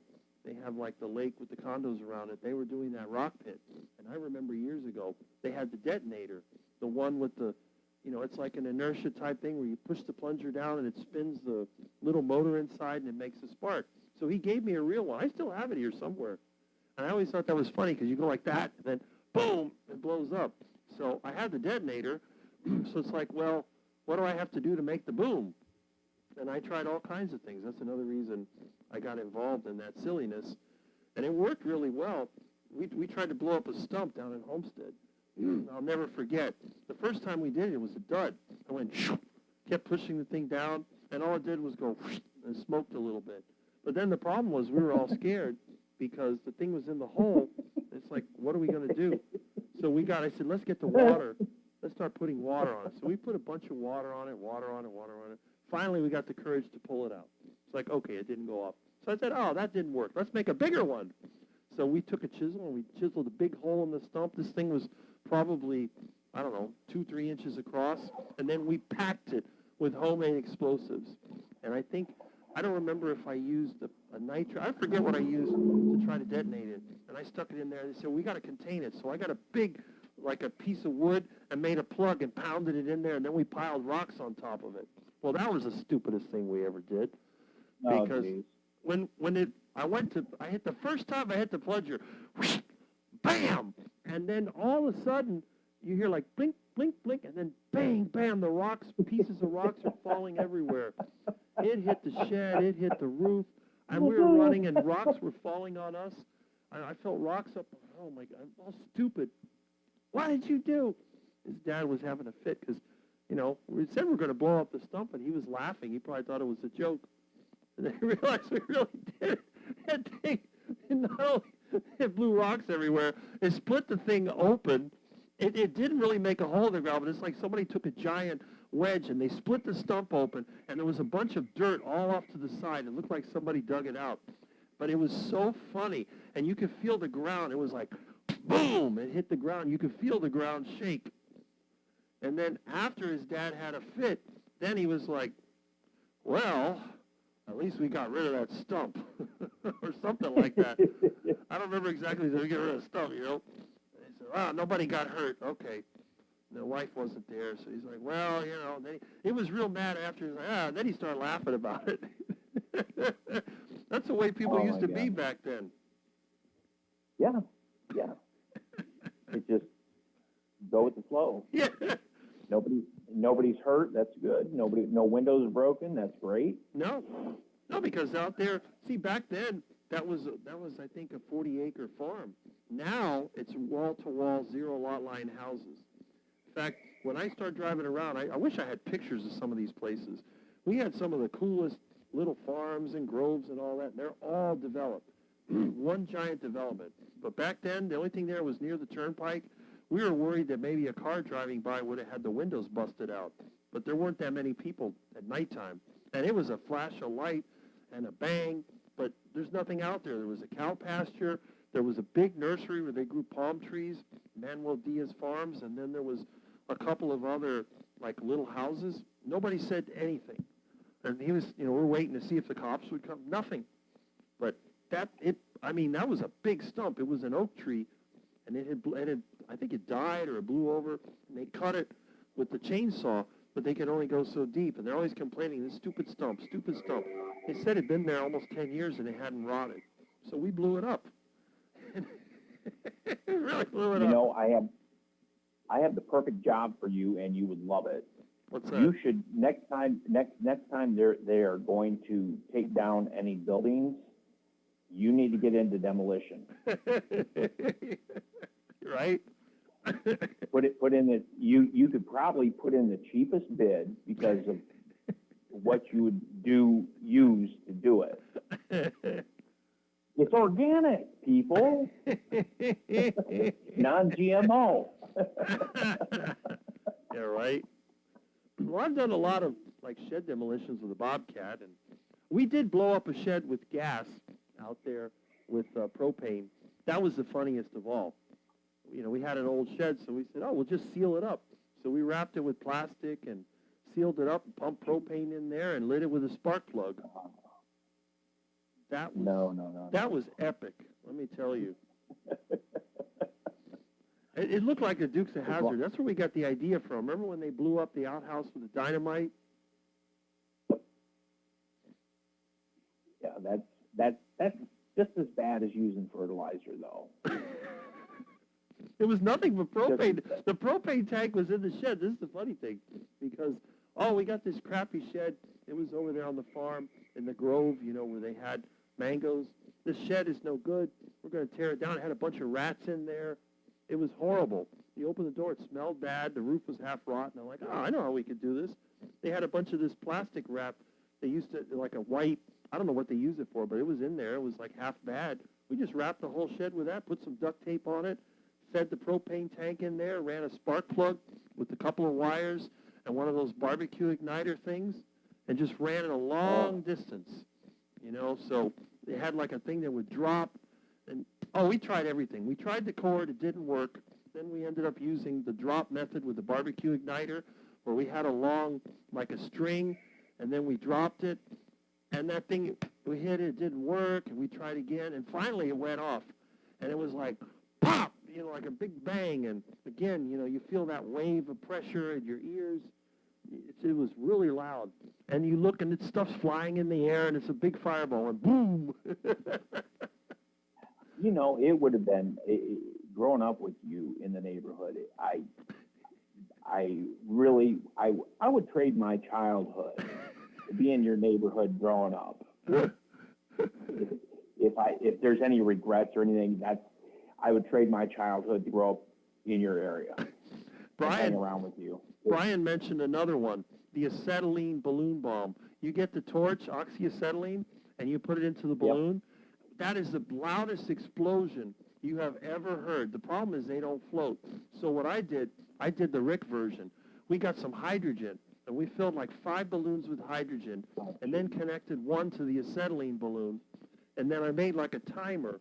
It went up in the air, it lit a fuse. It would lit the acetylene, it lit the hydrogen first, then the acetylene. This thing went way up into the air, and it went bam, pop, pop. It was like boom, boom, 2 simultaneous booms. I mean, it was like a jet, but worse, a sonic boom. And I think the neighbors, they didn't know what happened. Like, what is that? This is a nasty, because the hydrogen balloons, they just go pop. But the acetylene is like boom. You know, it's just, I just, crazy. I thought hydrogen was explosive. It is, but not explosive, but acetylene has more density. Acetylene is a hydrocarbon. Acetylene is actually made from calcium carbide and water. In the old days, they used to get calcium carbide, put it in water, and then it makes acetylene. Acetylene is heavier than air. Hydrogen is lighter than air. But the thing is, hydrogen burns more than explodes. If you've ever watched like the Hindenburg, when that caught fire, it was like a rapid fire. But acetylene is a boom. It's boom. That's what I was meaning to correct myself. Right. It's more because it's the molecules are spaced too far apart. Right. That's why it burns. Right. That's it. But acetylene is a violent, loud, and Brian, you know, he knows if you've made acetylene balloons and lit them, that is one loud explosion. If you do it close to you, it'll hurt. Like I said, it's a wonder I can hear anything with all the explosions I did as a kid. Maybe because I turned carnivore, my hearing grew back. One thing, you know, you get a better cut with a cutting torch if you use oxygen. Right. A cleaner cut. Yeah. Of course. It's not as bad when you mix oxygen with acetylene. But oxygen is too damn expensive. Well, I make my own oxygen. What I did, I was too cheap to use the oxygen tank. I mean, the acetylene, I've made that before, but it's a little dangerous. Getting calcium carbide is tricky because you have to roast calcium carbonate to get calcium carbide, and then you sometimes end up with quicklime. But You can actually get, in the old days, remember the miners, they used to use acetylene for the light. Their headlight was actually calcium carbonate with water. Calcium carbide. Right, Yep. calcium carbide, and then they put the water in there, and then they light it, and they get their torch, and it gives a pretty bright light. But the oxygen, you just get a few of those oxygen concentrators that the old people use. You put them Yep. together, and you feed your torch. That's what I do with mine. I just feed it with that thing. Oh, wow. That's damn innovative. I've even done that with propane, the oxygen and propane torch, Yep. which is a little bit, Yep. that's more for scrap metal. It doesn't really get hot enough for welding, but it's for soldering, but it's good enough for scrap metal. Cutting up Right. scrap. But you're not gonna be cut in half-inch thick like a car frame. Well, I mean, I've cut plate, 3/8" plate with a propane and oxygen torch. But the thing is, the cutting process is actually an oxidation process, so it doesn't have to be that hot. But in order to weld, you have to go way beyond the point where the metal oxidizes so that it'll fuse back together. If you tried to use the oxidizing flame to weld, it would break because of the porosity. You do welding, so you know what can happen. Yeah. Oxidizing, Don't even get me. yeah. If you're going to oxyacetylene Don't- metal, you got to carburize it. You got to crank up the acetylene. Well, yeah. All you're going to be doing with the propane is you're going to be melting per Mhm. se, Right. and not really cutting it. Yeah. Although when you blow the air through it, you oxidize it, and then that cuts it. Yeah. Mm-hmm. Yeah. My good friend that had a stroke, he worked with my dad. He was 82 when he had a stroke, but he was a junker. I learned a lot from that guy. Mm-hmm. A lot. He taught me how to use a cutting torch. I mean, I was beginning, and when he had a stroke, everything just came to a standstill, but he gave me the basics. So the stuff doesn't scare me as much anymore. Mm-hmm. And don't get me started on porosity and welding, because I have a complaint with my work. All I can say, well, I won't even say it here because that'll tell you where I work. I just, the quality control where I work is sad. Right. Mm-hmm. They don't care when the parts fall off as long as they last as long as the warranty. That's all they care about. There you go. There you go. Let's see. I see someone, Brian was asking you, he said he used trash bag, not, let's see, not balloons. Kurt, you didn't do any of this? I know, because when I was growing up, my father was real strict on touching his stuff, his tools, because, come on, kids are kids. Mm-hmm. They will leave tools laying out in the rain. They don't respect tools. So I never really, and I was too busy chasing girls and doing stupid stuff like that to pay attention to what my dad was doing. It wasn't until later in life that I learned the value. Mm-hmm. So no, I didn't get to do any of that fun stuff. Looks like Juliet's cat just died. Oh. Huh. I'm sorry. Well, time to get another one. Yeah, Cat's 17 years old. That's not too bad. My cats generally live between 18 and 21, so that's pretty good. 17-year-old cat. Oh, I'm yeah. sorry the cat died, but you'll get another one. I had no cat for 2 years, and then my neighbor found this one. So they have a way of finding you. That's the thing about cats. Yeah, you don't select the animal, they select you. Seems to be that way. Yep. Yeah. Well, it's too bad that your cat died during my live stream, and I didn't do it, so hopefully, you will. Hey, 17 years is a good long life. They don't live more than 7 years in the wild, so that's a really good long life.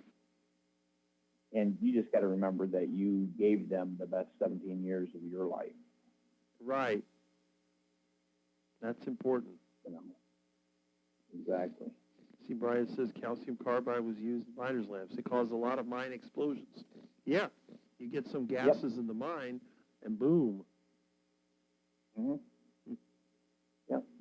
Just like I was talking about, I used to weld when I was younger, and it was fun. I wasn't certified per se, but I could, any welding job, they need somebody to weld, I could do it. If I wanted to go to another plant and get a job welding, I got more paid than the people who pushing buttons on a press. Right. But the fact is, with the welding, because we didn't have helmets with we didn't have very good exhaust, number one. Mm-hmm. And two, we didn't have the hoods with the air, Mm-hmm. keeping the smoke and the fumes from getting underneath the helmet. Right. So it played hell on my health. Because when you weld and it's so dry, you get a lot of nosebleeds. Right. And a lot of different things. So I was offered a job to do underwater welding when I was in Malaysia, and I refused to do it. Right. Yeah, it's too dangerous, and I don't want a part of it. Mm-hmm. Right. Once I quit factory work, when I moved over there, that was so. And somebody mentioned. So what are your plans? Oh, go ahead. Somebody mentioned the Big Bang cannon, which we used to call the carbide cannon. Now, I remember that. They still make them. Showing that. Just make a potato gun. Oh, I've had several of those. I made one out of a street sign that somebody knocked over. I use the aluminum pipe. But yeah, these are the toy cannons since 1912. They've been around a long time. But yeah, so do either of you remember Big Bang cannons? Yes, I do. Nope. Yeah, I do. The problem is I could never afford one, so we made our own homemade version. It didn't go so well, but it was fun. Cats are family. Yeah, was it a toy? Yeah, I just showed what that is. Replica of Noah's Ark in Kentucky. Huh, okay. Interesting. Of course, we don't know. I guess they made it by the Bible specs. Yeah, see. Okay. Everyone's saying sorry that Amy's cat died. And I lived a sheltered life. Oh. So I wasn't, no, that stuff wasn't introduced to me. Mm-hmm. Sorry. Oh, no problem. Everyone has a different experience. And DOTA2 had a question about type 2 diabetes, the hypoglycemia symptoms. The best thing for you to do is punch it into Google. Offhand, I can't tell you, and I don't give any information like that. Yeah. It's best just for health reasons. I wouldn't want to give you the wrong information. Mm-hmm. Carnivore Eats. Thanks, guys. Just a shock. Haven't had a pet death in 20 years. Wow. We said our goodbyes. Showed our other cat so he knows. Set up a burial in backyard. Well, that's what I do with mine. Sometimes they just die. Yep. My cats just seem to die out of nowhere. They're healthy and they drop dead. And then Brian messed CAD-weld. Yes, I use CAD-weld when I worked as an electrician assistant. We use those quite often over there for traffic signals and for street lights. Yes, I may still have some CAD-weld kits around here somewhere. But yeah, I've messed with CAD-welds. I've heard of it. Yeah. What are they? It's basically like thermite for copper. It's called CAD-weld. You know how they use thermite? They used to weld railroad tracks with it. But Oh. Mm-hmm. Gotcha. Let's see. Yeah, that's some super hot shit. Basically aluminum powder and, magnesium to light it, and rust. That's how I made mine. I've experimented with thermite. Gather up a bunch of rust, dry it out, grind it up, mix it with aluminum powder, and then put a piece of magnesium to light it up. Very, very hot reaction. You can weld with it, and you can burn stuff with it. Well, they also blow shit up with thermite. Yeah. You could use it in demolition for cutting columns and buildings. No, I'm talking about these crazy people with guns. Oh, that's, what do they call that target? They call that tannerite targets. Okay, but it's the same stuff. No, tannerite is actually a nitrate. It's ammonium nitrate. Thermite will not blow up. Thermite is basically a high temperature exothermic reaction. It's mostly for welding, but you can also use it in demolition. When you do building demolition, they put thermite charges to cut through beams, like steel beams, because explosives are not really effective on steel beams. They're more for concrete. So what they'll do, a lot of times to bring down a building, they'll chisel away all the concrete to get to the steel. They'll put thermite in there to cut through it, and then they use explosives to blow up the concrete. So the whole idea is you shock the concrete to break it up, the thermite is cut in the steel, and then the whole thing just falls down. That's the whole idea. So I can't read what you're putting on screen, but see, I know what thermite is, and they used it on the railroads, and there was a lot of accidents when they started using it.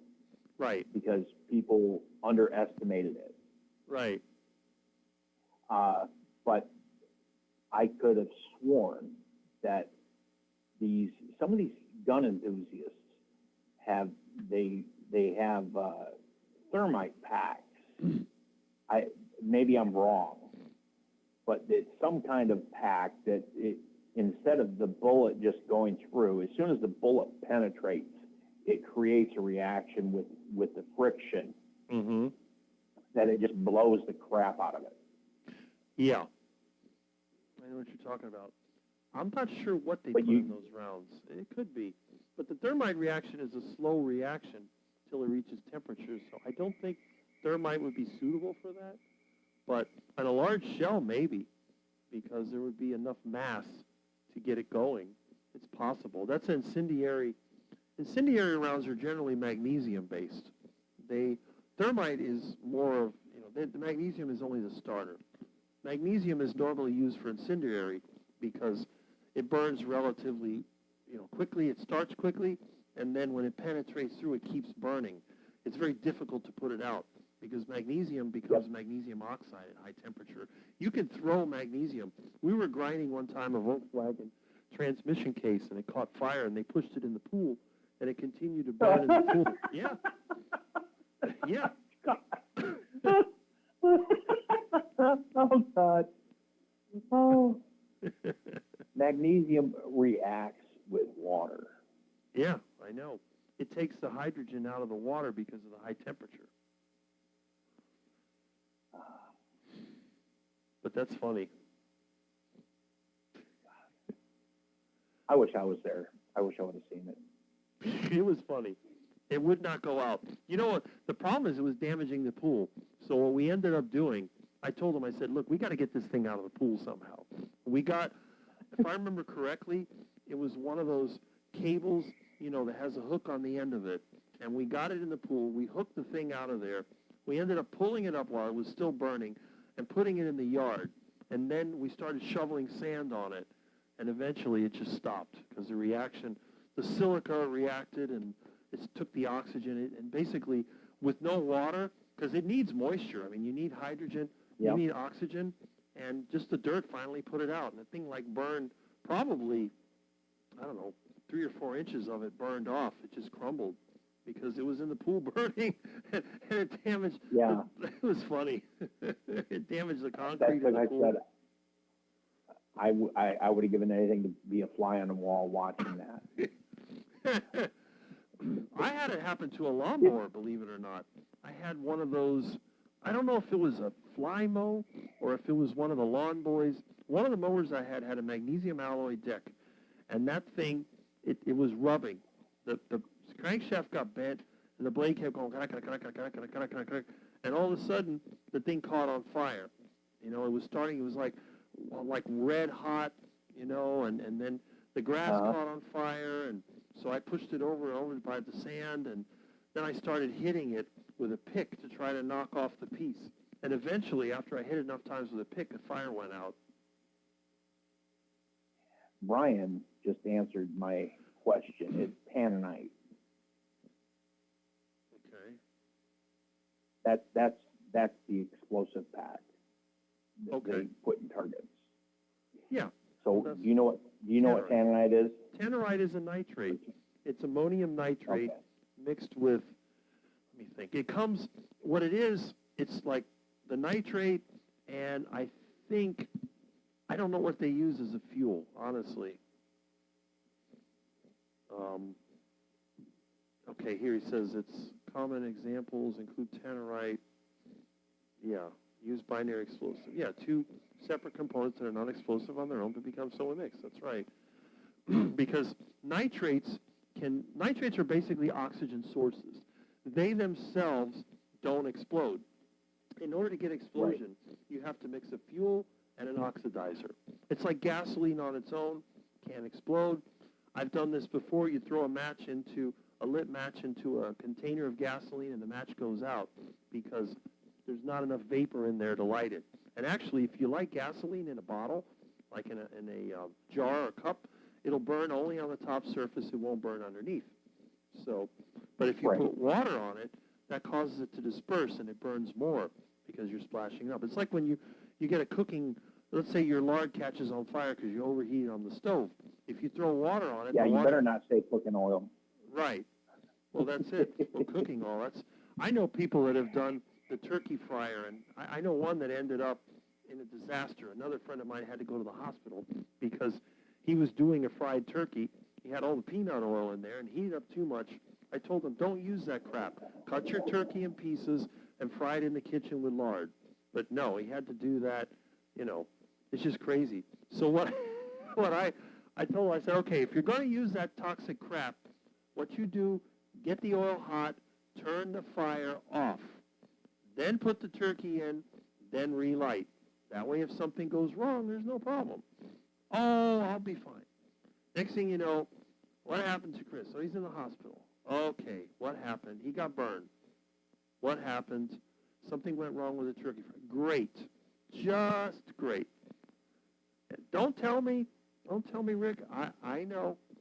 I said, look, I do a lot of crazy things. I never put my life in danger on purpose. You should never be stupid.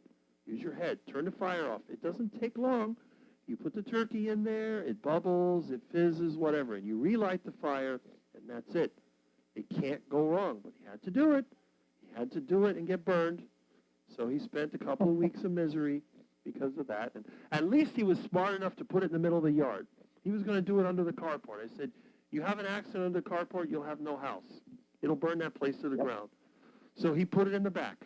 And it did damage the tree. That was the funny thing. When I went over there to see what the damage was, you could see where the tree was partially burned out. This thing must have gone, I mean, said, you got to watch the thermometer. Do not exceed 360 degrees, ever. Oh, it was fine. Yeah, it was fine. And the thing just flared up. Stupid. Oh, well. If you're listening to my live stream, which I don't think you are, buddy, I'm not making fun of you. I'm just trying to warn others. That's it. Yeah, you're teaching us on what to do and what not to do. Right. That's right. Yeah, Carnivore Cutler mentioned about the tannerite. Mm-hmm. So tannerite is similar, though. It is similar to thermite.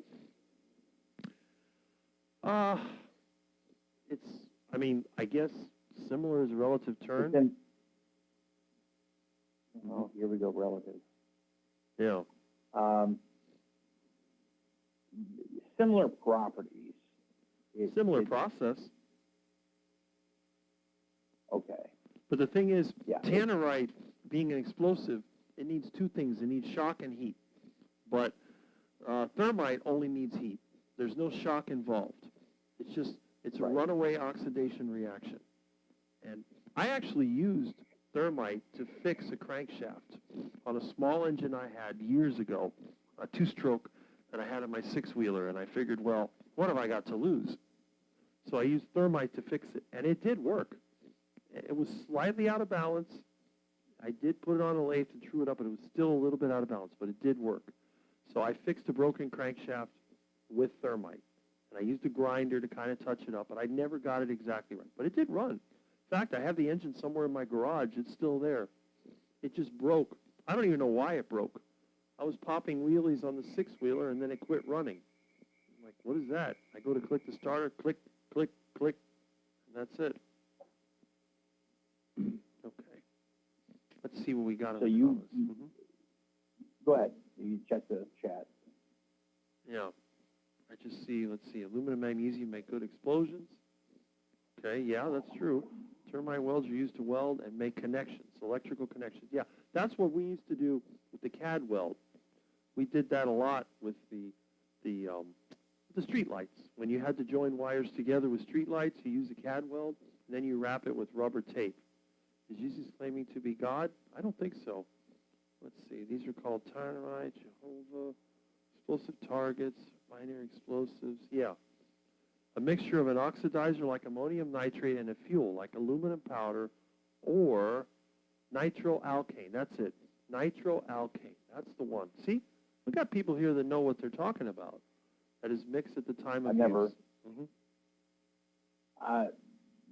You all, because it never interested me when I was growing up, but I remember the science kits that they sold in the stores where you could take these chemicals home. It was for kids, Mm-hmm. seven to 12 years old, and then you sit there and like make little mini bombs, Yeah. stupid shit like that. That's chemistry They sets kept were throwing fun. I love chemistry sets. Well, when you're a kid, you want to learn a little bit about science. There's no better way to learn about science than having a little bang. I mean, the cool kids were out there getting a different kind of bang with their girlfriends, and the nerdy kids were over there getting a bang with chemistry. So what am I? Because I wasn't cool and I wasn't nerdy. Well, that's a good question. I'm all kinds of messed up. We used to experiment with things like radio. Oh, we did all kinds of crazy things. I used to enjoy What'd you experiment with? radios. We'd make like homemade radios, and we had walkie-talkies, and we'd extend the range, and all kinds of stuff. Remember, there was no internet back then. Yeah, I remember. Now, I do remember that. My brother had a walkie-talkie. Mm-hmm. And the big thing back then was getting in on the police bands. Yep. And we had a kid in the neighborhood that would do that. He would fix the walkie-talkie so you could get on the police bands. Then they'd track you down, find out what kid had this, and then you got your butt beat. Right? Yep, because you're doing stupid stuff like that. But yeah, I remember all that. I never got involved. What's that? We used to go cop bowling. Exactly. That's another story. You wait for the police siren and you try to roll the bowling ball down the street so you hit the cop car when it speeds by. I see Tuca's here. That's good. Oh, hey, Tuca. First job at gas station. My first job was actually in a nursery, plant nursery, which doesn't exist anymore because, like everything else, it's been replaced by either a house or shopping center, or both. Busy with something. Okay. Worked at one, had a rubber hose. Do you know they still sell those? The rubber hose, What? it's called a Milton device. It's made by Milton. Not the cat. That Okay. rubber hose that goes ding ding Huh? at the gas station. You don't remember that?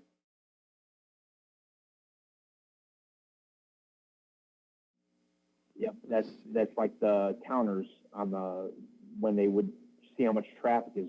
Yeah. If they got to do road work, That's the they one. would count how many cars daily. Yeah. That's the one. Let's see. Milton Bell. They still sell them. That's the funny thing. Milton Bell. God forbid anybody comes out of the gas station and pumps your gas or does any of that stuff. I remember when self-serve started coming around, Mm-hmm. and my parents would always look for the full service, even if it cost a few cents more. Mm-hmm. It was because we didn't believe in pumped gas. Right. That's where customer service started taking a dive. Now That's you it. got these people that are long hairs sitting on their phone behind the counter, and you're Mhm. standing at the counter for 5 or 10 minutes waiting for them to realize that they have a customer. Right. That's it. Let's see. But yeah, they still make them.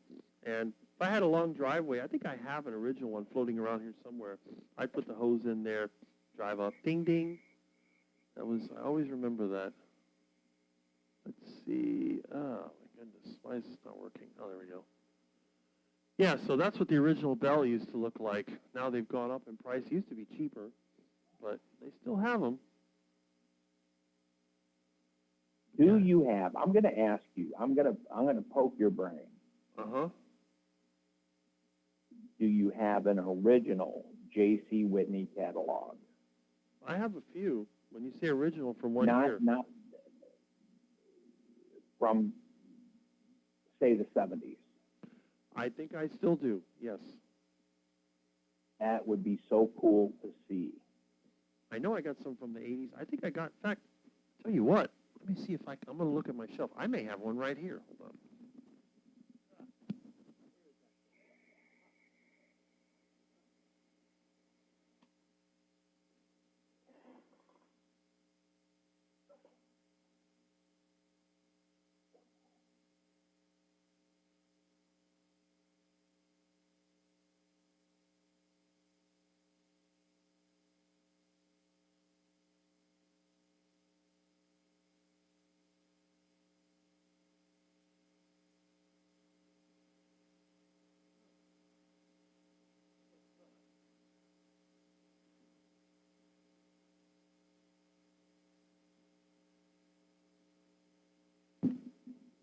I guess not. I thought I had one here. It might be in the library in the other room, but I'll look around for it. But I do have some old ones. Yeah, that'd be interesting to look at. Mm-hmm. I know I know J.C. Whitney's still around, but they've changed a lot. Yeah. I remember when they used to sell Model T reproduction parts because I had a friend who was Yep. really into those. Yeah, I remember that. My dad used to look forward to getting his J.C. Whitney magazine or catalog every month. Mm-hmm. That's it. Yeah, I got a few from the 80s. I mean, we threw out most of them, but there's a few lurking around here. I don't know where they would be. They're somewhere here. Anyway, Yeah, it'd be interesting to see. Mm-hmm. Let's see how many people I have. Let me see. We got about 29. That's not too bad. Yep. Let's see here. Where'd my video go? Oh, here it is. Okay, there we go. Yeah, the rubber hose blues, that's right. Rubber hose, belt, ring. Up. Why do I feel something vibrating here? Oh, okay, that's what it is.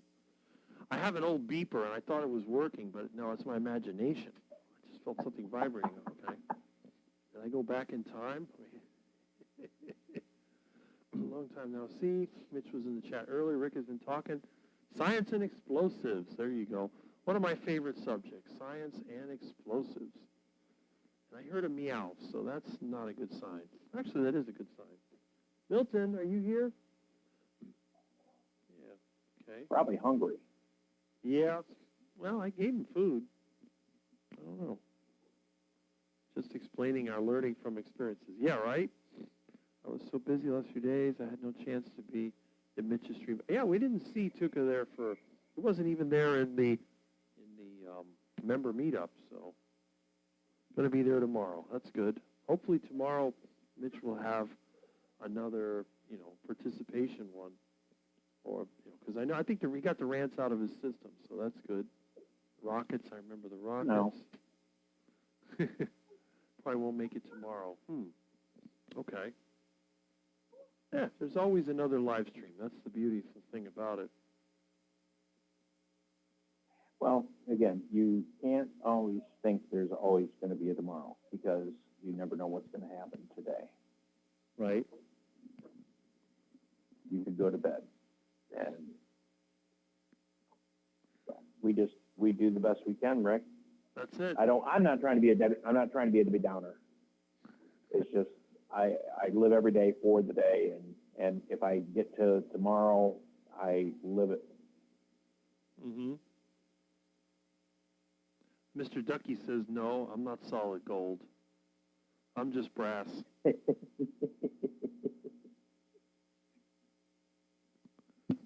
What are those from, the 80s? No, these are from, I think, the 50s. The house I took it out of, Nice. I cleaned that house out back in the 90s, and the old man had been there, I think, since the 50s. So these, I think, are from the 50s. I got 2 of them. Nice. They're just duck bookends. They don't have any maker's mark on them? Not that I can see. Let me see. Probably under the felt. I checked on the other one, but it was just like a filler. They put some kind of plaster under here to fill it. Let's see. No, I don't see. No, I do not see it.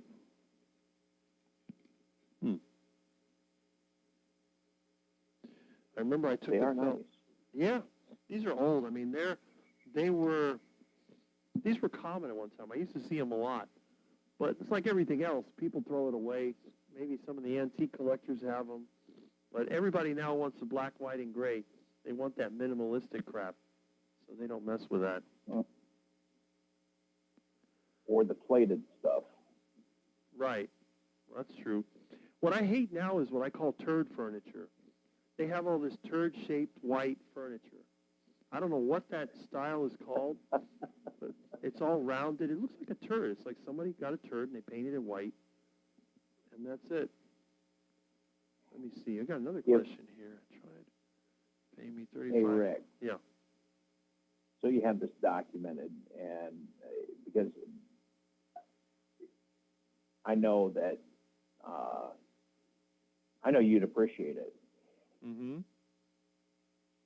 That if anything ever happened to me, my 1950s deco table, kitchen table, even though my dad, he repainted the legs on the chairs, and I don't have all the chairs because my idiot sibling threw out the frames and the cushions that he reupholstered. But I have, I think, 3 of them. That is yours. I've got the leaf, and it's the top is red. It's got the wide back chrome. That would be yours. That's awesome. That fits in with my decor. Yeah, it's a gorgeous table. It's just that my dad he didn't want to replate the legs and the legs of the table and the chairs. He didn't want to replate it. He just painted them black, and he reupholstered the chairs red. It doesn't have the vinyl like they had because they were all cracked. But yeah, that would be yours. Thank you. I appreciate because that. It's just sitting downstairs. Huh. We don't have any room for it, and we're never going to buy it. And I don't have any heirs that I would give anything to. Well, I'll probably have a heart attack before then anyway. We won't. See, somebody was asking about my air stand. Well, this is the company. It's called Eco Air. It's not Milton. And if you look at it, you probably recognize this from my front yard. Here's Milton. I hear meowing. Come on. Nobody. I mean, who's going to pay? Now, what is that? This is that thing that I put air in my tires with. Milton. Hey, come here, Milton. Come on. There's my little monster, Milton. Look at Sweetie. He's a little Milton. Let me turn the phone sideways. Okay, Milton, you silly puss. There's my Milton. Look at sweet little Milton. Oh, my goodness. What am I doing? Oh, wow. Yeah. Milton. Wow. Milton. That is nice. I have one of those in the I remember front yard. those. Yeah, I have one in my yard. You've probably seen it in my videos. That is nice, Rick. Yeah. Now, if I remember, we didn't have, so yours is just a regular air pump. It doesn't have any dialing the pressure. Yeah, it does. Oh, it does? It has a handle on the side. This one does too. They all do. This isn't even a pump. This just connects to the compressor. See if I can find one. Why is this? Right, right. But what I'm saying is, See, the the handle's ones, over the here. pumps, the pumps that I remember, Mhm. they would have like a rubber hose that you would hook up to your tires, Right. and on the top for the lever where you would squeeze the put air in your tires, Mm-hmm. there was a gauge that Yeah. would pop out and tell you it was made of brass. Oh, that's a different And it one. would That's the Milton Yeah. gauge. I have a couple of those. That's one I remember. Yeah. Yeah, I have that also. I have it in the backyard. I use it for the Bobcat and the trailer. That just plugs into the airline. This is the one I have up on my truck. In fact, my friend brought his Honda Pilot over. It had 32, he wanted 35 PSI, so I turned it to 35, plugged it in there, and his car measures the pressure, and guess what? Every one was perfect. And I haven't calibrated that thing in like 5 years, and it was perfect. Nice. Yeah, it works. Now, I got this from the Amico station. When I was in high school, I was riding my bike home from Southwest High School, and basically, they were taking it out. And I went over there. I used to put air on my bike, and then they just put like one of those, what, Milton? Yowling, what do you want? So and I said, where's the air? Oh, it's over there, and it was in the garbage. Oh, can I have it? Yeah. So I took it out of the garbage and fixed it up. You know, it was all kind of beat up. It was painted white like this. It looked like crap. I painted it red. And then probably 20 years later, I did it again.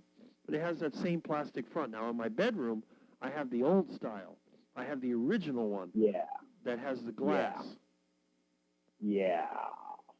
See if I can find that. Somebody probably has it. Nobody's going to pay that much for this piece of crap. Let me see. This is like this one. Okay. Mine in the bedroom looks like this one. No, not that one. But it's got the glass front anyway. I love all that old stuff.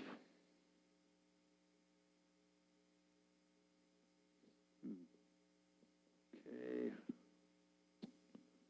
Oh my goodness, what did I do wrong here? Oh boy. This is. Rick, what are you yawning for? I don't know. 'Cause I haven't been moving much. Let's see. Here it is. That's what has the crank on it. That's what the one in my bedroom Yep. looks like. Yep. There we go. Mm-hmm. That's sexy. Yep. I have one in the bedroom. Looks just like that. I fixed that up too. That came from. It used to be, I believe, it was a FINA station when I took it out, but before that, I think it was called Pure Oil Company. And then they changed it, they remodeled, and they gave it to me. And I said, okay. They wanted me to do some plumbing, put in a faucet, because they were just using it as a faucet for water. The air didn't work because they had no compressor. So they told me if I would put a faucet in there, I could have it. That's what I did. I went over there, took it out, put a faucet in there. I think to this day it may still be at that station, if the station still exists. Now, because I know you said your bathroom is vintage, but Yeah. how many vintage sinks and faucets do you have from gas stations? I have a stack of them, the cast iron ones. I probably got 7 or 8 of them. Oh my gosh. I got toilets. I got all kinds of stuff. Do, do, do, do, do, do, do, do, do, do. I can imagine when you build your place what I will pay to stay a weekend there. Well, it'll be like going back in the 1950s. You'll have your rotary phone and your everything old, Celotex ceiling tiles, terrazzo floor, colored bathroom tiles, toilet, everything old. I don't like black, white, and gray. To me, black, white, and gray, that's corporate crap. That's financed by debt. It's designed to make you stupid. That's all it is. Minimalism, to me, is crap. I like to go the other way. Bright colors, chrome, nice shapes.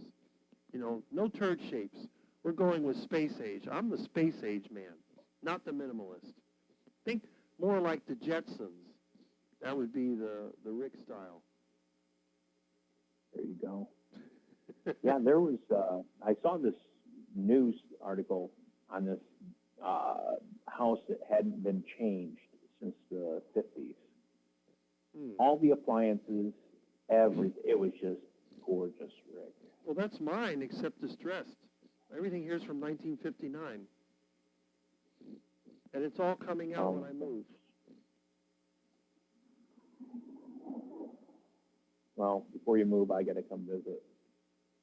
Well, this place is El Dumpo, but it doesn't matter because when I move, I'm just going to rebuild it all brand new. When I move, it won't be El Dumpo anymore. It's going to be nice because when I get older, the last thing I want to do is have to fix my deteriorating house. So I'm going to make it original 50s. I tell everybody, I'm building the last 1959 home on Earth, and that's it. Let's see. Yeah, I would. I mean, honestly, though, even though you call your place a dump, everything is vintage. Yeah. And you have a lot of memories there. Oh, yeah, I do. But the problem is, where I live, it's become so difficult. I mean, first of all, I'm surrounded by the third world. Hardly anybody speaks English here. So even if I had a good place to live, I got to speak Spanish all the time, which I'm sure is not a big deal. But I don't like the culture. I don't like Latin American culture. It's all carbohydrates, hot tempers. That's not my thing. I want a place where it's all based on cattle, you know. I wouldn't go to Texas because it's too dry for my taste. So I'm thinking North Florida, mid-Florida, just get away from the Latin American influence, get out there with the animals, and that's it. Yeah.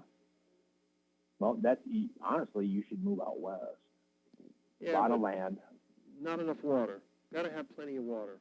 I don't want to go anywhere where the water is scarce. Well, you know as well as I do. Regardless, we don't own the land. Right. We're just caretakers. Mm-hmm. Paying I don't have rent. a problem hanging out in Florida. North Florida is still pretty much it's developed, but not like here. And my lot is near Lake Okeechobee. I can live there for a while, and I'll move if I have to. But I just want to get away from Miami because Miami's overfilled. The septic tank is overflowing. I need to get out of here before it either gets pumped down or it blows up.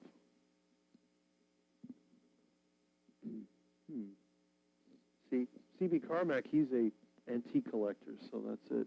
Phone book uses booster seat. I got a phone book under my phone right now. My rotary phone sits on the last phone book they ever delivered, which was like more than 10 years ago. Milton R. Cutie. Yeah, all gas stations had those air things. Got to whip up some eggs. I'll be listening. All right. Milton handsome like his dad. Well, thank you. See? I can see my cat. Don't worry. You'll get another. That's the big thing about cats. You can always, when you have the place to put one, you can always get another one. A pair for you know. Used to be free. Well, that's it. The air and water gas stations were both free. The only place that my friends can get free air is here. And then, let's see, 3,400. That's wishful thinking. Rick, is your meter working? Last week it didn't go off. Yeah, the meter works. I reset it. I just haven't put any money in it. That's why. Are you going to install a payphone in your place? Yeah, just like I have here. Do I have mail? What about a vibrating bed? Yeah, right? I actually got mail. That's a shock. That's like on the Addams Family. Mail's in. The hand. I don't have a hand to get my mail. I need to get one of those. The hand that comes out and gets your mail. Huh. Hold on. Let me go grab the mail.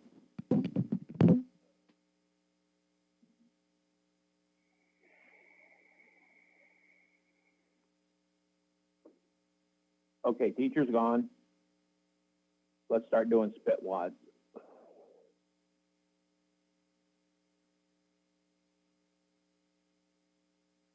Let's start drawing on the chalkboard. Gemma, get your head out of the gutter.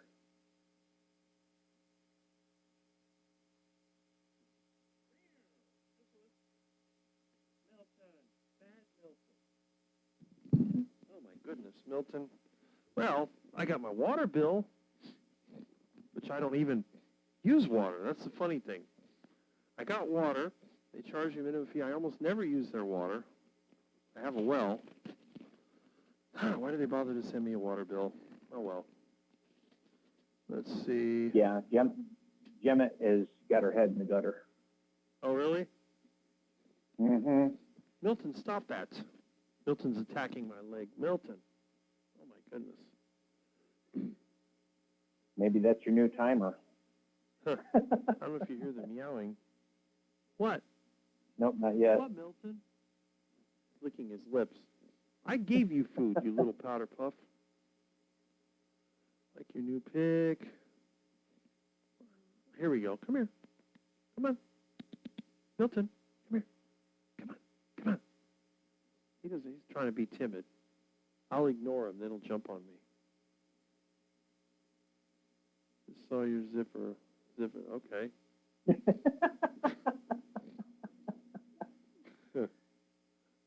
Oh. Let's see. Never did embrace rollerblades. Those things are kind of weird. Always liked the four-wheel roller skates. Milton. I told him when you walked away, I said, let's get all the erasers and erase the chalkboard. Milton. Oh my. What? Milton, stop that. Oh. What? Meow, meow, meow. I guess he was sleeping. His stomach said, I'm hungry. And that's it. Glad Rick's cows were getting out of the barn. Okay. Let's see. All right. So can I just shout out to CB? If you come across I would like to get a number 3 Griswold or a number 3, what's the other one? What's the other manufacturer? The one you got? Let me think. Oh, I can't remember now. I'd have to go to the kitchen and look. Griswold, what's the other one? It's not Wampac, No. but Griswold and Erie. Erie? No, that's Griswold. I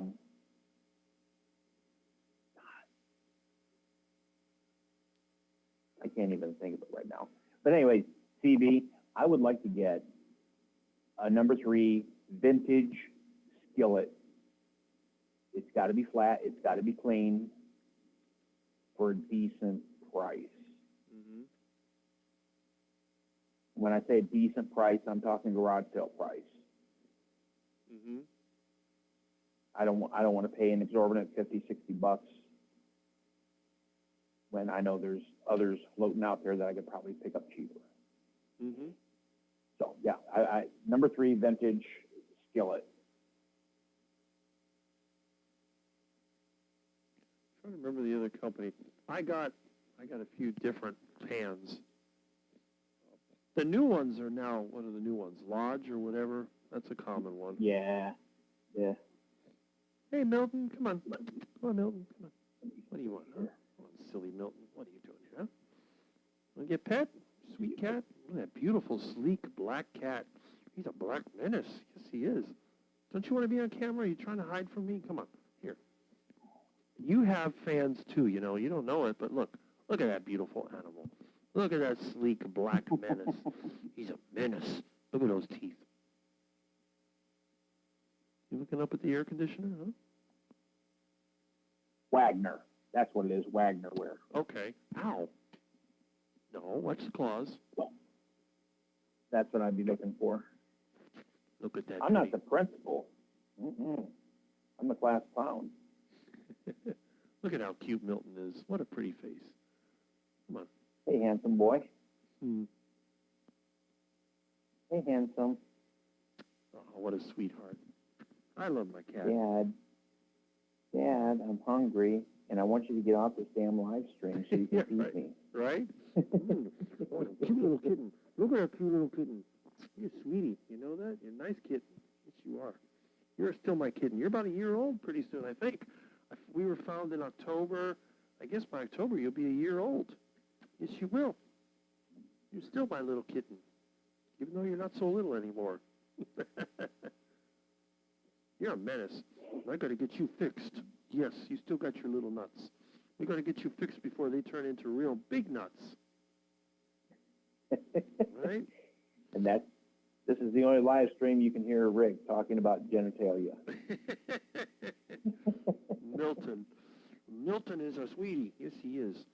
I don't want you so aggressive and squirting all over the place and old tomcat with a big old nuts. No. We don't do that here. You're going to be a domestic cat, and you're going to live to 21 like my other cats do. Yes, you are. Eating raw meat, yeah, and some cooked meat. I don't think the cooked meat really hurts them. I got a phone call. That's weird. Who the heck is calling me? Let's see.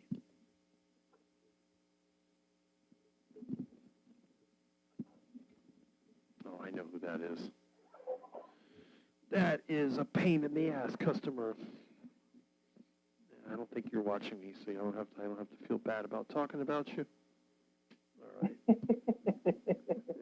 Let's see. I use this cell phone with a Wi-Fi connection. I don't have cell phone service, and then what I do, I just hook it up to see who's calling. I can use it as a display. Okay, here we go. I don't see... Oh. Well, that's interesting. Shoot. Got another call. Well, that's fun. Anyway. All right. Let's see what's going on here. How many people do we have on the live stream? That's interesting. 26. 26. Okay. I know Erin sometimes has a live stream. I don't know where she went. I don't know if she's having a live stream or what's... Milton, stop it. He's over there meowing like crazy. Oh, let me check. 26. All right. Let me see here.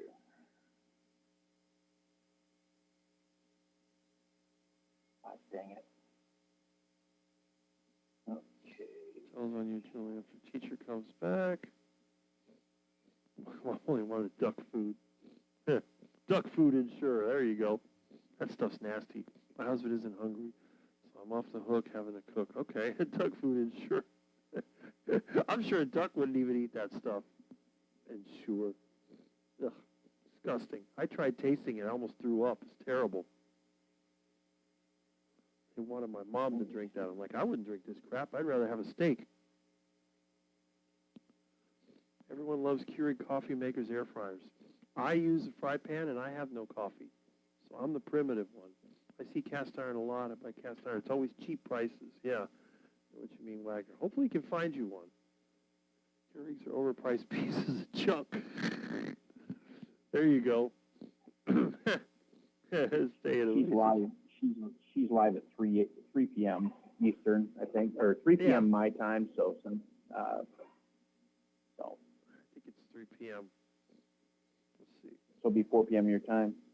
I thought it was 3 p.m. her time, or I mean, I can look it up. No, That's not a problem. no, it'll tell my time. Okay. Yeah. Okay. Hers is at 4. All right. Well, I got my other friend's calling me. I don't know what's going on there.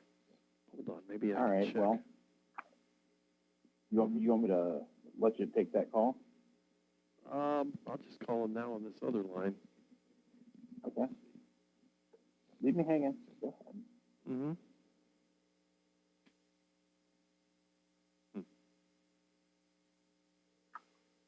Nobody's answering. Oh, well. Must not have been important. Okay. Oh, my gosh. Milton's doing something. I hear stuff falling down. Must be hungry. He's over there hunting. Maybe he saw a roach or something. Antique. I got it at the thrift store for $6.99. There you go. Antique number 8. I just used fry pan and Mr. Coffee or hot water. Well, there you go. And I caught up with the comments, it looks like. That's pretty good. Awesome. Yes, it is. I don't think I missed any. I've been doing pretty good today. Of course, we haven't had as many as we sometimes get. But, yep, every comment on my list has been checked off. So that's really good. All right.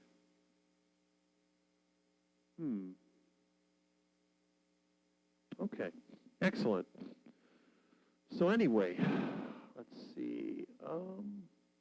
Yeah, that's great. Don't see any new ones. Maybe. Okay. There we go. Yeah. So you got the egg skillet. That's like what I got. The number 3. Yep. That's exactly what I want, Rick. My birthday's coming up. There you go. I think that's the only small one I got. Most of the extras I had are the big ones. But my friend Al, the one that had the tree fell on his roof, he's got a bunch of cast iron crap laying around. I think a lot of it's just sitting outside rusting, so I'll have to look and see if it's any good. The one that I have my mom threw out when I was a kid, I've been using it ever since then. I don't think it's ever been thoroughly washed and reconditioned. It's just been used constantly.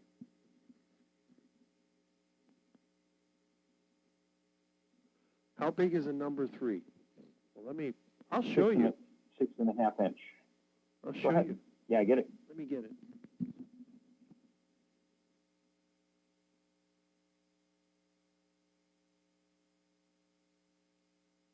Now I'm just curious.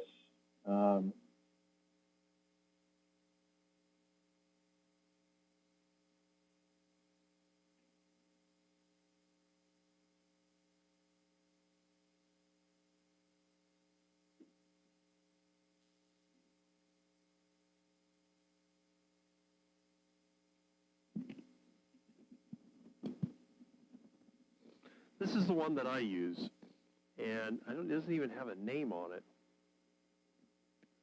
What? Yep. See? But the thing was, it was so beat up when I got it, I remember sanding it. I may have sanded the name out of it.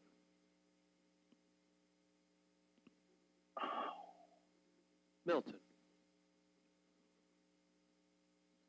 Yep, number 3. Mm-hmm. Look at Milton. That looks just like my mom's. See? Milton, stop it. Oh, damn, man. What? That is nice. Super old. I want that. That looks like an old lodge, or it could be an unmarked Wagner. It could be. All But I know. I want something Mm-hmm. with a flat bottom. I don't want a heat ring. Okay, yeah. Well, this, I remember, my mom threw it away. She got Silverstone. I'll never forget. She got DuPont Silverstone. She says, I hate this thing, and threw it away. And then it sat in the yard for a while because I wasn't cooking anything. So you'll notice that it's got, I think some of this rust came from when it sat in the yard.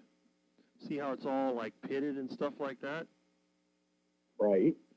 And then what I did, I cleaned it up. So I cleaned it with pool acid, and then the bottom was pitted like this, had a bunch of pits in it. Mm-hmm. So what I did, I ground it on the sidewalk, and ground it and ground it and ground it until I got it till it was relatively smooth. The inside, it has a few rust spots if you look at it, but it's kind of, I sanded it with sandpaper.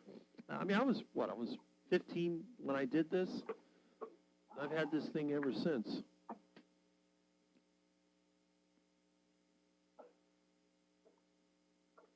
It's amazing that it's still good after all these years. But you can definitely see the rust.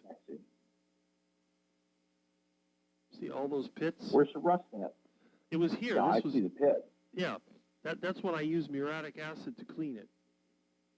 And this was Okay. back in 1983. So I've been using it ever since then. It's never been conditioned or cleaned since 1983. Well, the way you eat, it doesn't need to be. No, it doesn't. And that's the amazing thing. Notice, nothing ever sticks to this. My mom always complained that the food stuck to the cast iron, and she threw it outside. Well, she threw it in the garbage. I put it outside.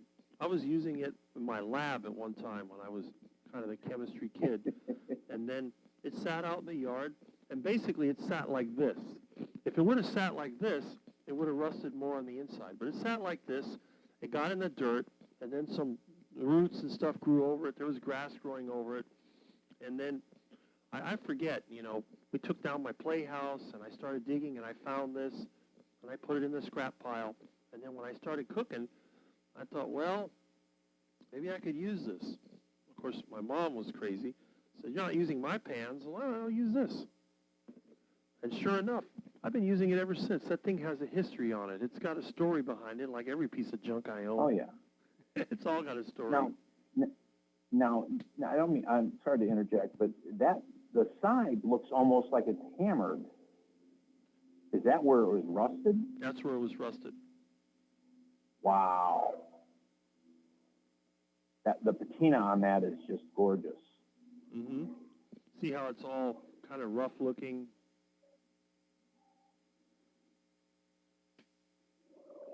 Yep.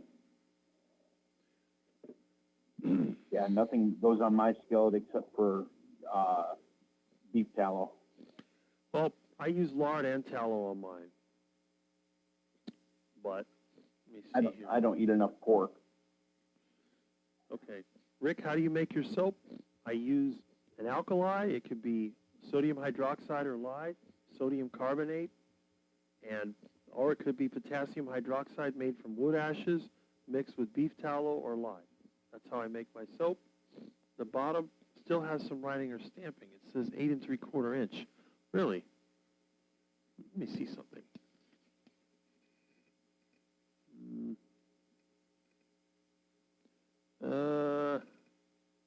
There's nothing on mine. He must be talking about somebody else's. I can still see the scratches from when I sanded this back in the 80s. This pan, it has quite a history to it, I have to admit. Wow. Hey, you're right. I had my great grandmother's when my mom passed away. I had a 80 Fairmont in the yard that I was going to get out, but I had to get some of the stuff that I didn't want my sibling getting, and I had my great grandmother's cast iron skillet in there, and I had a 200-foot, or not a 200-foot, 100-foot drop cord in there, just other odds and ends. Well, one time when I came back out, the skillet and the drop cord were gone. They busted out my back window. Oh. So I can pretty much guess. I don't have to guess. I know who took them, but without physical proof, like pictures or whatever, they're just objects. But that was the two things that I wanted her 2 cast iron skillets because they were from my great grandmother. Right. Let's see. Beautifully seasoned. Well, it was by accident. I never even tried. It's never actually been seasoned. That's the funny thing.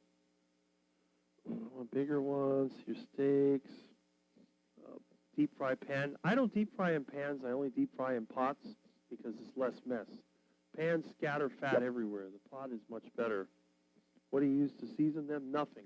All I did was cook in lard and tallow. I'll put my money on lard. Well, you're probably right. Looks like tallow. Well, this is tallow because I've only used tallow in this for years because that's what I cook my eggs in. My 3 or 4 eggs, I cook it in this pan. And let's see, cranky. Heat rings on the older ones. Mold's broken. Okay. Collectible only. Oh, heat rings are the older ones. Tallow he uses for everything, right? Let's see. Yeah, the heat rings were used to keep the skillets, the pans, because for the wood stoves. Oh, okay. Mitch uses Yep. grapeseed oil on his steel pans. I don't use steel pans because I like cast iron. Steel pans get that hot spot. I don't like steel pans. I will not use them. I do use stainless steel containers for keeping food when I need to eat lunch, and I'll just put that on the engine to heat it up. So that's really, really handy. Let me see. Rick used tallow also, yes. Iron and carbon steel pans were seasoned with tallow and lard for hundreds of years. Yeah, before seed oils were made. That's true. Bought at the thrift store. Most of my stuff came from the trash, from cleanouts. Used tallow. Yeah, see? But yeah, and this pan, like I said, it never gets cleaned. Of course, nothing ever gets burned in my pans. My mom used to complain these things. First, she said they were heavy. They're very heavy, hard to handle. And look at how I handle my pan. I do it all the time. This thing isn't even that heavy. You know, you can lift it with one finger, basically. It's just not, they're not that heavy. But when they came up with DuPont Silverstone, my mom was so happy. That was like the ideal pan for her. But I like this. This is also good. You get somebody from the county come in your yard without your permission. You just go like that, and that's it. Give them a good conk on the head. Yep. Let's see. Animal fats do polymerize. Yes, they do. Dr. Berry uses a deep pot for bacon so it doesn't splash. See? Dr. Berry uses a pot, just like Rick has always done with his heart attack cooking. Use a deep pot so you don't have fat all over your kitchen. Unless you want to have fat all over your kitchen, which it can be a mess to clean up, but I got to make a kitchen cleaning video. I just don't have the time. Break myself to use lard or tallow, but my skillets are starting to rust a little in spots. Okay. There we go. Hunting flea markets.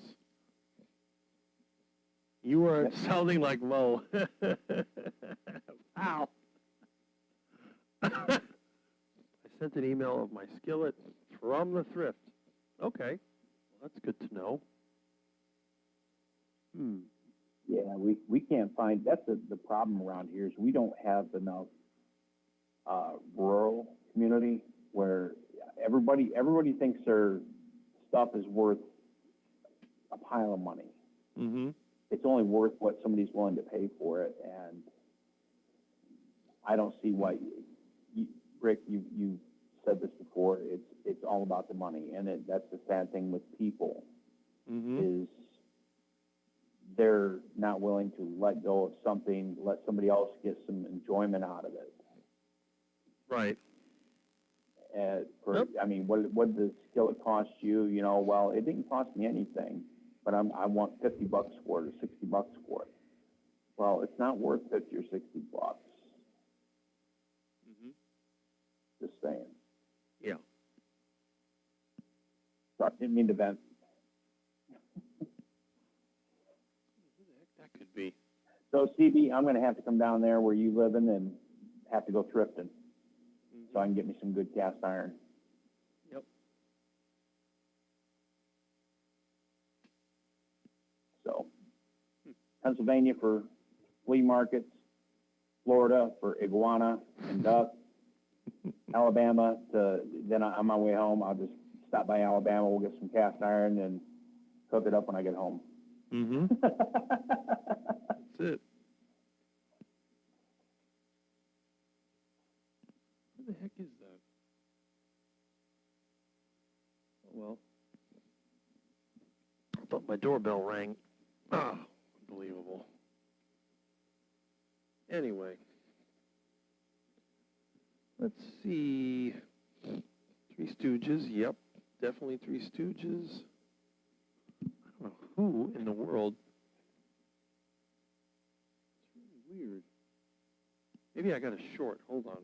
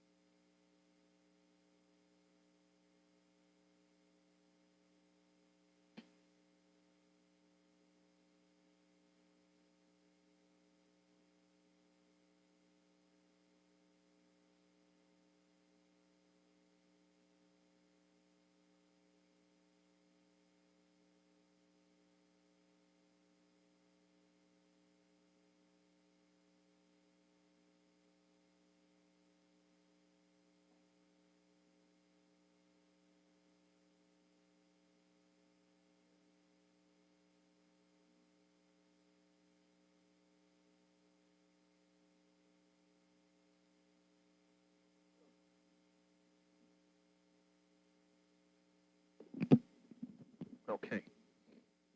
Somebody. I hope he doesn't run out. That's what I'm hoping. Oh, my goodness. I've been going through stuff. That's the problem. My house looks like a warehouse. I got too much stuff in it. Let's see here. Hmm.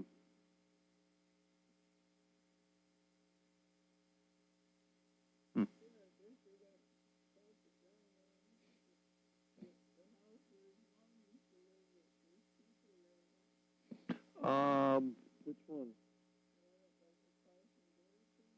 Oh, yeah. Yeah, he's got somebody living there. He's got somebody living there.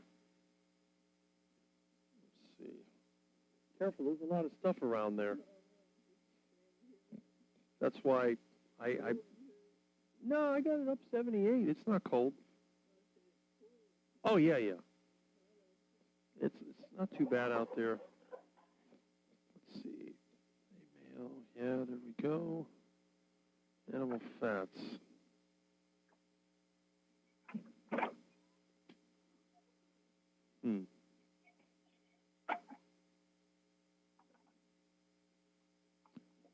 That's true. Oh, I heard something. What is this? Okay. This is a different one. This is with a computer. The electrical one's already done. I finished that. Let's see. Oh. Okay, blurry screen again. Yeah, I know that. This thing is a little crazy. Dang it. That came from the school. Those are some of the ones that were good. I want to install those in the shop. Yeah, those are going in the back room. I just haven't bothered to put them in yet. I got a bunch of them here. I had to bring all this in so it wouldn't get rained on. Yeah, that's from the junior high. 1950s, 1958. I guess they never got around to replacing it. They're working over there on 48th Street. Let's see. Okay. My live stream go down? What is this? I'm still here. No, my live stream seemed to have gone down. Huh? Oh, no, I guess it's We still haven't there. hit your record yet. You haven't what? I said we haven't hit your record yet. They shouldn't be taking it down. I don't know. Put another quarter in, Rick. Camera's all blurry for some reason. I don't know what happened. Let's see. Milton. Blame Milton. Yeah, right? What is going on here? Just get me another cup of coffee.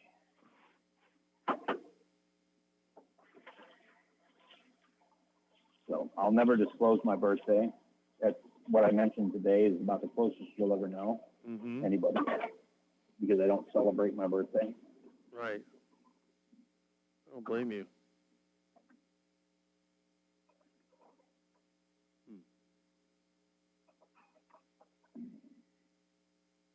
Okay.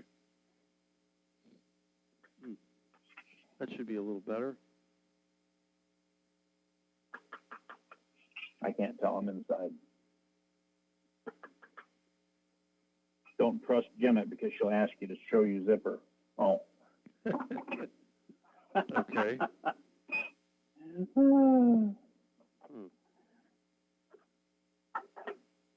So who were you talking to earlier? Somebody in the chat or somebody else on the other phone? No, actually got a call from somebody else, and somebody dropped in. It's just been crazy.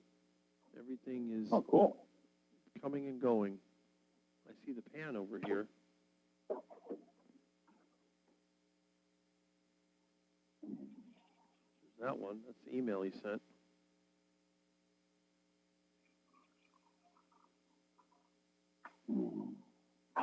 There's one of those pans. What's that? They sent a picture of the pan. Oh.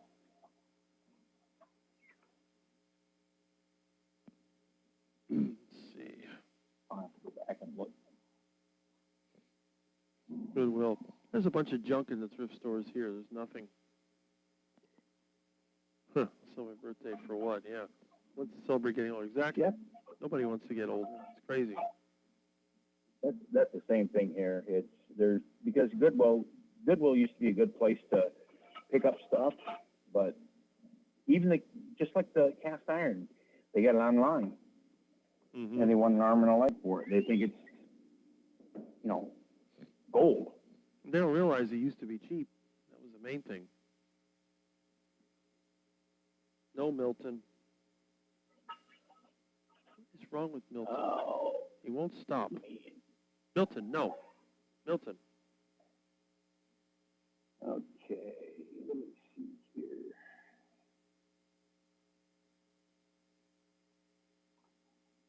Let me see here. Okay. Hmm? Oh. I'm trying to. I saw him. Did he go back? Yeah, I call Milton. Did he go back? Milton, I saw him. Hey, Brian. Mm-hmm. Hey, Brian, I don't know if you're subscribed, but if you go to my channel and click on my name, I think you should be able to see my email. I'm sorry. I didn't mean to interrupt you. Let's see. There it is. Think.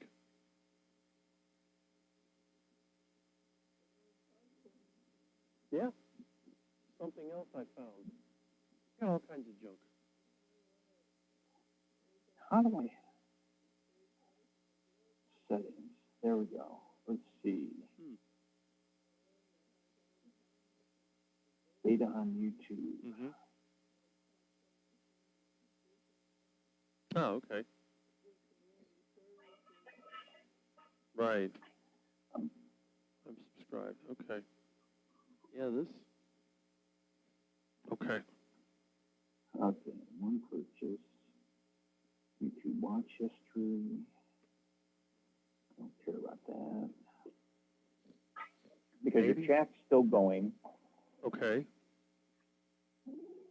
and I see your head bowing down. It's working again? Yep. I see you on the phone. Okay. So it is working again. I told you. Trust the process. Incredible. I don't know what happened. That's just weird. Of course, I've lost my chat.